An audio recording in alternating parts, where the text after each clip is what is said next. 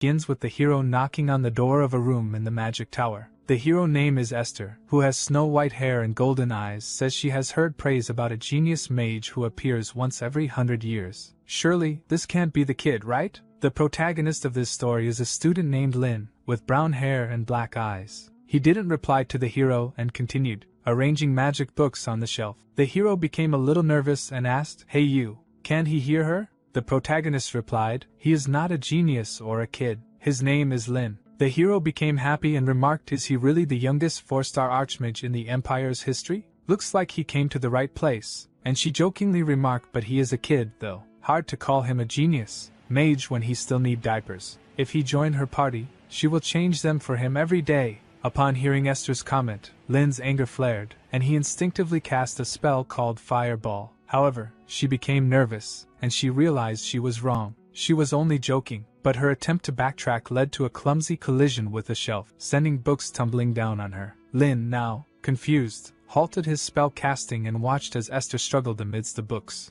Despite the mishap, he couldn't help but chuckle at the situation. It was in that moment that Lin found himself intrigued by Esther. The hero stepped forward, revealing her identity as Esther Alter Chirapin. She declared she is a fake warrior of the Radiant Dragon Church. She explained, a fake warrior was someone enhanced through bodily modifications but with a limited lifespan. She asked him to help her defeat the abyss creeping from the South Pole. In other words, she invited him to join her hero party. Two well-known individuals were already part of Esther's party: the Empire's renowned archer Kai's, and the Fire Dragon's priestess from the Republic of Dragon, Freed. Lin stated he don't want to die. Esther asked who wants to die. Then Lin inquired, are the other two as interesting as her? Esther thought for a second and noted they're just as crazy as she is. But there's something even more fun. Lin asked, what is it? She replied the world resonated strangely with her, someone who had been studying magic in the Magic Tower after being rescued from the slums. He had a goal to become the highest-ranked mage in the Empire, a 7-star mage. They said that if he reached the 7th star, he can see the truth of the world. He wanted to reach that realm where no one else had gone.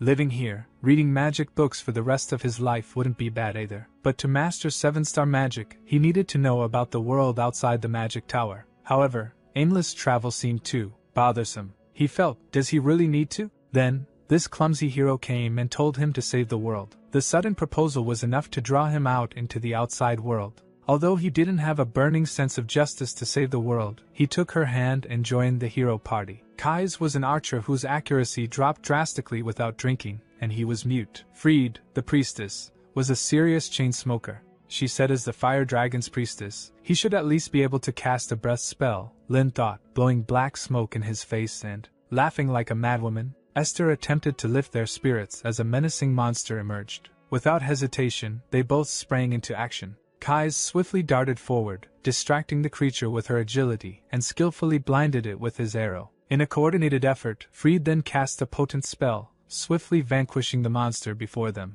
Lin thought still, both were undeniably skilled. They were strong, the ferocious monsters they encountered on their journey, and the abyss, minions invading from the north, were no match for them. Esther often joked with him, saying, Lin, don't he dare fall for her, even though she is quite charming, and ask Lin, after all this is over, does he want to go on a journey with her? Lin, she is really worried that he is so innocent, he will be tricked by another girl. 5 years passed like that, as their journey to save the world from the abyss approached its end. But his body showed signs of erosion. It was the result of being exposed to enemy attacks for 5 years. Before the final battle against the abyss, he is dying, consumed by the soul-poisoning poison. His life is about to end. Esther's voice echoed urgently, Lin to wake up. She then turned to Freed, pleading, please do something. Freed's response was somber. She cannot break this curse. There's no way healing it. Esther's cry pierced the air. No, Lin must not die.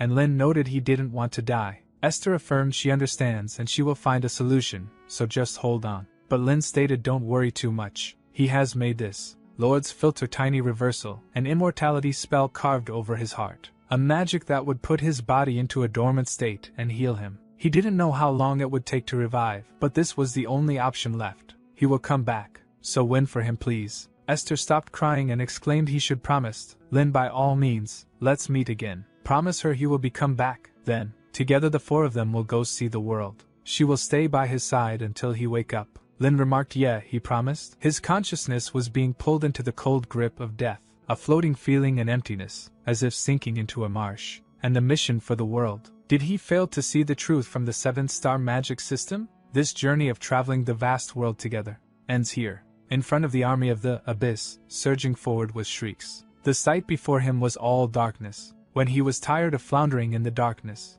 his eyes fluttered open, he heard a voice addressing him as Rain, inquiring about his well-being with concern. Lin quickly interjected, affirming that he was fine, referring to her as mother. However, Lin's expression shifted to one of shock, as he realized he had no mother. He was an orphan. His confusion deepened as he glanced around, pondering where he is. His mother sighed and asked, "Why is he acting like this?" "This is the Heroes' Square in front of the Vatican. There's a statue commemorating the Esther party, isn't there?" He immediately turned around and saw the statue of himself and his companions placed before him, complete with details of their lifespans. Then he asked, "What year is it now?" She asked, "What's wrong?" The way he is talking suddenly scares her. He asked again, "What year is it?" She replied, "It's the year 1418 of the Teresia calendar." Hearing this, his eyes widened in shock as he thought, have he been reborn? Or has his memory been superimposed on someone else's body? The sensations in this body are strange. What on earth has happened? Esther's laughter, Keith's drunken rambling, Fried's cigarette smoke. Were those days really 300 years ago? And he asked, did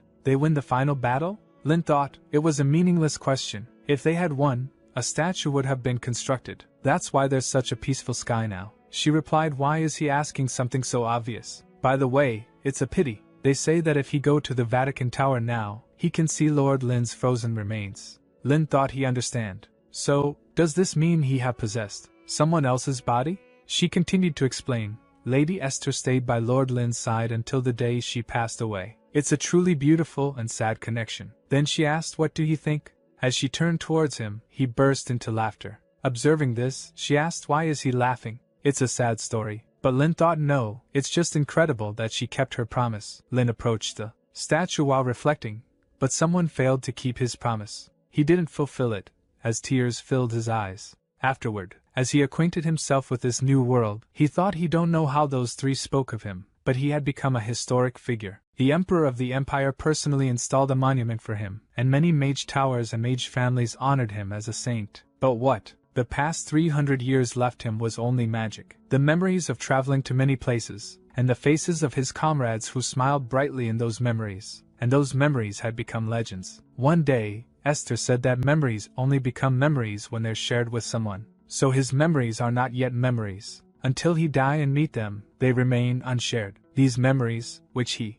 must live alone, are like unanswered echoes. Currently, his mother approached him with a teacup in hand. He accepted it with a smile, pondering now they are gone. But they left this world behind. So what should he do now? Recalling something Esther had said in the past, he thought there's still work to be done. The Holy Human Empire divided the mage class into 7 levels. 1st star Common Mage, Band or An. 2nd star Intermediate Mage, Limites. 3rd star High Mage, Atlas. 4th star Elite Mage, GLaDOS. 5th star Grand Mage, Acquizzard. 6th star Sage, Rampage. 7th star Sage, Shin Sage. Ultimately, he reached the level of a 5-star mage. Only 2 people in the history of the Empire have reached the 6-star level, known as Sage. They could be said to have reached the end of truth. If he hadn't left with Esther, he would have probably reached the 6-star level when he grew old and died. But he would have regretted it all his life. Even if someone turned back time, he would leave to travel with her again and again. But now Esther is gone. He hoped this world is filled with laughter. The world they desperately protected together.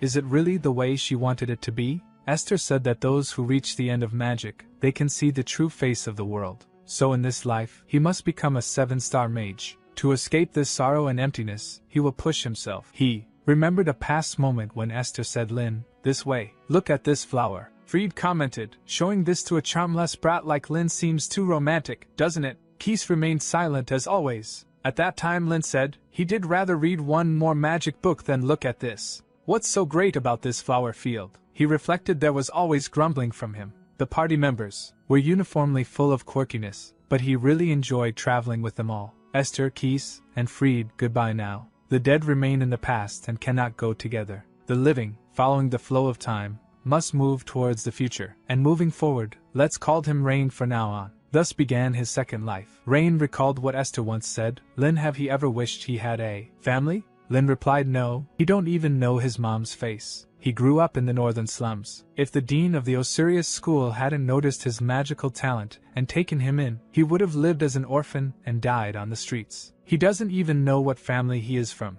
He is not interested in it either. Freed put her hand on his shoulder and said, "Poor thing." Lin quickly moved away, saying, "Well, even if he had a family, he wouldn't know how to treat them, so he doesn't need a family or anything." Esther remarked, "It's not that complicated. He just needs to cherish them a lot. He is a kind-hearted kid, he will do great." At the moment, a maid woke him up, saying, "Young Master Rain, it's morning. Since he is up, she will prepare breakfast for him." Rain stretched his body and reflected. The memories of his previous life returned to this 9-year-old spoiled brat only 20 days ago. This boy Rain is the eldest son of the Ludwig family, one of the 5 great mage families of the empire. He, who was an orphan, has been reborn into a noble family this time. Therefore, to adapt to this life, he had to work tirelessly. The maid welcomed him, and his mother remarked, "He is already up. Perfect timing. Can he go tell his father that breakfast is ready? He'll be pleased if he go." He agreed and went to his father's room. His father's name was Kevin Ludwig. He asked Rain,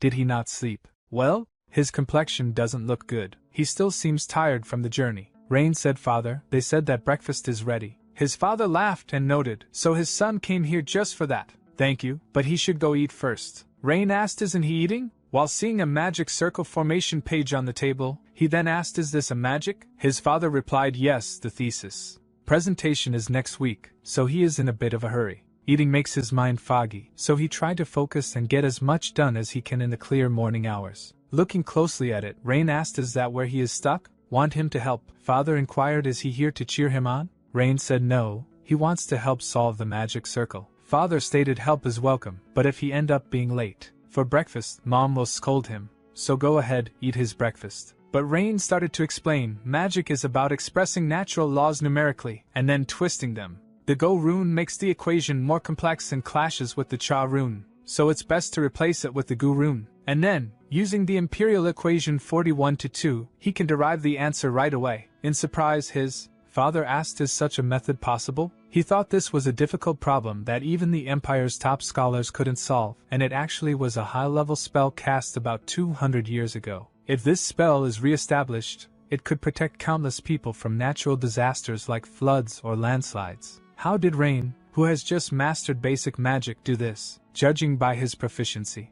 in basic magic, Rain was quite ordinary. However, considering that he is of the Ludwig family's mage lineage, it meant that he did not inherit the magical talent. His thoughts were interrupted by Rain saying, "Now can he have breakfast with them?" His father hugged him saying, "Yes, let's eat together." Rain's family was small. He had a mother, father, and a 6-year-old sister. The little girl peeking through the door was his sister Sari. With shimmering black hair like silk and red eyes, she was a cute girl who inherited the physical traits of the Ludwig family just like Rain. As he turned around and looked towards her, she became frightened and ran away. He thought it was understandable. In this memory, Rain was never kind to Sari. Rather than being cold, he was simply indifferent to everything. As he read books, he recalled what Esther had said to him, he should cherish them. How can he just run away? In this world, it seems like everyone is always busy, doesn't it? He is a kind-hearted kid, so he will do great. She believed in him. Recalling all that, he became frustrated and closed the book and said, "Come here. He will teach her magic. Or does she want to play together?" She ran away again and he thought, kids are too difficult to deal with. His thoughts were interrupted as she came back with a book in hand. He looked at the book and said, "Basic Formulas for 1-Star Magic." She is 6 and already reading such a book? As he looked at her smiling face, he recalled the memory when Esther said, "Do he know the meaning of this flower's name?"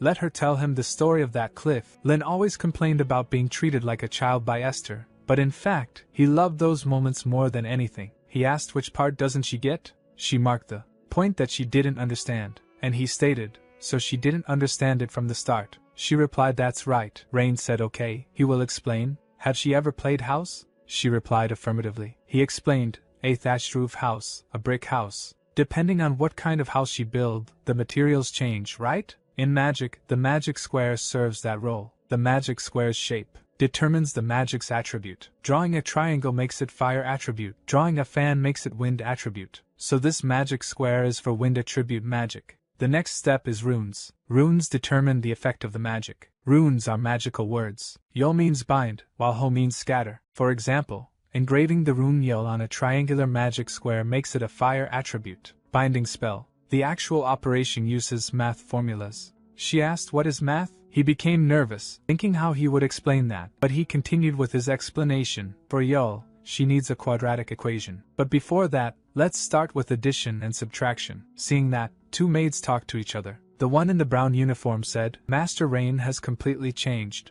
The maid in the blue uniform remarked, before, even when Lady Sari cried, he wouldn't care. Since returning from the square in front of the Vatican, even his gaze has changed.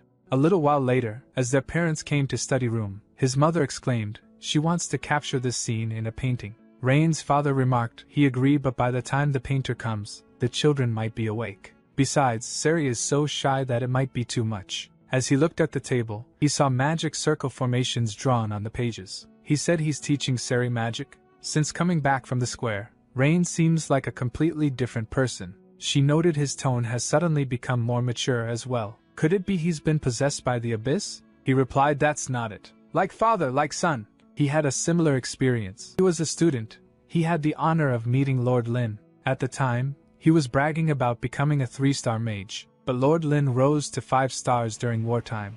Living in the peaceful era the heroes created, he realized how complacent he was. Perhaps Rain had similar thoughts. She asked, was Lord Lin really frozen in time? He replied, indeed. He wielded ice magic so perfectly that he remained as he was at 18. She questioned, tell her more. He responded by saying, even if he wanted to, he can't because he don't know anything beyond that. By the way, there was Lady Esther's magic within the ice. Only Lord Lin and Lady Esther could awaken it. He suspected it's a letter because she surely believed that he would return someday. He remarked, by the way, he has something to tell her. Rain seems to be a genius. Moreover, one who might reach the level of a sage. He solved the magic square he has been struggling with for over a year, only by looking at it this morning. She exclaimed, goodness, so that's why he could come for breakfast today? He replied, yes. Although it might be a bit early, it's time to teach him their family's magic. Rain might become a thieving mage who reads and steals all magic. It's only allowed to those of the Ludwig family, the bloodline limited magic. But he is not sure how much he can teach him. She asked, is it that difficult? He replied, yes, it's no ordinary task. She asked, so how will he do it? He replied, he has an idea. Next morning, Rain think under the blue sky, a dazzling tulip field stretches into the horizon. This is Sayas Tulika. This beautiful region, famous for tulips, had 1/3 of its land owned by the Ludwig family. The weather sure is amazing. If you want to go far, he need mid to long-term goals. Especially if it's on the path to truth, there's a lot to do to become a 7-star mage. No matter how young he is, he can't waste time. Let's summon the guide first. As he tried to do that, his sister came and asked, brother, what is he doing? He sighed and replied he was about to summon the magic guide. She asked, guide, what is it? He then asked, should he make one for her too? She jumped with happiness and replied yes. Meanwhile, seeing her, Rain think looks like she likes it. But for a 6-year-old, her speech is a bit awkward. He wonder if something's wrong. He explained to her, the shape of the magic circle is a multi-square. The runes to inscribe are Ju, Yu, Du, and Je. This is high-level magic containing 4 different elements, so only a 4-star mage can handle it. Right now, only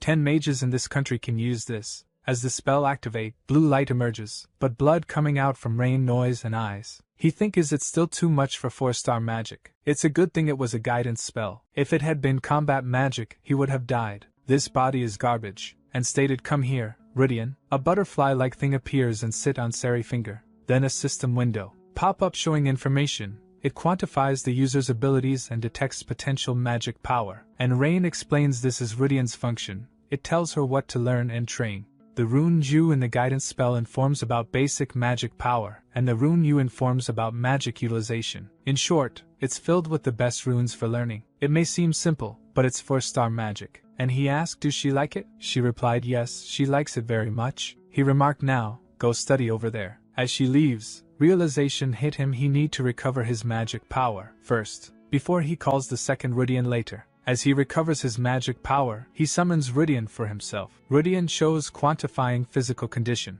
Magic power 3024. Seeing system window, Rain thought it's below the level of a novice mage, and order Rudian to calculation magic and stamina next. Windows show, magic power is 77 and stamina is 64. See all this he think he have a long way to go. Then Rudian display another window showing information, detecting bloodline limited magic manual, judged as learnable. Bel Sidious and Bel Curious. See that his eyes become widened in surprise and he think bloodline limited magic. This body wasn't total garbage. When he was traveling with Esther, a young mage came to him. He wanted to prove himself as the best mage of the empire and join the party instead of him. But his skills were nothing special. Yeah, his skills were nothing special. But his eyes gave him a hard time. With those eyes, he saw through all the magic that I used, and only launched counterattacks. Now he understand, that was the power of the Ludwig family's bloodline limited magic Bel Sidious. By just watching the flow of magic, he could tell what magic the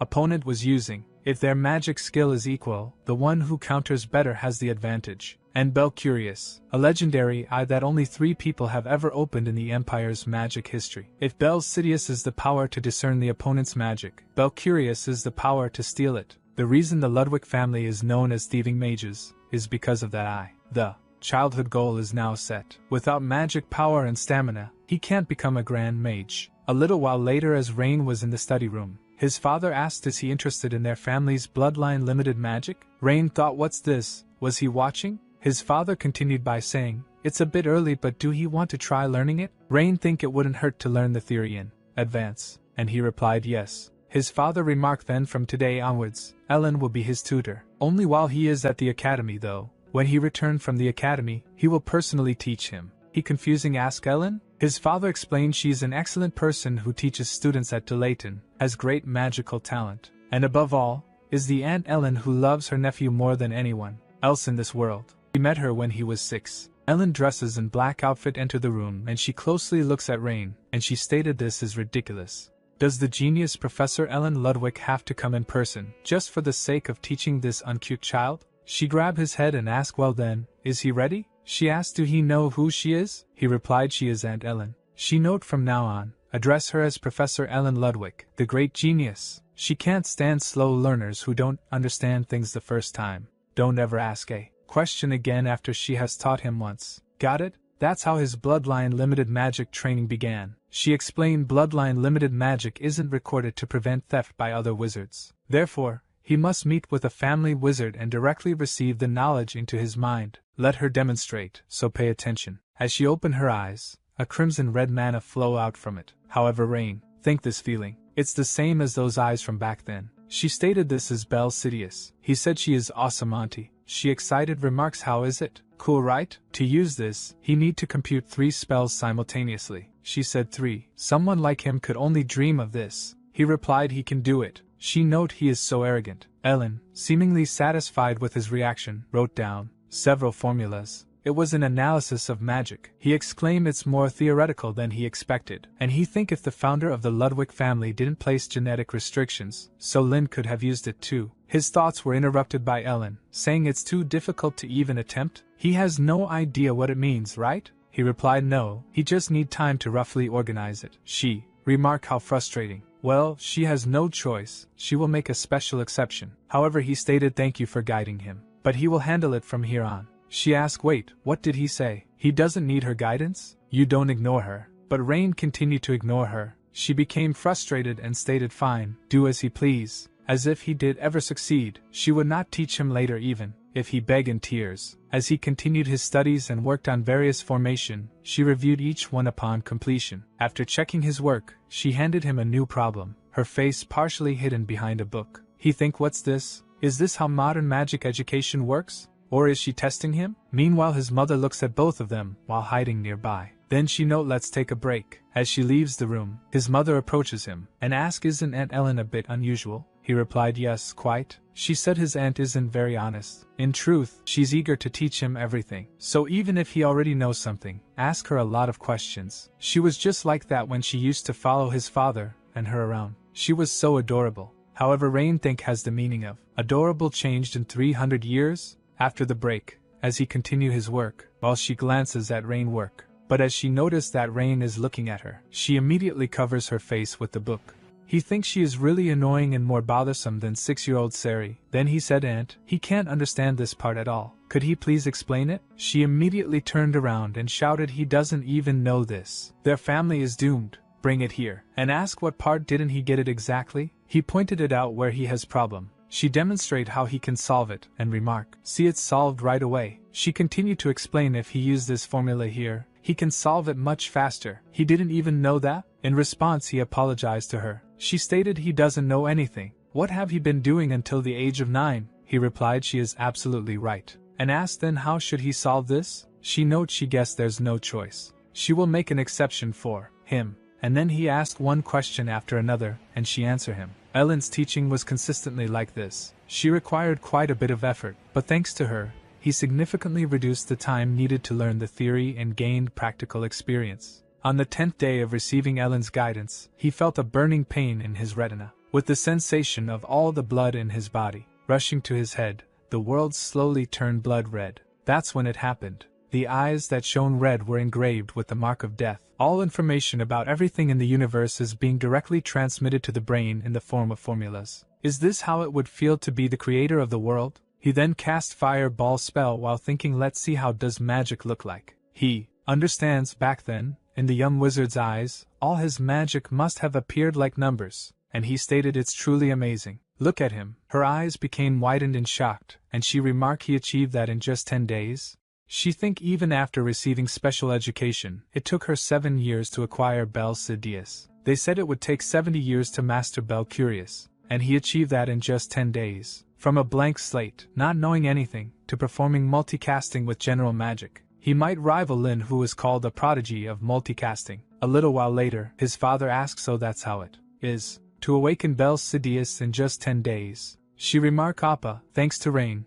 the Ludwig family might become the leading magical family. He's really amazing. As she leaves the room, he thinks as a father, he have nothing left to teach him. He called the butler named Yed. Butler Yed asked, yes, master, command him. Kevin orders send a message to father. Butler asked, he mean to the former head of the family? Kevin asked, is there a problem? Butler replied, no, that's not what he meant. Kevin continued by saying, write this to his father. Please guide your grandson who has innate talent. He respectfully requests this of him. Butler replied he really go through fire and water for his son. He will proceed as commanded. Your Excellency. Spring ended, and a brief summer arrived. This summer seems to last about a year. Dark clouds covered the continent, pouring rain day after day. It's summer. That summer, he was incredibly busy. During the day, he learned household magic from Ellen, and taught basic magic to Sari whenever he had the chance. And at night, he focused on physical and magical strength training. The development of modern magic he learned from Ellen and books was truly remarkable. For someone from 300 years ago like him, it was shocking. He think to simplify such complex formulas to this extent. The activation time has been reduced, and the power has increased significantly. The level of magic has greatly improved compared to 300 years ago. He might lose against a modern 4-star mage. Magic has grown over time. It's absolutely impossible to become a 7-star mage in this era with his current state. Much stronger power and knowledge is needed. A little later at the dining table, he said, Father, he has a request. Please send him to Mage City. It should take about 3 years. Sari asked, where is he going? He replied he is thinking of going to Golden Rose in Mage City. The best magic university, Layton, is there. And asked his father, will send him, right? Father stated, that's not possible. Think of his age. He is only 10 years old. It's too early for him to leave home. Children of magical families enroll into Layton when they turn 16. It's not too late to go to Mage City then. And another thing, a very important appointment is already scheduled. This is a letter sent by his father, your grandfather. As Ellen heard that, she became surprised and started coughing up. She tried to speak. Her talk were interrupted by Kevin saying wipe her mouth before she speak. Jane think grandfather, could it be? But his thoughts were interrupted by his father saying, there are only 3 in their Ludwig family, who are awakeners of Bel Curious. He think he was right, Bel Curious awakener, Scalzi Ludwig. Kevin remarked grandfather will personally guide him in Bel Curious. He asked, really? Kevin replied, yes. So Rain, you must first visit grandfather. A few days later, as he arrived at his grandfather mansion, his father leaves him behind, saying he will go ahead to greet him for a moment. A little later, as he entered his grandfather's room, his grandfather immediately noticed him, and enchanted a spell on his hand. Failing the present of the spell, Rain think what is he thinking? Regaining his composure, Rain think let's stop thinking and just do it. And Rain also ready his spell, so he can fend off any attack. Meanwhile, as his grandfather focused his eyes on his spell, the spell that Rain prepared disappeared immediately. He confusingly looks towards his hand. His grandfather remarked, this is the Bel Curious. It can control visible magic at will. Rain exclaimed, wow, That's awesome. His grandfather laughed and asked, do you want to try it too? He replied yes. His father breathed out sigh of relief. His grandfather continued with his explanation. Mastering Bell Curious isn't the end. To use it properly, the caster must fully understand it. What level is he at now? Rain replied he can barely perform a high-speed calculation of a 3-star spell. Actually, he can handle up to 5-star. His grandfather asked a 3-star spell? Impressive. It's almost astonishing. Even so, Bell Curious requires tremendous magic power. He is still a long way off at his current state. Rain stated, but it's just a long way. It's not impossible, right? Grandpa, teach him the path to that level. Grandfather remarked his training will be quite tough. Rain replied that's how he learned properly. Grandfather note his initial greeting was too rough. He apologized and he sincerely welcomed them both. Kevin after, confirming Rain's aptitude. Let's have a drink together. Kevin immediately turned around and replied yes father. A few days later, as his grandfather said he must be able to use Bell Curious freely. Now, read the spell quickly. Don't miss it. Rain replied yes. His grandfather note is he just going to stand there and watch the opponent's spell activate? Move quickly,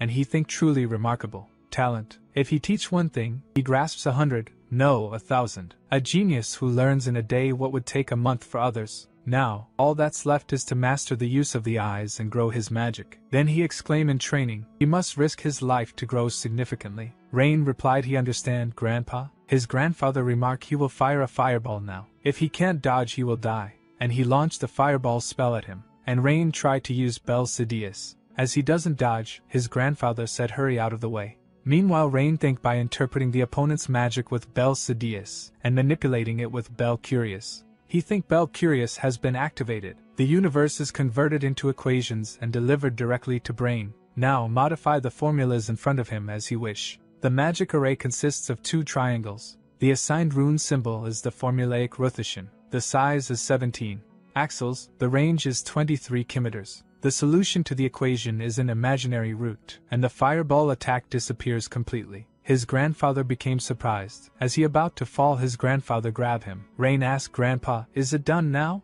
Grandfather replied yes. Well done. Now, he just need to enhance his magic power. He can hardly believe it. At 14, he has awakened Bell Curious. He barely reached that level at 39. This boy could rewrite the Empire's history. A little while later, Grandfather remarked he won't interfere with whatever life he choose. But when he turns 16, make sure to knock on the door of Delayton. However, Rain think the Magic University Delayton? Honestly, he is not interested. He continue with his explanation. If he graduate at the top of Delayton, he will have the chance to meet Archmage Lin. Then Rain replied okay. And then Rain remarked, but he is not really curious. Grandfather replied he felt the same. But Hero Esther left a letter. Isn't he curious about its content? Rain think what? Esther left one for him. Grandfather continue, no one at his age has awakened Bell Curious before. With his abilities, he should be able to read the letter. At that time, he was stunned and could only listen blankly. In hindsight, that was the beginning. Yes. This is the story of a journey retracing the footsteps of former comrades. Following Esther's letter, Rain remarked there's about half a year left until the Delayton entrance exam. He will take this opportunity to learn about the world and visit various places as he heads south.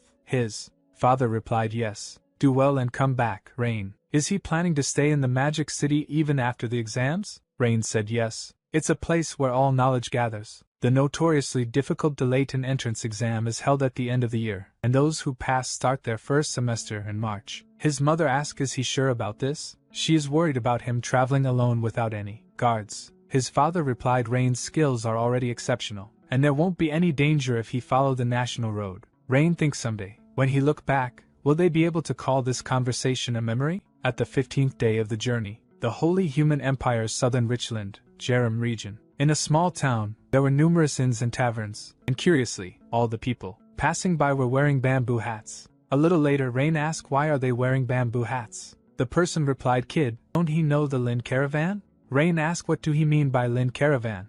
The person replied he looks smart, but he don't know much. Long ago, their first leader received help from the Archmage Lin, so they wear bamboo hats as a sign of gratitude. Impressive, right? It's a trading group with such a grand history. Rain think, but who is this first leader? If he hear the name, maybe he will remember. And he asked, but what are such esteemed merchants doing in a small town? Like this? The person replied, there's a problem with the road leading to the sunlit highway. Ferocious monsters have appeared on the path, and dozens of people have gone missing. They are waiting for the Lord's forces to come and eliminate them. He wonder what their trading partners will say. Rain think monsters, beings whose essential nature has been twisted by the abyss, are called monsters. They resemble animals but have much more grotesque appearances and ferocious magical powers, and no matter how many are eliminated, they never disappear. As long as it's not a top-level monster, he shouldn't be in danger, and he continue his journey. Late at night, as he moving through the bamboo forest, he sensed something watching him, but it isn't attacking. Perhaps it sensed the difference in magical power, like a beast's instinct. He could handle monsters of this level.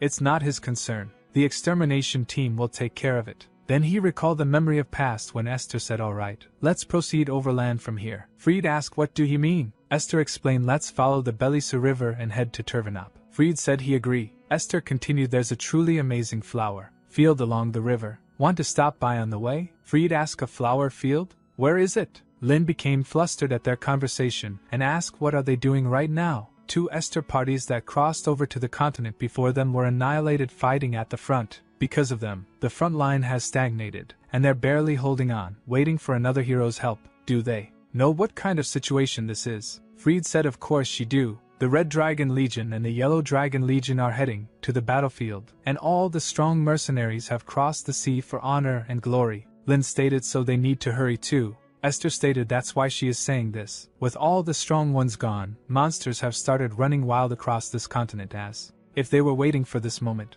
Lin remarked, at most they'd be danger level C, maybe B. They don't have time to deal with such things. Esther exclaimed, Lin, in this world, there are many people who desperately need help, even for things that seem trivial. There's no weight in the need for help. She hoped he become an adult who helps such people. In present, Rain think even though he died 300 years ago, she is still nagging. He is just resting because he was a bit tired. Cast a spell and summon a creature, commanding it to locate the monster. Shortly thereafter, the creature captures the monster, and Rain orders it to bring the monster back. The creature obeys Rain's command. Seeing the monster, Rain think they call that a threat? He has dealt with countless creatures like this. He will release him if he promised not to harm people. Not that he would understand, and crush the monster in pieces. He didn't do it to help. It was just out of boredom. The border between the central and southern regions of the empire. If he remember correctly, this place was called the Badancho Mountain Range. The moment he stepped into it, the low-level beasts started to attack him. He became angry and think, how dare these lowly beasts look down on him. His thoughts were interrupted as the incoming monster are hit by arrows. That surprised him,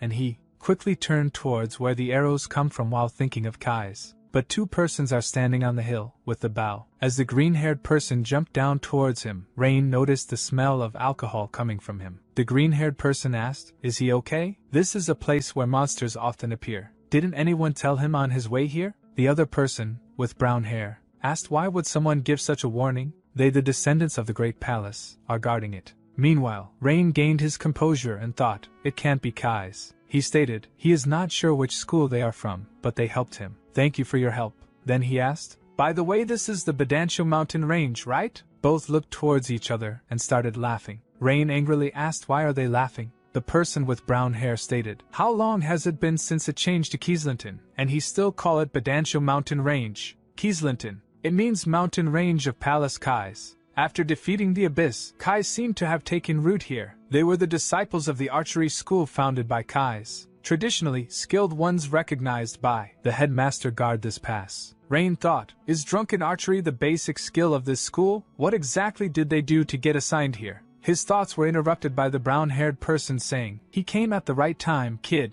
There's a festival today. It's a day when anyone can drink free alcohol. He should know the taste of alcohol if he wants to become an adult. Alcohol he knows. It's said to be the path to the sun and moon. The green-haired person remarked, what a man of culture. Don't think he can skip his shift today by talking nonsense. Focus, they still have to guard this place. The other person asked, how can he let a kid like this go alone? That's unacceptable. He will just take him to the village entrance, and he will be back immediately. A little later, the person stated, the path is a mess because of the fallen leaves, right? They do clear the leaves, but this year, so many leaves have fallen that it's endless even when they clear them.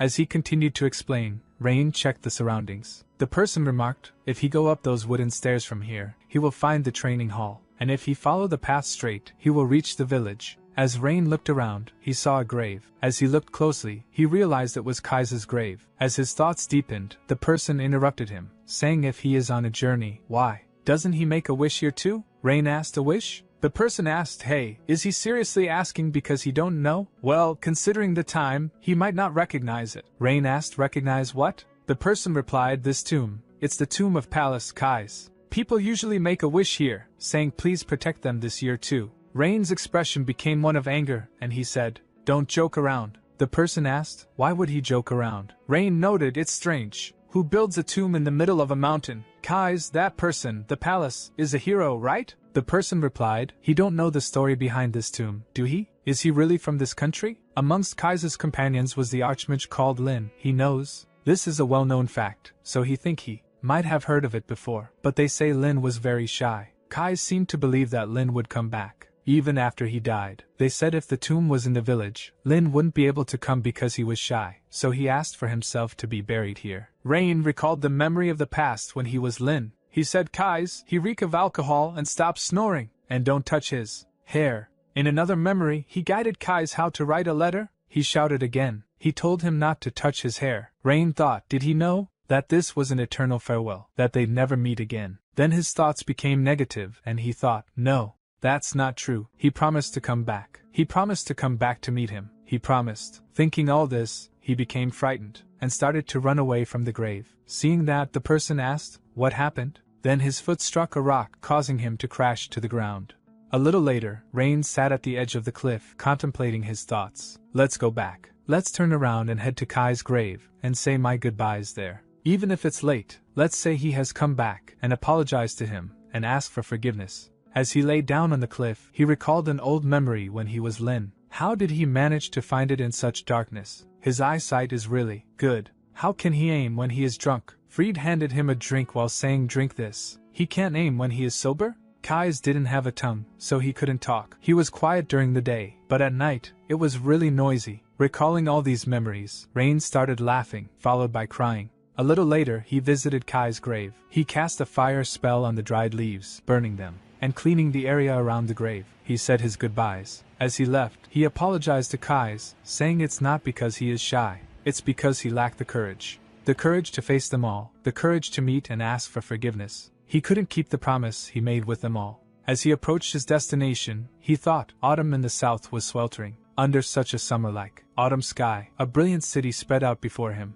The magic city Golden Rose, and the magic university Delayton was built at the heart of Golden Rose. It was a city he had been curious about since his past life, but it didn't live up to his expectations. His thoughts were interrupted by a nearby shopkeeper saying, magic books for sale. They also have study guides written by expert magic tutors. Another shopkeeper remarked this is a magic amplification tool, and this here is a rare item found by a silver-grade adventurer in a dungeon. He thought, all knowledge flows through the Golden Rose. It's a phrase befitting the stature of this place where everything gathers. Rain went to a shop and asked for the price of an item. The shopkeeper replied just 10 copper coins. Rain was surprised and asked the price a second time. The shopkeeper confirmed yes, it's only 10 copper coins. Rain thought he remembered paying at least 80 copper coins for it back then. But his thoughts were interrupted by the shopkeeper saying, excuse me sir, the clock tower bell is ringing. The exam is about to start. Rain immediately gave him 10 coins thinking, he is here to take the Delayton exam. But his attention was grabbed by a running thief, and someone shouted, catch the thief please. Rain thought, the security isn't great here. It's a big city, so the guards should handle it. More importantly is the exam hall. At that moment, a woman with silvery white hair bumped into Rain and fell to the ground. Rain promptly apologized to her and inquired about her well-being. He observed that she appeared to be unharmed. However, he mentioned that he was pressed for time and requested her understanding. But the woman stated, give it back. That's not for sale. It's a family heirloom. My grandson needs it for his entrance exam today. Please give it back. As she said all this, Rain thought why should he help? He has an exam to take. Now's not the time. At that moment, he heard the voice of Esther saying, help her Lin. Then Rain moved towards her and asked, did that guy take it? Wait here for a moment. He will get it for her. Rain immediately chased after the thief, while jumping over the roof of nearby houses and prepared a spell to stop the thief. And Rain think he is so busy that he could die. This is so annoying. He is going to turn him into charcoal. At the moment, a voice interrupted him saying out of the way, and jumped over him. And she cast a spell in front of the thief to block his escape. Thief remarked, "What's this? It seems like a sand wall?" In that instance, she stand in front of him, while saying, "Picking pockets at the golden rose, that's bold," she would give him that. But she think he picked the wrong day. Rain also knows her, but she continue he is done for now, because he got caught by none other than Christian. Rain thinks Sand Soldier and that confident attitude. That's the Warden. And he explained Warden, a lord from the Eastern Empire. Just like the Ludwig family, it's one of the 5 major magic houses. Before he regained his past memories, they met a few times at the house meeting. Whenever they met, he always spoke bluntly, so he called her Goody Two Shoes. But how is she already wearing a uniform? He should be the same age as him. At present, Thief launched a wind spell that destroyed her sand soldiers. And also a boy, caught in his spell, which Rain saved with his earth bind spell. Rain thinks so that Thief was a mage too. He has pretty decent magic power. What's that equipment on his left hand? Meanwhile, Christian started casting another spell while saying he is pretty good for a thief. Then try blocking this. Rain think it's 2-star magic, even done mentally. If the Ludwig family is known as the stealing mages, the Warden family is known as the commanding mages. The Warden family's bloodline limited magic is summoning magic of the earth attribute, and she summoned a sandstone golem, and she confidently remarked, "Try showing off again?" But the thief laughed and showed his artifact on his left arm, while saying with this he is invincible, and formed a black spear and launched at sandstone golem, and struck golem on the chest. But as the dust settles, the golem seems to have taken no damage. Seeing that Christian note, did he think she did fall from such an attack? If he want to defeat her golem. But to her surprise, the golem tried to attack her, because golem was under the control of thief now. But the golem attack was blocked by Rain, saying showing her trump card so soon is how she get counterattacked. Let him give her a tip. In magic, casting first doesn't mean she win. Order the golem to attack the Rain. As the golem attacks the Rain, but he think the magic circle's shape is circular, and the rune inscribed is flame. The Rain using a water spell to attack the golem. She asks, is he a water element mage? As the golem stands, its right arm lost, the thief declares water element may be the natural enemy of earth element, but his golem won't fall to a 1-star spell. He is boasting, but is that all he has got? He don't know his place, and yet he show off. As the thief commands the golem to eliminate both of them, the golem swiftly charges towards them to launch an attack. Once more, Rain attempts to thwart the golem's advance with the water spell. She shouts to Rain, "See, it doesn't work." Meanwhile, the thief remarks, "Stop wasting his time, and just die quietly." Unexpectedly, Rain surprises both of them as he pushes the golem backward and inflicts some damage. However, the golem quickly retaliates, prompting Rain to grab her and jump aside to evade the golem's attack. Rain considers, while stealing someone else's magic, it seems he can't use his own. If that's the case, then he tries to cast another spell. She exclaims, "What is he doing? Just pulling." Like that. However, as she sees Rain about to cast another spell, her eyes widen in shock, and she thinks the 1-star spell was cast just a few seconds ago. However, Rain analyzes the golem and thinks the magic circle's shape is a double square. The runes inscribed are Yul and Co. For earth element magic, he grant the properties of bind and reverse flow. The equation to solve is previs, differentiation. He declares, solution derived, law alteration, and casts his spell. Plant shoots emerge from the ground, immediately restraining both the golem and the thief. Rain moves towards the thief, snatching the artifact from the thief's from his left arm while asking, "What is this? Is this an artifact? It looks curious." The thief shouts, "Give it back. That's mine." Rain retorts, "You are ridiculous, you stole it." As Rain closely examines the artifact, he thinks, stealing control of the opponent's magic. It seems similar to Bel's Sidious. 2 magic circles are engraved on the gem, which means it can steal up to 2-star magic. Interesting. The thief asked, "Who are you? How did you cast magic so quickly?" Rain thinks, who is he? He wouldn't believe him even if he told him. Then, Rain hands the artifact to the silver-haired woman, saying, "Next time, keep it safe." As she receives the artifact back, she starts crying. The assembled crowd erupted with cheers of saying "Incredible kid" and "Fantastic job." Recalling the entrance exam, Rain hurriedly made his way to the exam location. Meanwhile, guards arrived at the scene and apprehended the thief. Approaching Krista, Professor Caroline remarked there was a mistake. She knows that, right? Being confident is great, but she shouldn't have used the golem hastily. Krista replied she knows, she will be careful next time.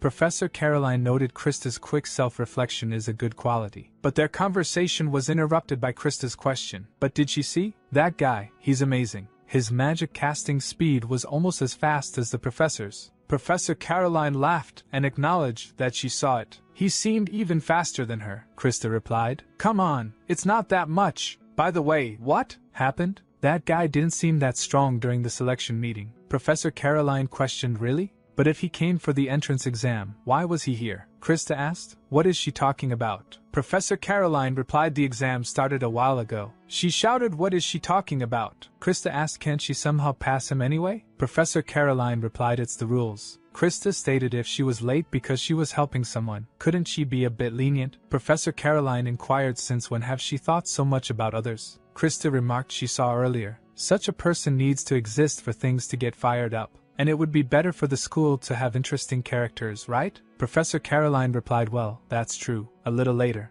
at her office, Professor Caroline conducted a background check on Rain. She thought no history of placing in a magic competition. No significant achievements in other areas either. The genius prodigy said to be a calamity brought upon the Ludwig family by the heavens. Then document revealed that he had been Scalzi Ludwig's assistant for 3 years. She think under the former great mage and head of the Osirius school? Being family doesn't mean he's sheltered. He's the kind of person who would ruthlessly dismiss someone if they don't produce results. If being an assistant is true, why is he called a genius prodigy within the 8 great schools? Then she called out his assistant, saying please schedule a meeting with the chancellor. She has something to discuss regarding individual admissions. The assistant responded yes, as you wish, Professor Caroline. A while later, delaying Chancellor Medelia Page remarked history seems to repeat itself, doesn't it? She is not sure why, but it seems that talents always emerge in the same period. Hubert from the Rohunum school, Lillian from the Rivendell school, Aiden from the Harimun school, Nora from the Melif school, Logan from the Chihak school. 5 latecomers from the 8 major schools enrolling at once. The Warden family has also sent a talented child, but that child might struggle alone. Since the conflict between the magic families and the 8 schools is deep, it's not pleasant to get involved in students' disputes. It's undeniable that this is a special situation. Professor Caroline replied she should notify professors and instructors. Delia Page remarked observe the students closely and intervene if necessary. Just avoid intervening too frequently. Then she asked what's wrong? Professor Caroline replied she think it might be a bit too soon. Isn't it a bit premature to make such a decision? It seems there's a genius from the magic families in this batch that isn't just Krista. Medelia Page asked are there any new students she is unaware of? Professor Caroline replied no, there aren't. Medelia Page noted could it be the child she want to pass in an additional test? Professor Caroline stated she wouldn't believe her even if she told her. She would have seen him at the family meeting. Medelia Page remarked she still have a habit of beating around the bush. Cat. Professor Caroline exclaimed it's just her personal opinion, but maybe they could let Rain Ludwig enroll, and not interfere at all. Medelia Page noted she is curious how they would act in such a situation. Well, they will know the outcome soon, Professor Caroline said right? After all, the strict Owen is their homeroom teacher. Medelia Page asked by the way, did he really say he wouldn't accept any reward? Professor Caroline remarked yes, he absolutely hates it when it's revealed that he's the hero, makes things complicated. He'd rather just read his books in peace. Medelia Page stated, he's a weird one. Professor Caroline replied weird ones make good magicians, as his master always used to say. But she seemed gloomy today? Medelia Page noted she is still as perceptive as ever. If Rain Ludwig caught that thief, it seems related to the Dark Church. Professor Caroline remarked surely not, there must be a mistake. Medelia Page exclaimed have she ever heard her talk nonsense? The Special Affairs Department contacted them first. They will be here soon. She has a bad feeling, so be prepared. Rain thought he was notified of his acceptance after missing the exam due to being late on the morning following the chaos. A professor named Caroline suggested that he could pretend to have taken an additional exam and be placed on the list of successful candidates. She was worried that additional exams were perceived as a disgrace for those who failed the regular admission, but that was no issue for him. Being anxious about retaking the exam, he immediately accepted the offer. Thus, he stood in front of the gates of Delayton, the greatest magic university where the pinnacle of intelligence in the Holy Human Empire gathers. He found himself standing in front of the gates of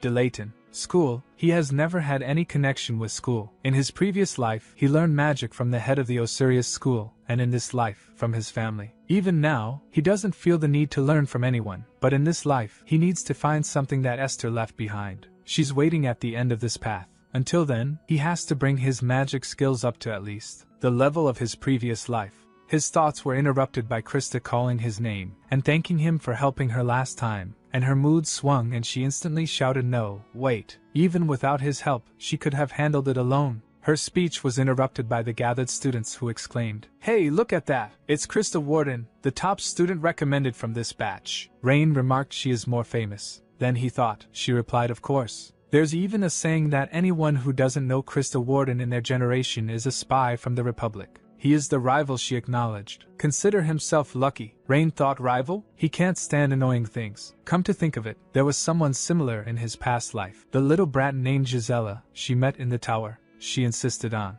being treated as a senior since she entered the tower first. She was so boastful, he remembered it clearly. At present she asked, hey, why is he laughing? Is he mocking her? If he thinks what he saw then is all there is, he will regret it later, and cast her spell. Rain thought, no, seriously, why in a place like this? She remarked, do he now have an idea of her true abilities? How about it, do he feel like giving it his all? But Rain thought she doesn't seem to care about the surroundings. This person is Gisela. She must have been reincarnated. Should he show her a taste of some spiciness? But their fight was interrupted by a student named Hubert saying, what a dramatic performance. One's the top entrant, and the other's a genius prodigy who barely gotten through an additional exam. It's a comparison of extremes, isn't it? As the students saw Hubert, they started talking. One exclaimed, it's Hubert from Rolinum School, the runner-up graduate from Delayton Middle School. The second student remarked, he has heard he's been rivals with Krista for a long time. However, Hubert interrupted, saying, hey, keep going. This is great entertainment. Why is she stopping now? Krista replied, but the audience quality is too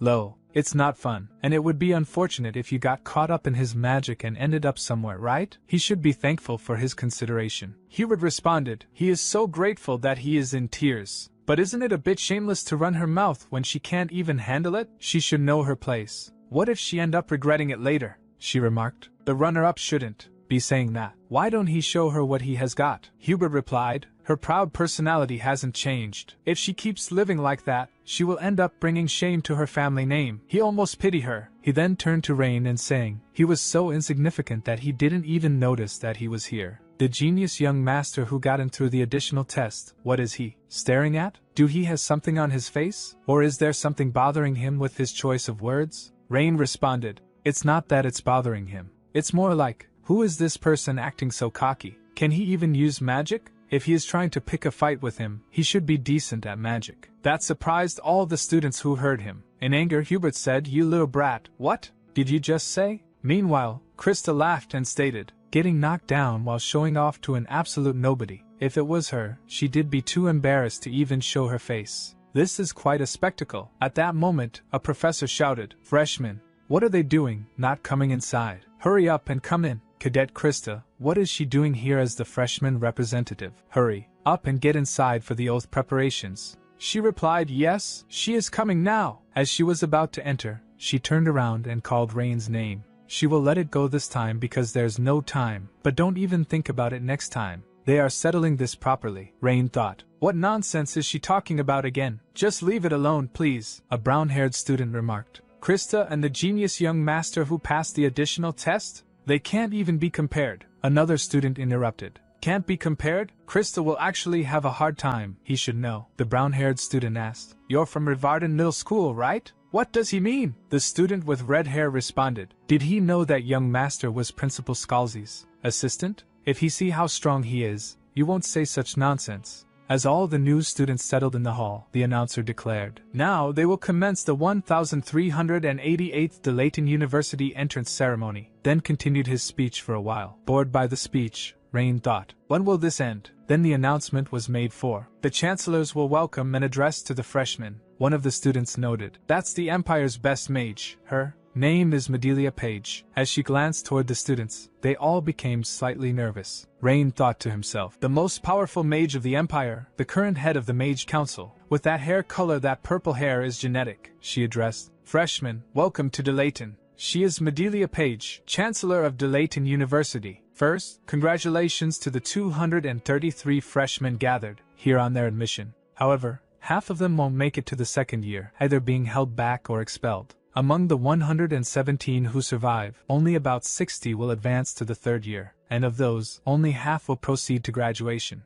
Therefore, each year, fewer than 30 graduates complete the program. This is the kind of place Delayton is. It's a place that polishes their talents. They will continuously subject them to trials under the guise of honing to judge whether they are rough stones that can become jewels. Delayton's policy is unlimited competition. Those who fall behind in competition won't even earn the right to receive a diploma. They will feel this keenly throughout their time here. So sharpen yourselves, and clash against each other and grow, in this place, Delayton, until the insignificant stones here at Delayton shine with their own brilliance. In 3 years, let's meet again here. Then, as fellow mages, she welcomed them, and she wished each and every one of them a good fortune. As she turned around to leave, all the students began applauding for her. Rain also joined in the applause, thinking, let's meet again, looking forward to it. Other professors were also watching, including Professor Caroline. The professor beside her remarked, it's chaotic, but Professor Caroline exclaimed, she likes the energy. But other professor remarked, the energy should be matched with ability, though. She laughed and said, that's true. Then she turned around and asked what did he think, Professor Owen? He replied he expected this batch to be high level, but he only see idiots with dung in their heads. She asked what does he mean? And he stated all of them are destined to fail.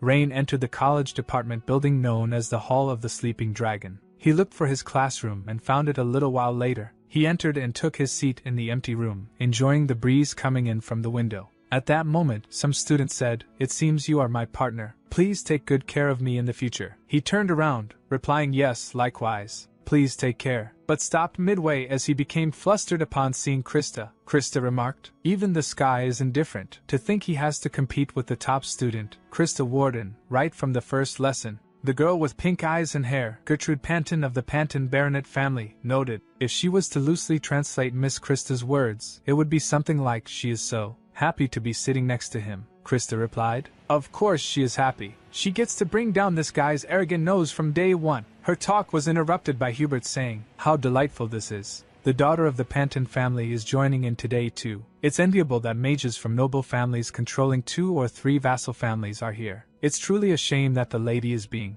rude by pointing fingers at others. Gertrude Panton stated, he doesn't understand. That's actually part of Miss Krista's charm. Even without that, she's still quite charming. At least more than someone who's only superficially impressive. They continued their argument for a while, and Rain thought, he feels like he is going to be seasick. He then recalled an old memory when Freed asked him, did he ever want to attend school? He replied no. She noted that's odd. He remarked he is already a 4-star elite mage. What more can school teach him? It's just a waste of time. She stated, you fool. School isn't just a place for academic learning. He asked, then what do they learn? She replied, people. He thought school is a place where they learn about humans like these. Then the homeroom teacher entered the room. Seeing him, Rain thought a gorilla? No. Is this the class homeroom teacher? He noticed there's a strange tension in the air. Rain asked, what's this guy deal? She replied, he doesn't know Owen. He's a professor famous for being stingy with grades. Professor Owen glanced around at the students and remarked, to think he has to guide these pathetic monkeys for a year. He is not motivated. These monkeys only have poop for brains.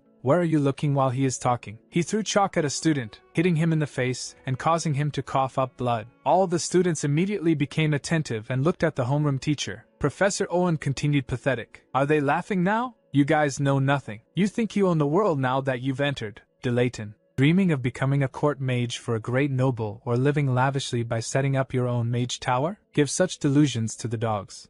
If they ever become like that, then he may call them master. However, they are still monkeys who have hardly grown fur, and there's a mountain of things they must learn. He then asked, are there any from the 8 major schools here? Hubert and a girl with black hair raised their hands. Professor Owen stated the worst thing about this school is these idiots from the 8 major schools. The strange mathematical formulas they bring in the name of school tradition are astonishing. He doesn't even expect contributions, just don't get in the way. Then he asked, any from mage noble families? Rain and Krista raised their hands. Professor Owen noted, these guys are truly disgusting, acting all-knowing and arrogant without having experienced hardship. Go home and learn how to change their clothes by themselves first, then come back. Rain thought a great monkey with unprecedented talent in rhetoric. He might be better suited as a cult leader than a mage. Professor Owen continued his job over this year is to make them into at least usable mages. Even better than monkeys, that is. There's no place for anyone here who's worse than a monkey. Anyone who can't keep up will be ruthlessly abandoned. At least try to evolve into a human. He then asked, why aren't they answering? Are they not paying attention? Should he teach them how to respond? Is that so? He turning to a nearby student and asked, is he scary? The student replied, "No, he is not scary." Professor Owen remarked, "So that means he is seen as easygoing?" Then he announced, "They will have a test now. You and the person next to you will form teams of 2 for the test. The team that comes last will be expelled immediately. Keep that in mind." The green-haired student inquired, "Expulsion, really? Is it that easy?" The blue-haired student replied, "He hasn't heard of such a thing. He's probably just saying that to scare them." However, Professor Owen continued writing the problem on the board. A little later, as he finished, he noted the time. Limit is 20 minutes. From now on, solve this problem on the paper on their desk and submit it. Those who can't solve it within the time and are the last ones to submit will be expelled as promised. He asked, "What are they staring blankly for?" and shouted, "The exam has already started. Work in pairs of 2. Even monkeys could solve 2-star magic if they put their heads together, right?" Rain looked towards Krista while she explained, "The magic circle is shaped like 2 layers of a fan. The runes to be inscribed are Ju and U.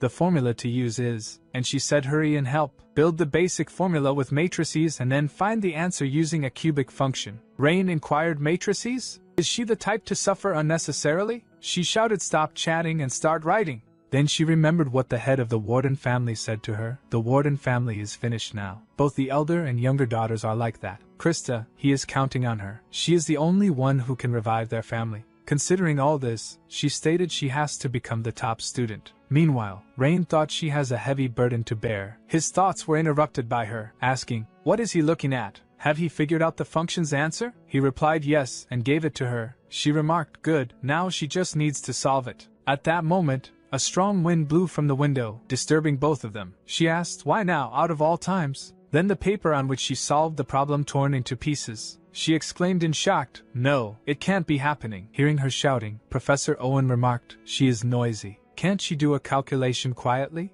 She replied, "She is sorry, teacher," and noted to herself, "It's ruined. She has to start all over." Then Rain activated Bel Sidious and traced the traces of wind magic on the torn paper back to the culprit who used that spell. That was none other than Hubert. Rain thought the 8 major schools are just playing childish pranks. The Rohunam school is the school of wind. The secret art is silent and colorless. They activated it silently and without any color, so the magic used must have been wind manipulation. His thoughts were interrupted by Krista saying, "Give her his paper, hurry and rewrite it." What is he spacing out for? Rain thought. The time limit is down to 8 minutes now. He already has the solution process in his head. He can do it in 8 minutes. He snatched the paper from her, and she asked, "What is she doing?" Rain noted, "It's impossible. They can't finish in time with this method." She questioned, "How can he know without trying?" Rain sighed and stated, "She needs to know when to give up." This made her angry at him. He continued, "It can be done. It's just too much for her way." He immediately started writing with great speed, that surprising her. While advising her, he said, "If she break down that easily, she can't be a mage. Remember this. A strong mage must remain calm at any moment." In the world they lived in, even 8 minutes was not a given. The price for just a few seconds delay was not just expulsion, but death. This time, we'll take the lead, so she just helps. Don't hold us back.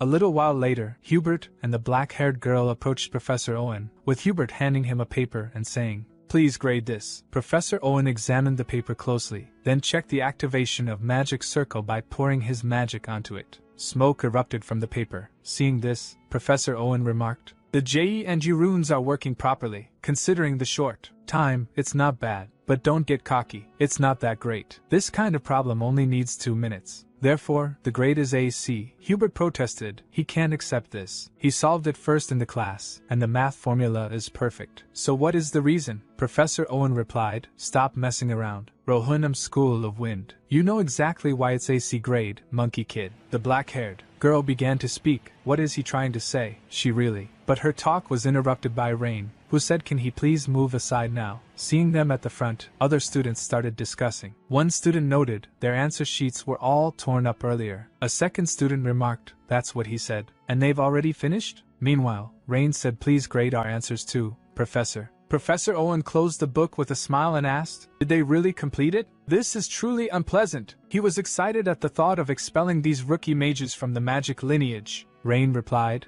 "If he can't use magic just because the wind blows, he can't call himself a mage anywhere." Professor Owen remarked, "He likes his spirit. But it's not even as much as a booger." From his mother. As he looked closely at the paper, he noted the magic circle is different from what was proposed. Rain responded, "Yes, one magic circle is fan-shaped, and the other is drawn as a circle." Professor Owen asked, Why did he make a different one? Rain replied, the J rune works well with water attribute magic. Using that, he simplified the mathematical formula to operate this rune.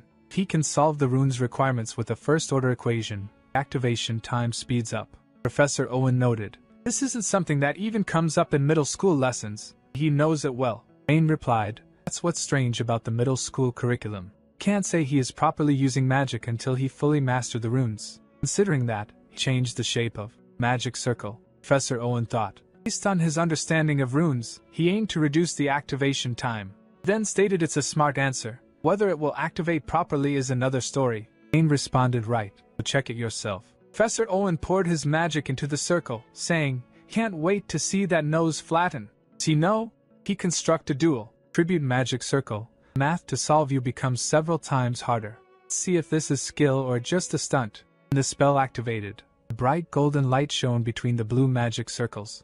Seeing this, Professor Owen and all the students widened their eyes in surprise. Professor Owen started clapping and remarked, he has been teaching for 13 years. He has seen many geniuses, but you guys are the first to submit such an answer. It really infuriates him, but this answer deserves an S grade, something he has never given in such a trivial quiz before. Rain replied that's high praise. Krista jumped happily, exclaiming thank you, and celebrated for a moment. Professor Owen then stated enough now. Go back to your seats. Unless they want their score reduced, she replied sorry, teacher. Professor Owen then noted, the same goes for you too. The evaluation is over. Go back to their seats quietly. Hubert remained silent, while the black-haired girl replied yes, teacher. Meanwhile, Krista, smiling, went back to her seat. Rain approached Hubert and stared at him angrily. In response, Hubert asked anything else to say? Seeing them, Professor Owen stated, don't make me repeat myself. If they don't want to be disciplined. Rain moved away, saying he won't overlook it next time. Somehow, the students endured their first lesson while enduring the harsh criticism from Professor Owen. During the note test, Rain mentioned this part is a bit difficult. Krista remained silent, prompting Rain to ask, hey, can't she hear him? Why is she like that? Meanwhile, Professor Owen remarked, that's all for today. What's with those faces? Is this too hard for them? Don't worry, next time he will present something even more challenging. Those who can't keep up will be left behind. Hammer today's lesson into their heads as if their lives depend on it. That's all. As Krista was about to leave, she called out Rain's name. Rain asked, what is it? She thanked him for what he did earlier. He replied her voice is too soft, can't hear it. Can she say it again, properly? She retorted, don't mess around. She will definitely pay back this debt next time, so don't get cocky. You and I are rivals. They will only help each other this once. Got it? Rain replied no way. As she continued to argue with Rain, rumors spread throughout the campus about Owen granting an S grade to Krista and the genius scholar. Many students were amazed that such high grades were bestowed by the gorilla. The next day, Rain stated, next time they meet, he will pay back the debt. Krista warden and asked, which floor is her dorm? Krista noted, he must be on the top floor among the freshmen. He is the top admit, after all right? And she told him not to show off. Rain replied, showing off or whatever. It was she who said it. Doesn't making promises she can't keep make her seem frivolous? She became angry and said, look forward to it, as she left. Entering the building, one student exclaimed, look, there, it's the first floor. He's the eldest son of the Ludwig family. Another student replied, hey, don't talk nonsense. If he had come on time, he would have been assigned the room next to Krista. The first student noted, he is joking. The second student stated, with those skills, he would have passed the regular exam. Why take a supplementary one? Meanwhile, Rain found his room, utilizing the artifact to unlock the door and gain entry. Reflecting on its interior, he noted it was a single room, evoking memories of his time at the Magic Tower. Even in his past life, he had been confined to a similar room, solely dedicated to the study of magic. As he lay down on his bed, thoughts raced through his mind. Apart from the first lesson, there seemed to be little else of note. Contemplating his options, he pondered the idea of infiltrating the Vatican to investigate his remains. However, he realized that infiltrating with his current identity and abilities would pose significant challenges. Attempting to arrange a four-circle magic formation, he experienced disappointment as it broke and disappeared. Reflecting on his capabilities, he concluded that four-star magic still eluded him. As an owl perched on his windowsill, something tied with a rope to owl leg caught his attention. Untying it from the owl's leg and removing the covering cloth, he discovered a wooden box. Upon closer inspection, he noticed there was no sender's name, prompting thoughts of whether his father had sent it. Opening the box revealed two books, one blue and the other brown, noticeably worn. Examining the brown book closely, He was taken aback as he realized it was the diary he entrusted to Esther. His eyes widened in surprise. In that moment, he pondered nervously about the sender's identity. Who could have sent him this? It had to be someone who knew him. On-campus magic training facility, Battle Dragon Field. A countdown announcement rings out. 30 seconds left to the target, then 25 seconds, and now 20 seconds remain. As Krista battles monsters with her sand soldier, Gertrude Panton asks, "Did something good happen today?" Krista inquires why Gertrude is asking. Announcement is made. 10 seconds remaining. Gertrude Panton notes, "It seems like she is more excited than usual. Is it because she met with Lord Rain? She is curious if something happened between you two." Krista immediately shouts, "Nothing happened. She is just annoyed by seeing that irritating face again today. She is relieving stress while practicing." Gertrude thinks she is not fooling anyone with that act. It seems the rumors about she getting help from Rain Ludwig during the exam are true. It's surprising though. The Rain Ludwig she met during childhood at the family gathering didn't seem like this. She then states, "It's over, Mississippi. Please put away the golem now." Meanwhile, Hubert is making his way through the central lounge of the student dormitory. A student remarks, "Welcome, C-grade loser." Hubert retorts, "Don't mess with him. Keep that up, and he might just die." Logan,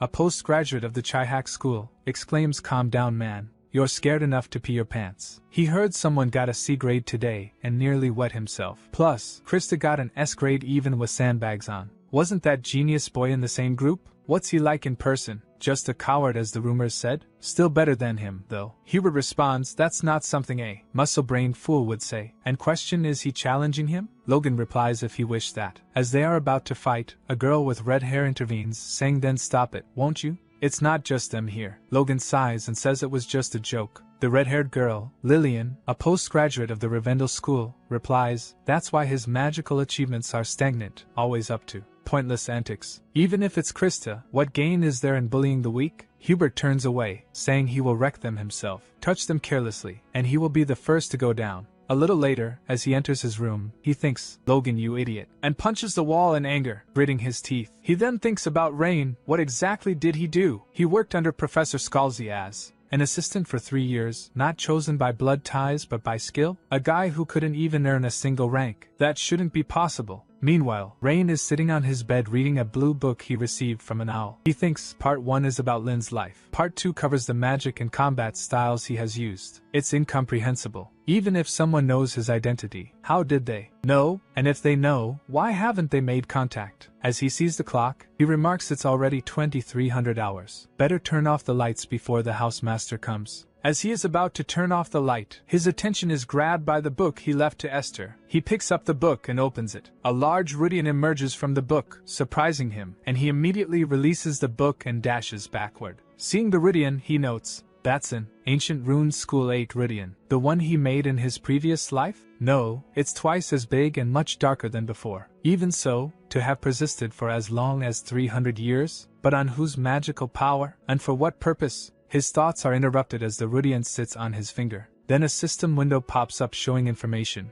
Progress in unique magic research can continue. Progress, 37%. Another window pops up showing different runes. Seeing them, he notes, this is something he researched in his past life to reach the sage level. These are the 12 original runes he tried in real battles 300 years ago. He thought all had failed, but the progress is at 37%? It shouldn't be possible for a 4-star magic like Rudian to check the progress of a 6-star magic. But if this is real, then he wasn't wrong in his path. If he continue this way, he can reach the truth. The sudden appearance of hope makes him instantly forget the sender of the book, erasing it from his mind in a flash.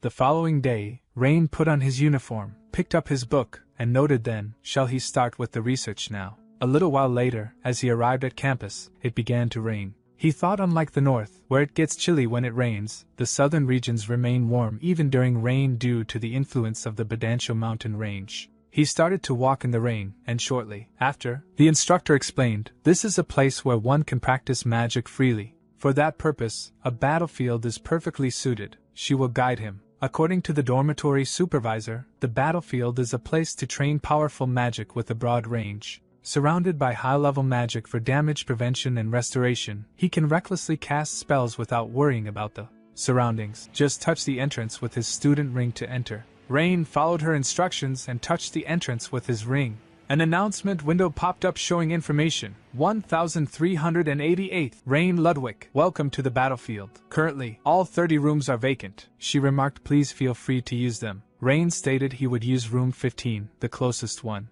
Then he teleported there and remarked, give him a target and make it a sturdy one. A magic circle appeared a little distance from him, and a golem emerged from it. Rain examined it and remarked, is it at the 2-star magic grade? That's not bad. Then he opened the book and read, the rune U imparts a wriggling trait to the molecules. If this rune is engraved on flame magic, the embers wriggle and burn persistently. Reading that, he closed the book and thought, let's start with this rune. He constructing a triangular magic circle and engraved the rune U. As he engraved the rune, the magic circle became unstable and disappeared. Then he thought, looks like 1-star magic doesn't work. In anger, he closed his fist and constructed 3 triangular magic circles simultaneously, engraving the rune U on all of them with great speed. This was followed by a small explosion, creating tiny red particles that Rain controlled and directed at the golem, covering it entirely. Seeing his magic from a distance, Hubert thought, what's this trash magic? It's 1-star magic, but he can't even use it properly? The characteristic of flame magic is to be noisy, but seeing how quiet it is, it looks like it's still at the basic stage. The rumor that he was an assistant under Scalzi seems to have been false. A little later, as Hubert left, the golem began to crack and fell to the floor. Rain sighed and thought he barely succeeded.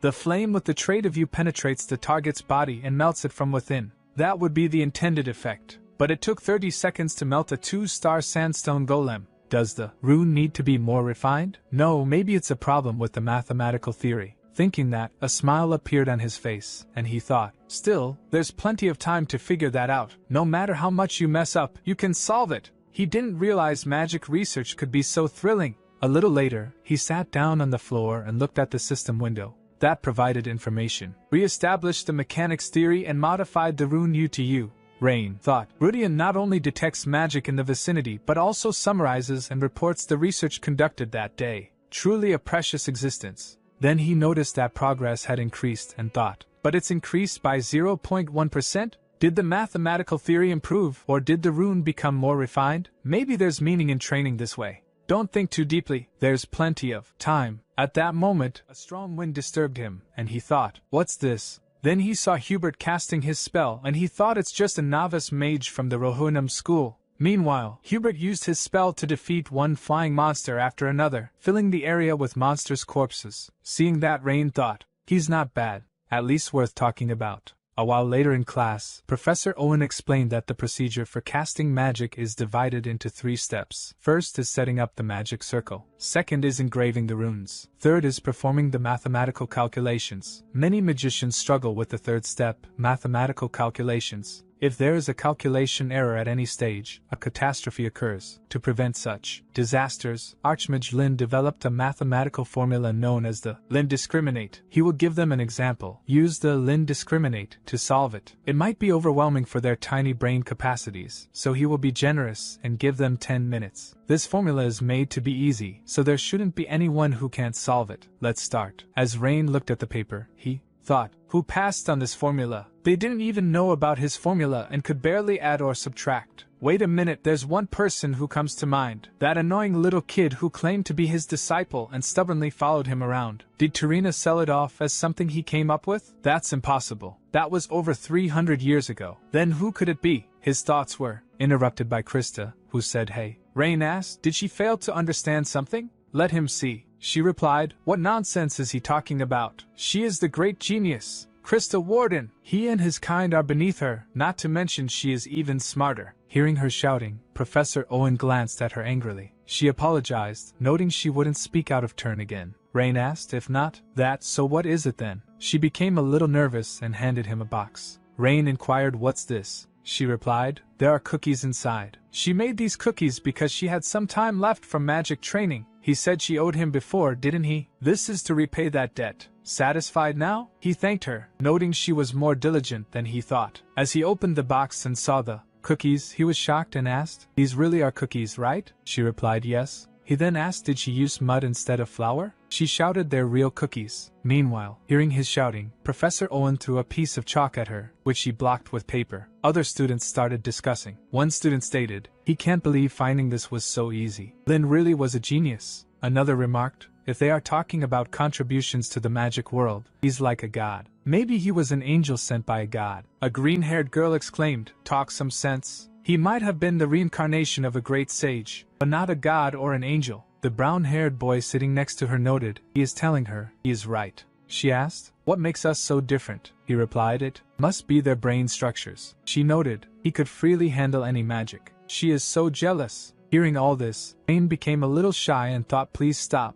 Krista wondered, why is his face turning red? Is he being this shy over a few cookies? At that moment, Professor Owen approached her and noted, "For a monkey who doesn't even attend classes, she sure knows how to defend herself. Is she interested in attending a special class?" She became nervous and said, "No teacher, she is sorry." Professor Owen stated, "Now submit her answers." That concludes today's lesson. During the 4th period, they went to visit different clubs. She asked, "Which club is he going to join?" "She is definitely joining the Magic Volleyball Club. The descendants of the magic lineage are obligated to maintain dignity by playing magic volleyball." Rain asked, "Really? What does magic volleyball have to do with dignity anyway?" She thought he didn't know that. Rain noted, "He will take his time and look around. See her later." Rain thought, Delayton features various clubs designed for exchange and competition among students. These clubs are established for that purpose. The Combat Magic Club, the Fire Attribute Magic Club, the Festival Magic Club. Clubs are formed by students with common goals or motivations and receive activity funding upon approval from the advisory professor. It provides an environment for everyone to dedicate themselves to their research, separate from classes. There are many interesting places. He should take a good look around. But because of her, he is so distracted that he can't concentrate. She shouted, "Hey, come on! Listen to what she is saying! Didn't Lord Ludwig mention? The magic lineage must join the Magic Volleyball Club." Rain replied he hasn't heard that, and even if that's the case,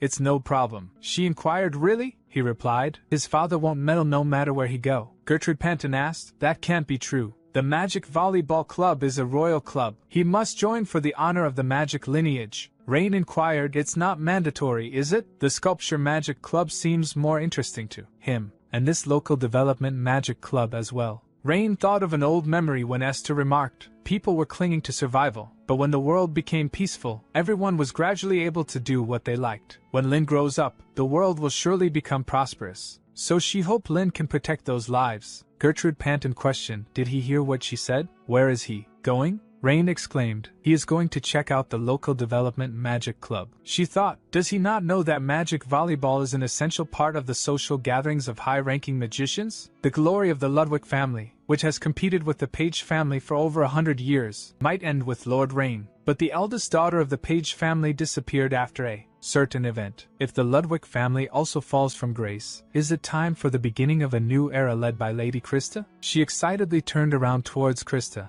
but she was nowhere to be seen. She thought, could she be following Lord Rain? Krista notes she was just curious about what the Local Development Magic Club is like. Rain replied he understands. She stated, and she definitely didn't follow him. Got it. Hey, is he listening? Rain replies with a simple okay. At the moment, they are arrived at Local Development Magic Club. And Rain think, is this the place? As they about to enter, they hear someone shouting how he is supposed to accept such ridiculous conditions. The person shouted at Logan, who replied, "The strong take it all. Isn't that the rule of the Delayton Club? This room will be useful for them, so hand it over." Rain asked, "Who's that?" She replied he really don't know. "That's Logan, a junior member of the Chihak School." Rain then asked about the Chihak School. She note, "What do he even know?" "It's a school that specializes in producing mages with a focus on martial arts." Rain replied he know that much too. However, Logan inquired, so he is saying that they should settle it with a duel, right? Do he even have the guts to duel against his senior? Local Development? Why do he even need such a ridiculous club? Who would recognize it anyway? She exclaims this happens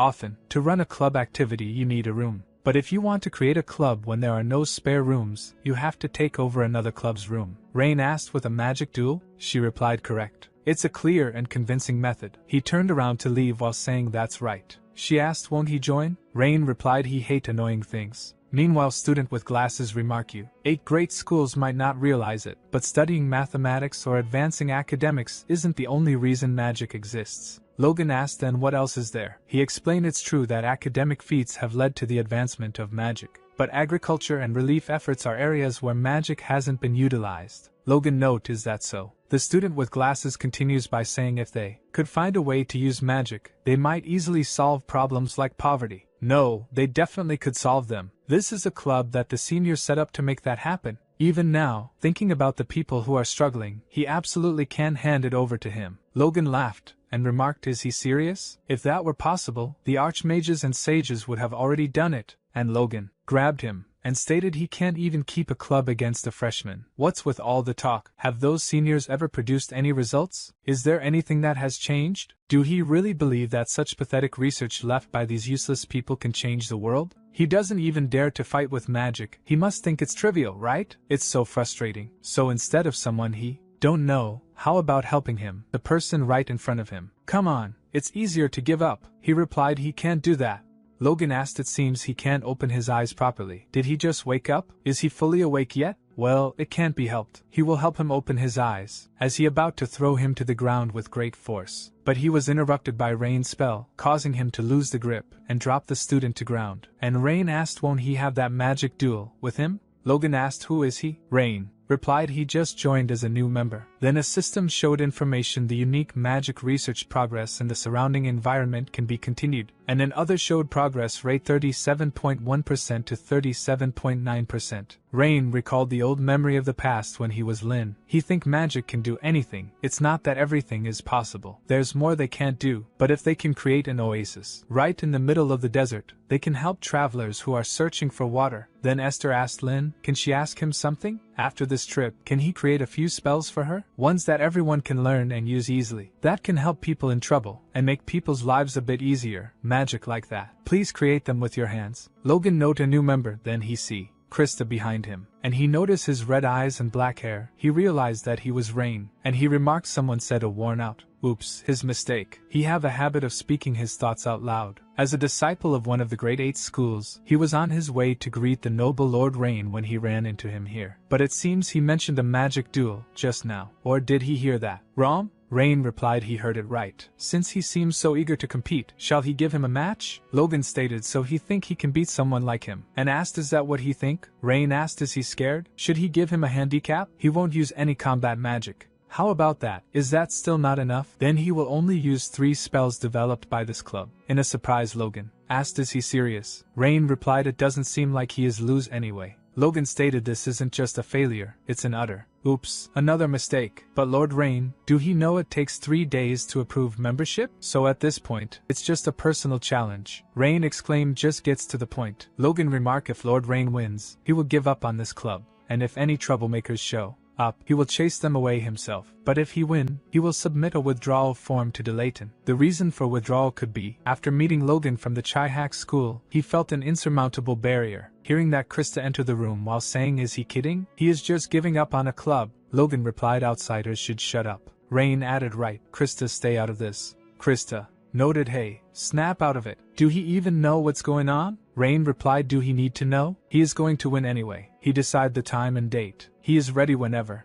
Logan asked so he accept the conditions? He will arrange for a professor to referee. No need to delay. Let's do it tonight at 6, at the Dragon Blood Arena. Then see him there. Logan remarked he really caught a big one this time. The dean and the elders will be pleased. It's going to be a fantastic day. Meanwhile Krista asked Hayu to participate in a magic duel. Did he forget his position here? Rain replied first year at Delayton University. She demanded he stop joking around, but he remained unfazed as she glanced at him, turning away, while saying fine, do as he please. She is foolish to even concern herself with him. He asked why she's so angry? The senior student replied it's something logically incomprehensible, because he did it. Descendants of the magic lineage never engage in magic duels. At the moment, Rain notices a ring of dragon with its wings spread on the student finger. He thinks so he is a second-year student, and he asked why? The senior replied because there's too much to lose compared to what he gained. Honestly, he feel more puzzled than grateful. Why did he help? Rain stated it's not like he intended to help, but let's say it's for an assignment. The senior remarked anyway, he is grateful.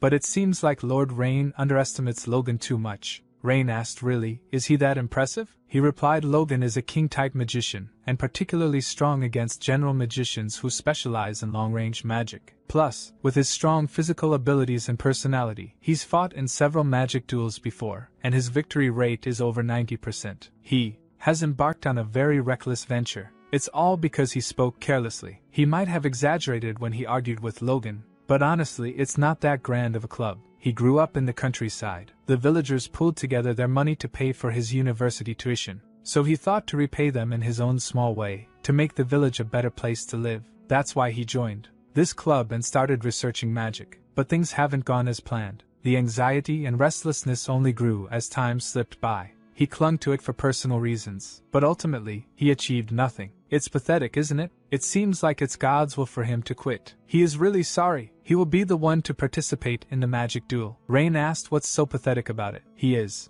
the one who agreed to the magic duel. On that note, can he borrow a few books related to club magic? He need to get familiar with them for the duel. He will return them when it's over. He tried to stop Rain, but Rain stated, do he know why Archmage Lin started magic? That was to survive. Everyone starts out, for personal reasons. As he leaves the room, Rain thinks, has the rumor already spread? This is turning out to be bigger than expected. At the moment, someone shouted his name from behind. He immediately turned around and saw the person was none other than his Aunt Ellen. She commented that she had finally located him and asked, have he been well? He asked why is she here for, and asked has she been well? She replied, well, her foot. She has been sleep deprived recently, and thanks to him, she is wide awake now. She hears that he is participating in a magic duel against Logan from the 8 major schools, right? The whole school is in an uproar, isn't it? She must have heard wrong. It's true out that our cute little nephew sure stirred up quite a mess. Looks like she need to drink some liquor today. Rain noted his head's going to split. She walks away while saying if he get hit by Logan, it's going to hurt several times more than this. What is he exaggerating, you fool? Seeing her, Rain asked, is she worried? She immediately turned around saying, worried?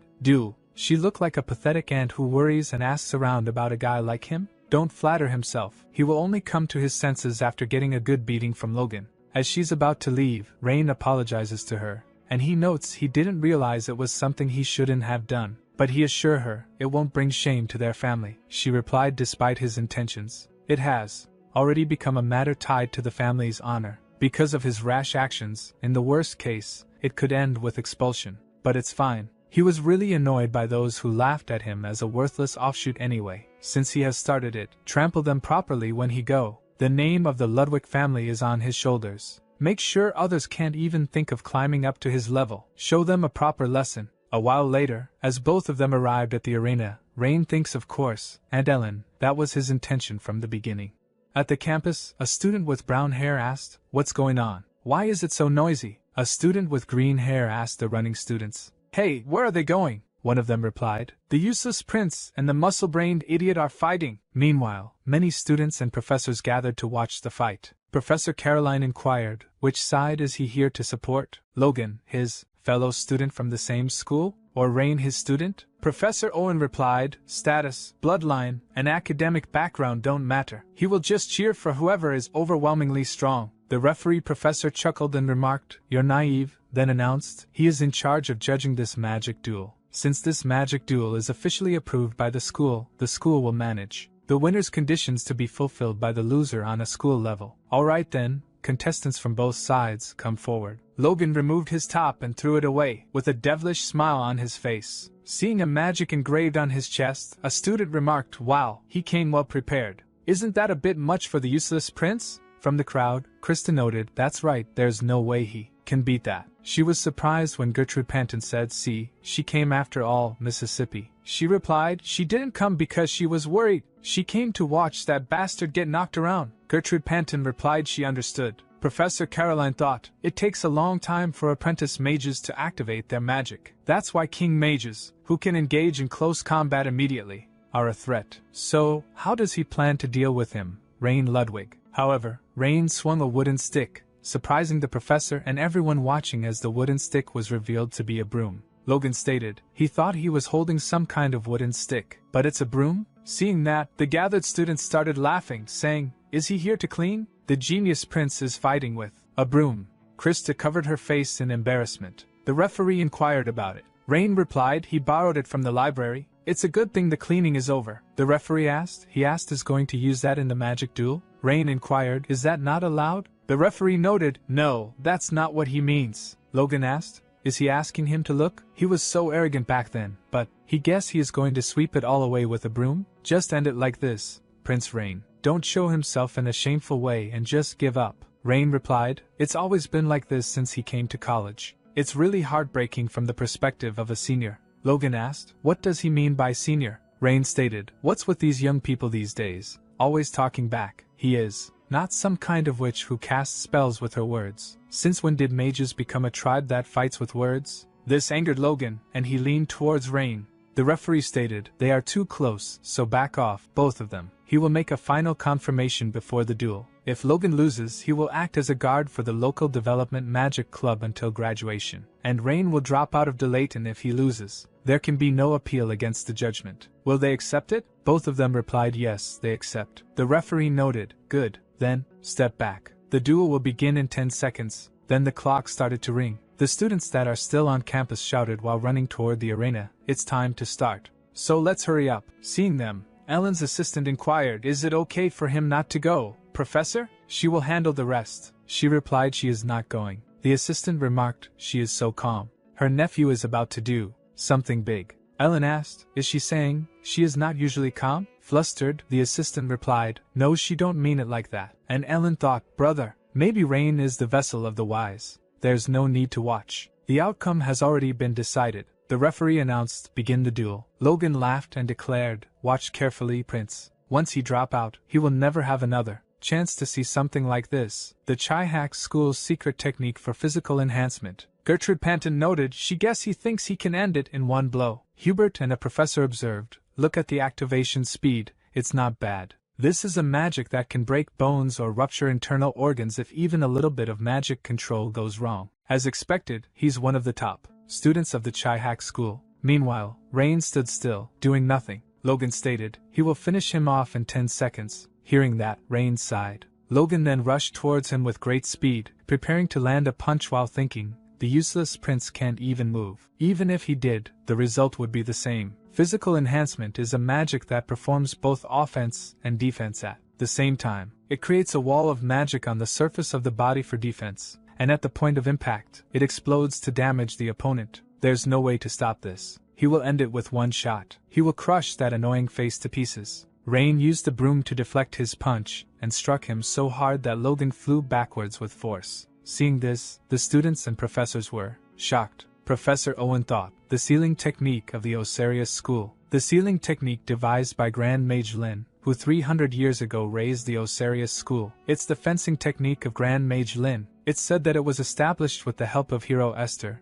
who believed that even magicians needed strength for close combat or melee situations. How did the successor to the Ludwig family learn that? At that moment, Logan regained consciousness and quickly got back on his feet. Professor Caroline thought the broom handle didn't even break. It would be normal for a broom to shatter if it hit a body wrapped in physical enhancement. Did he increase the strength of the object with magic? That's some terrifying magic control. What is that, child? Meanwhile, Rain sighed, and the gathered crowd started cheering for Rain, discussing, did he just see that? Logan was bounced off. Logan thought, what was that? Physical enhancement was broken by a mere cleaning broom? And by the useless prince of all people? Rain stated, 10 seconds have passed, but it's not over yet? It's not fun to bully a promising junior. He will finish him off in 6 seconds. Come on, charge at him.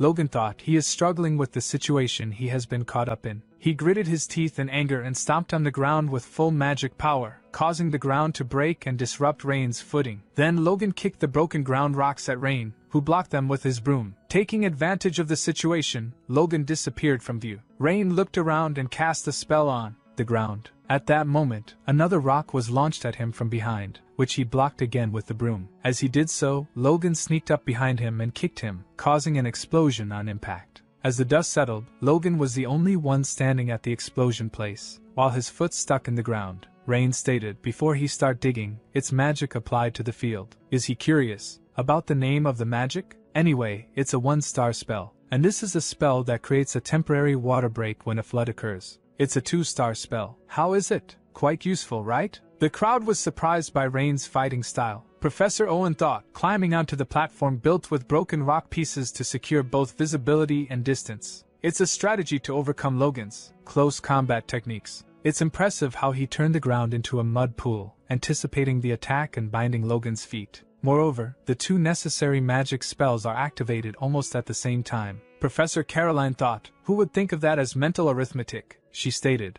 it looks like it's almost over now. Professor Owen replied, that's right. Meanwhile, Rain threw the broom toward Logan. This surprised the professors and everyone watching. Krista shouted, what is he doing, you idiot? All he has to do is throw a long-distance spell and it will be over. Instantly, Logan rushed toward Rain, breaking the broom that was thrown at him, and was about to punch Rain with full force. To Logan's shock, he was suddenly covered in plant shoots that restrained him, surprising everyone watching. Rain stated, and this is a magic that breathes life into dead plants. Although the duration is only about 10 seconds, he can use it like this too, with a broomstick. Rain continued, he only used 3 spells as promised. Shall they end it now?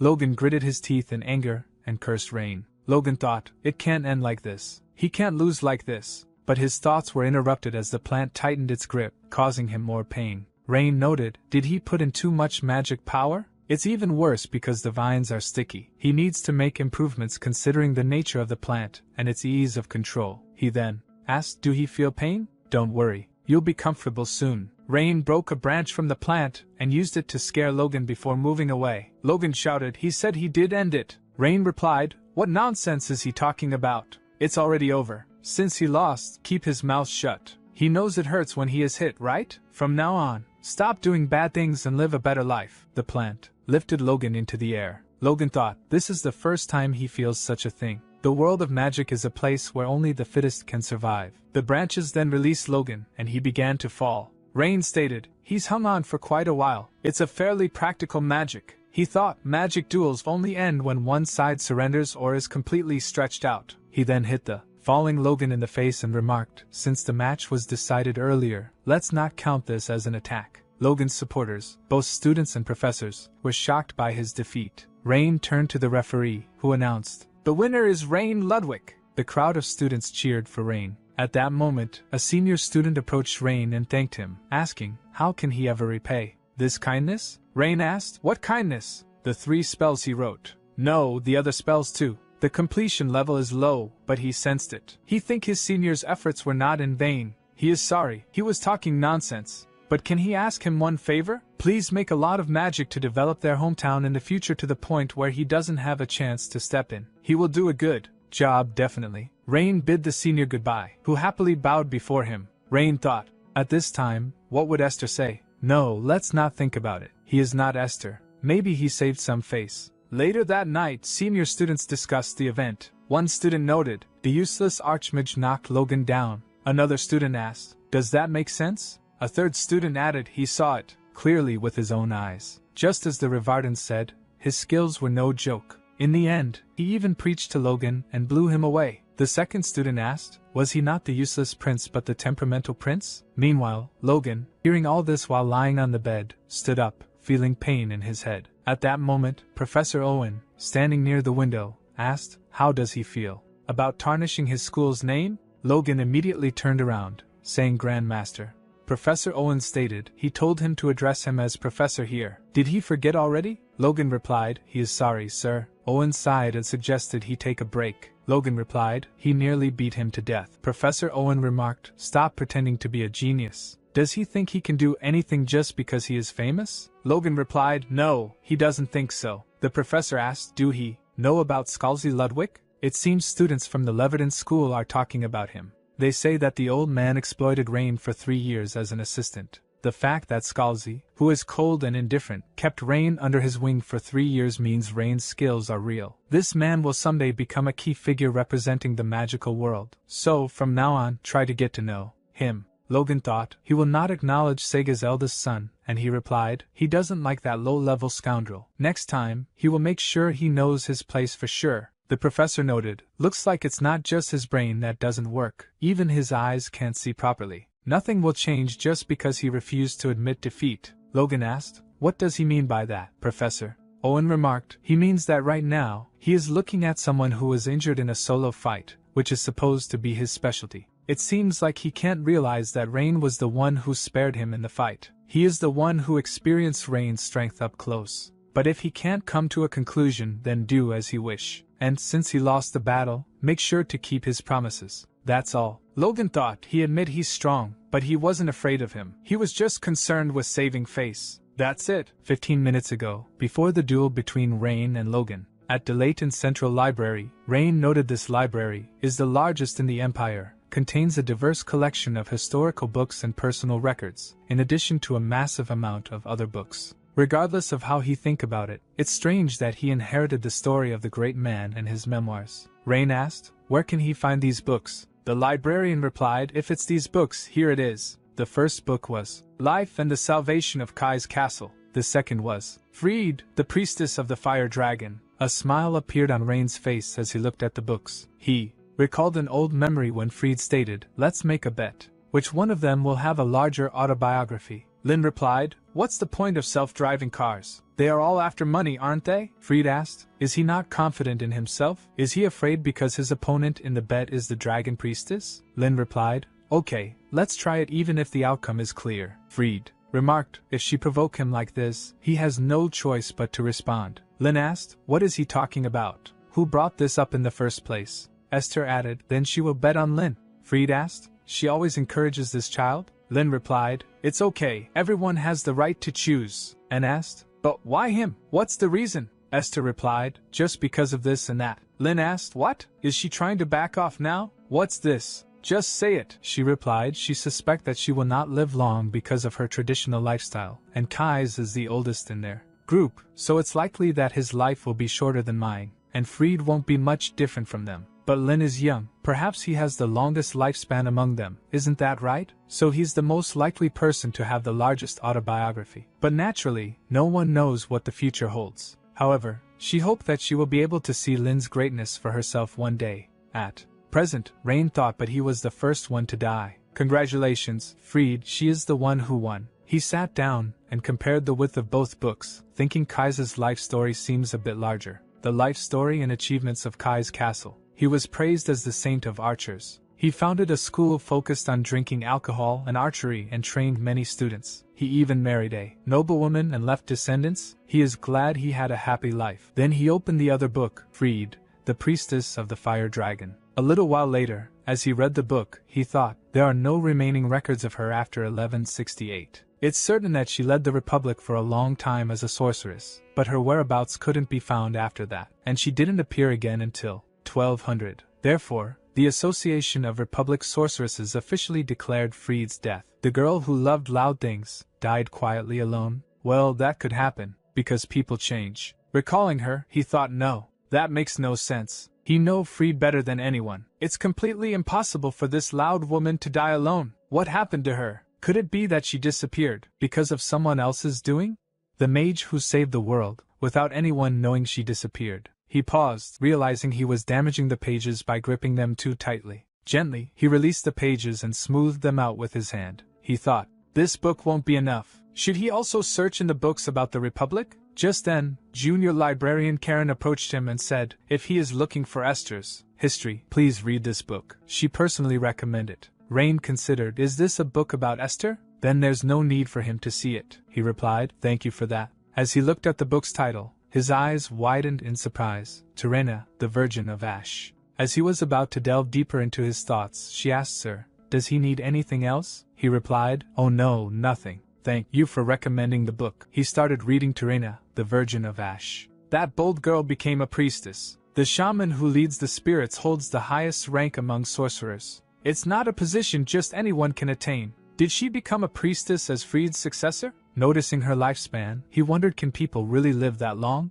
Does this mean something? As for the information related to Freed, he doubted its credibility. He thought, he needs to find a book from the Republic. It's already time for the magic duel. Does he just need to silence that person? Actually, he doesn't care much about that. Since he said he did do it, he think he should go. He asked her, can she keep this book for a while? If anyone wants to borrow it, please don't give it to them. She replied, it's hard to keep it for a long time, but she will keep it for now. Don't worry. He stated, he will be back in 15 minutes. After finishing the magic duel with Logan, he ran back to the library. As he arrived, Karen seemed confused and was looking for something. She asked, sir, he didn't take the book when he left, did he? Rain replied he didn't and asked, why is she asking? Did the book disappear? She replied yes. By the time she finished her work and returned to her seat, the book was already gone. Rain asked, could someone else have taken it? She replied, that's impossible. If a book is taken without being checked out, the magical alarm goes off. Rain thought, exactly at this time. How could this have happened? He doesn't think she's lying. She exclaimed, she is really sorry. It's shameful that the book disappeared after she promised to keep it. Rain replied, contact him as soon as she find it, or she can just buy a new one. He will pay for it. Please assume that he lost it and place an order. If she gives her a receipt later, he will pay. She replied, no, there's no need to go that far. He noted, there's no need to refuse. How much is the book? Even if he does it on his own responsibility, that's okay. She remarked, fine. She will deal with it, as he said. Rain replied, yes, please. He thought, it's not her job to be so stiff, but she's a sincere person. She stated, she was surprised to find someone like him here. Really, thank you very much, Sir Rain. At night, as he lay on his bed, he thought, now that he think about it, it seems like he has heard a lot of people saying thank you to him, and because of that, he is just wasting his time. Yet, he doesn't feel bad, which is surprising. Is it because his body has changed? Or is it because he has more time in his life? Anyway, about this incident, there are a lot of strange things. The book, he left it to Esther, but it came back to him. As soon as he tried to search for his friends of the past, Tarina's biography disappeared. Could Tarina have something to do with this? That's impossible. She's already dead. She died hundreds of years ago. Kai's, Esther, and Fried too. The people knew. When he was Lin, they're all dead. Then who's doing this? My head hurts. Then he opened the brown book that someone sent him through an owl. Rudian appeared from it and showed the system window. Seeing his progress, his eyes widened in surprise. He thought, why did his progress increase? Did using magic against humans increase progress? So, if he had a choice of any opponent, then was using violence the right way to increase progress all this time? There was a need to forcefully open the door to truth. How could that be possible? Let's not get carried away and think about it carefully. Power rules the world. It's true that it's logical. But he didn't think it could be done just by using force. Otherwise, he wouldn't do anything else. What's certain is that when magic was used against non-living targets, there was an increase of 0.1%. It's true that after the human fight with Logan, it increased by 0.8%. At the moment, he has no other evidence. It might be worth trying. However, using magic against living creatures within the school would be a problem. In that case, why doesn't he try becoming an adventurer? Because he needs money to buy the book as well. That wouldn't be bad. Right. The next day in the classroom, the girls greeted him. Good morning, Lord Rain. One girl asked, do he remember her by any chance? They are in the same class. Another girl noted she lived right next to his dormitory. A third girl remarked she saw him in her dream yesterday. What she mean is, her words were interrupted by Rain, who said he is sorry, but he has no intention of remembering their names or becoming friends with them. So could they please move aside? The red-haired girl noted, Lord Rain, he is too much. The girl with green hair exclaimed, he really has a way with jokes. The girl with brown hair remarked, there's no need to be so shy. Hearing that, a boy with green hair noted, hey, look over there. Rain is deceiving those girls again. Look at him, flirting with them. First thing in the morning. Does he not have classes? Another student replied, truly, he's the top when it comes to charisma. Krista approached the girls and stated, hey there, can they please clear the way? The girls returned to their seats. Gertrude Panton approached Rain and whispered, Lord, wasn't his real nickname the Casanova? Then she moved away with a smile. Rain sighed and said hey to Krista, who remarked, could he please not talk to her? Rain became confused, asked why is she angry? She replied she told him not to talk to her. Didn't they discuss this before? She said she wouldn't care anymore. Rain thought, is she angry because of the magic duel? And stated, that's right. They are either friends nor anything else. She noted, she is not exactly angry. Honestly, it was quite satisfying. His act of pretending to be weak despite being strong was truly unsightly. A strong person should show their strength. So straighten up and walk with confidence. He defeated both her and Logan. Besides, thanks to that, now he can trample him without hearing any talk of bullying the weak, so she is thankful. Be prepared. Next time she won't just flatten him, she will grind him into powder. Meanwhile, one student exclaimed, hey, it looks like Rain, the Prince of Charisma, and the valedictorian are going to clash. What an incredible matchup. Rain asked, first period is with Professor Owen. Is she going to keep standing there? She will get points deducted if she does. She replied, right, that's true. That was a close call, and thank him. Gertrude Panton thought, their sweet lady, if she practiced her declaration of war speech all night, at least do it properly. At the weekend in the Central Library, Karen stated, "There's been a problem." Rain asked, "What's the matter?" She replied, "It seems all the books related to Tarina have sold out. She has inquired with all the publishers in the Empire, and they're all sold out." Rain asked about the reason. She remarked, "She is not sure of the details, but the Golden Children of the Dragon Orthodox Church's Heresy Interrogation Agency have suddenly put all books related to Tarina on the censorship list this year." He asked, "Has Tarina been judged a heresy?" She replied, "It seems so." Rain thought, "They made a posthumous heresy judgment. Why on earth is this happening?" And he asked, "Has she read that book?" She replied, "Of course. As a librarian of the Central Library, it's a must-read. Being a disciple of the great Mage Lin and the priestess of the Fire Dragon, Freed, that person has left behind many great achievements, just like those two." He asked, "Was there anything strange in it, like something about black magic?" She replied, "Strange parts? Not by her standards.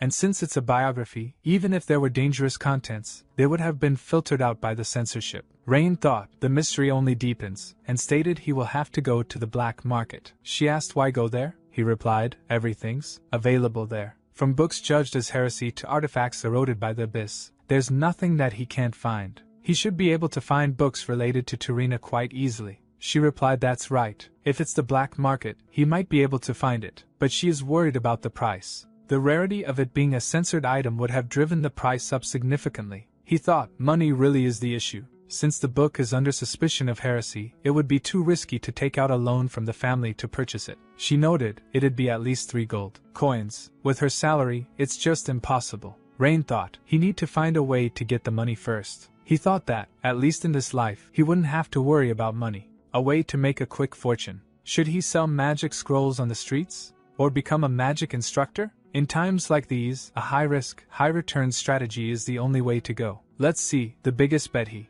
can place is his own life. Earning money by risking his life? Remembering something, he turned around, saying she has been a great help. She asked then, where is he going? He replied, there's something he wants to try doing. She asked about it. He stated, he is thinking of becoming an adventurer and earning some money in the process. She shouted, an adventurer? For someone from a noble house to engage in such lowly work, that's unacceptable, my lord. She will resolve it on her end, so please just wait a little longer. He remarked, if all goes well, he can quickly earn the amount required. It's the fastest method he can think of right now. She noted she is ashamed. The next morning, an old person asked, what's this? Rain Ludwig checked out the biography of Tarina. First years aren't allowed to check out books during their first semester. Who approved this loan? She replied, it seems Karen did it, judging by the time. She's only been here for 4 months. He asked, where is she now? She replied, today is her day off. He asked, did she not receive the loan regulations? She noted, that's a possibility too, but Rain might have insisted on it. She's not the kind of child to make such a mistake. A boy with blue hair added, could it be a mistake in the name? He meant to write the name of Professor Owen, who comes often, but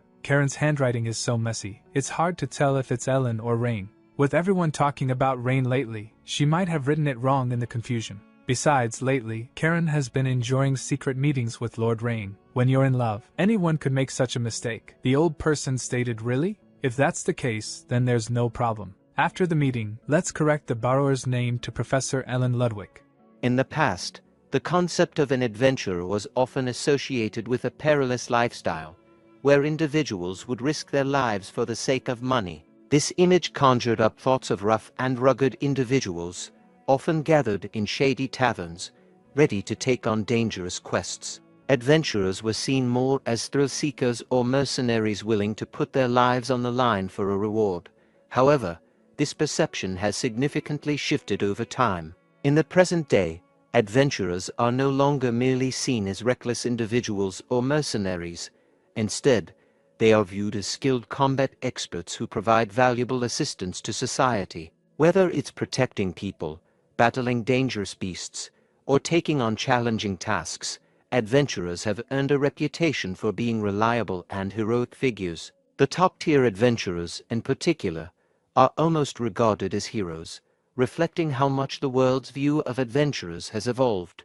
As Rain entered the Adventurers Guild, he noticed a bustling scene with many people engaged in discussions. Amidst the chatter, he overheard a conversation between 2 individuals. One person lamented about the current state of business, mentioning that it was poor due to the absence of labyrinths, which are usually a source of work and income for adventurers. The second person responded with frustration, explaining that ever since the Red Dragon Legion departed, the Red Mountains had been overrun with beasts. This situation had created a lucrative opportunity for others who were capitalizing on the beast infestation, while he was stuck in a less advantageous position at the guild. As Rain continued through the Adventurers Guild, he overheard another group of people talking.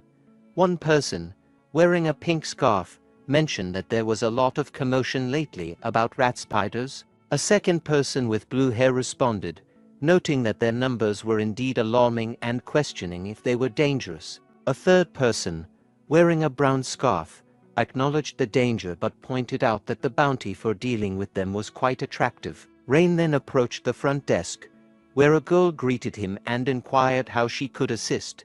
She noted his uniform and identified him as a student from Delayton. Rain expressed his intention to register as an adventurer. The front desk girl asked if he had any identification, to which Rain provided his student ID card. He then inquired about the registration time. The girl informed him that, given his status as a Delayton student, his identity could be verified immediately, and the process would take no more than 10 minutes. As she examined his ID, she noticed his family name, Ludwig, and was taken aback, realizing he was from a prominent and influential noble family. She wondered why someone of his background would want to become an adventurer and gazed at him with curiosity. Rain interrupted the front desk girl's thoughts by asking if there was anything else he needed to do. She handed him a form and instructed him to fill out the required information, specifically noting the importance of the last section. Curious, Rain asked about this section. She explained that it was a special agreement for nobles, which included a clause stating that the guild would not be responsible for any personal issues arising from adventure activities. She mentioned that this agreement was established due to past instances where many people, about 100 years ago, had tried to hold the guild accountable for such issues. Rain responded with an understanding, acknowledging the reason behind the special agreement. The front desk girl then handed Rain his adventure badge and informed him that his registration was complete. His current rank was Iron. She explained the ranking system. Ranks progress from Iron to Bronze, Silver, Gold, Platinum, and finally Diamond. Rain inquired if everyone starts at Iron rank. She clarified that not necessarily. One's combat experience or skills prior to becoming an adventurer can influence the starting rank. For mages, the rank reflects their adventure grade based on their skills and ability to handle requests. Rain acknowledged this information. The girl added that, since he hadn't taken the ranking test, he was starting at Iron rank. Rain understood the explanation. The front desk girl mentioned there were additional details Rain might want to know, but he felt he had enough information and thanked her. She wished him well, advising that as his rank increased, he would have access to a wider range of tasks and encouraged him to do his best. Rain thought about his new status as an adventurer, realizing that with his badge, he could now enter dangerous areas and undertake bounties, like the one for eliminating beasts. Noting he had 44 silver coins, he decided to start by hunting the rat spiders that had been discussed. Later, as Rain reviewed the request for rat spiders on the guild's board, he noted that the bounty was 2 silver coins per spider. He reasoned that the low bounty indicated they were likely weak. Determined to catch as many as possible, he resolved to head out and start his quest.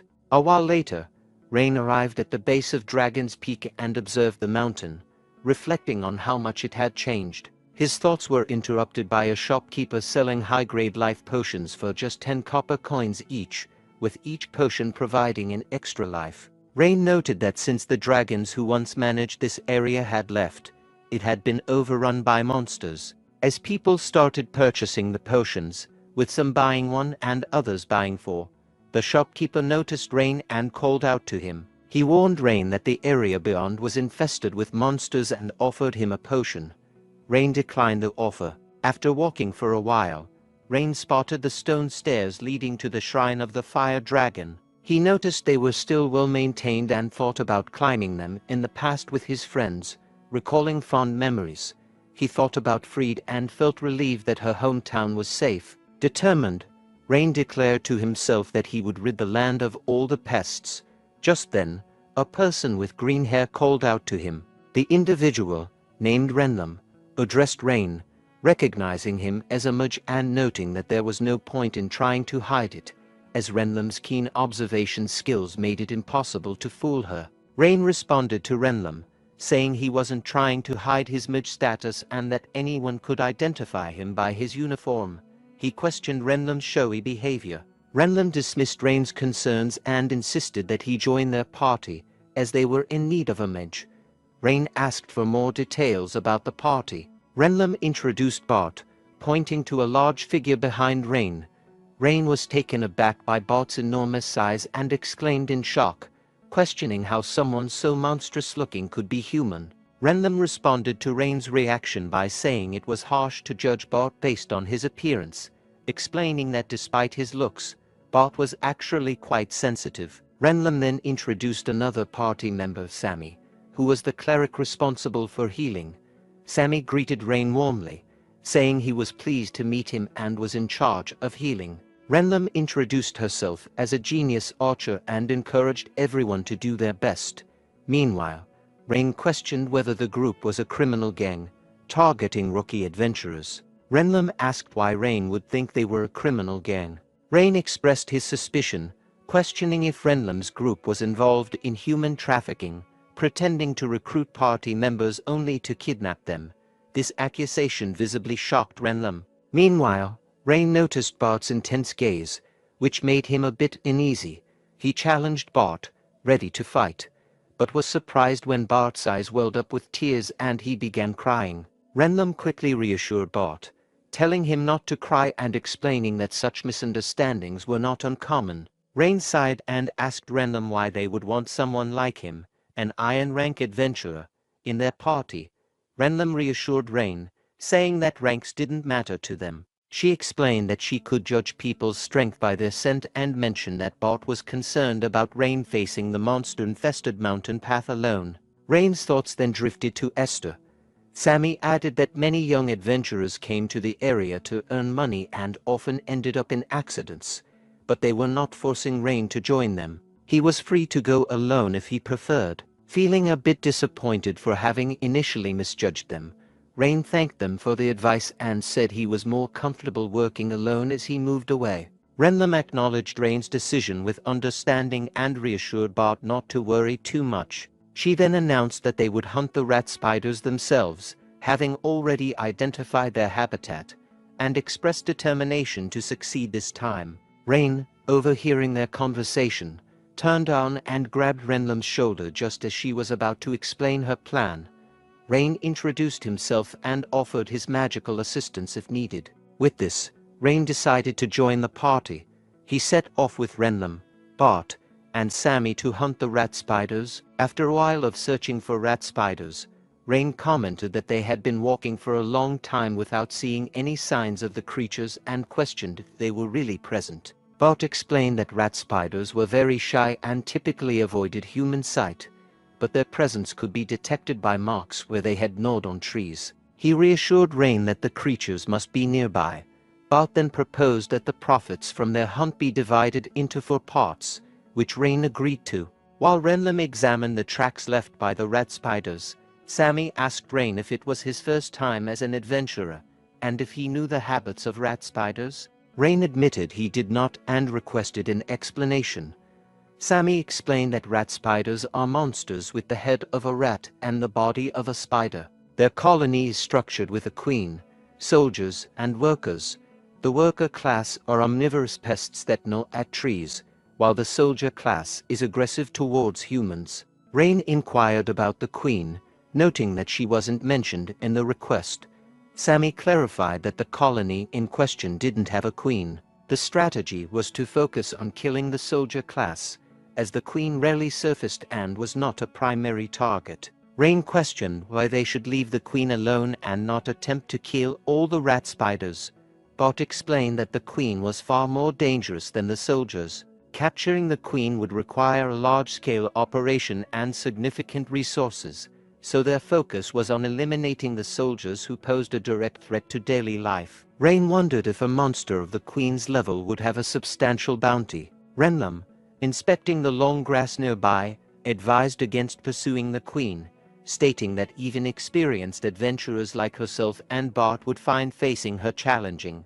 Renlam then discovered the rat spider's hunting ground and eagerly jumped in to start the hunt. She used his archery skills to take down the rat spiders, while Bart employed his axe skills for the same purpose. Meanwhile, Rain and Sammy stayed back, observing the battle without actively participating. Renlam and Bart coordinated their efforts to fight the rat spiders, watching out for each other during the battle. Suddenly, another adventurer shouted from behind, warning them that the rat spiders were swarming in their direction. Renlam realized that the rat spiders had picked up their trail and were following them. She instructed Bart to finish off the current swarm quickly to prevent the approaching adventurers from interfering.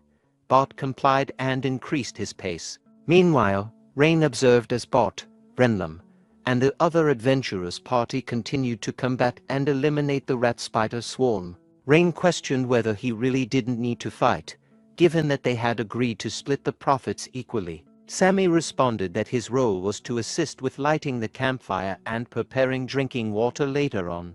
Rain expressed confusion about why they had recruited him. He wasn't expected to join the battle. Sammy explained that Renlam and the others genuinely wanted to help him, just as they had helped Sammy when he needed money for a priesthood exam. Sammy shared that even though he had earned enough money, they continued to include him in their party, which made him feel valued and supported. Rain asked if this support was an example of unconditional love, suggesting it sounded like something that would please a deity. Sammy agreed, noting that while he wasn't sure why, he felt a profound sense of camaraderie with Renlam and Bart that went beyond religious or divine explanations. He described it as a genuine desire to be together, as fellow human beings, which made their time together enjoyable and overwhelming. Feeling slightly embarrassed for oversharing, Sammy apologized to Rain, saying he felt it was inappropriate for someone who serves a god to talk so much about personal feelings.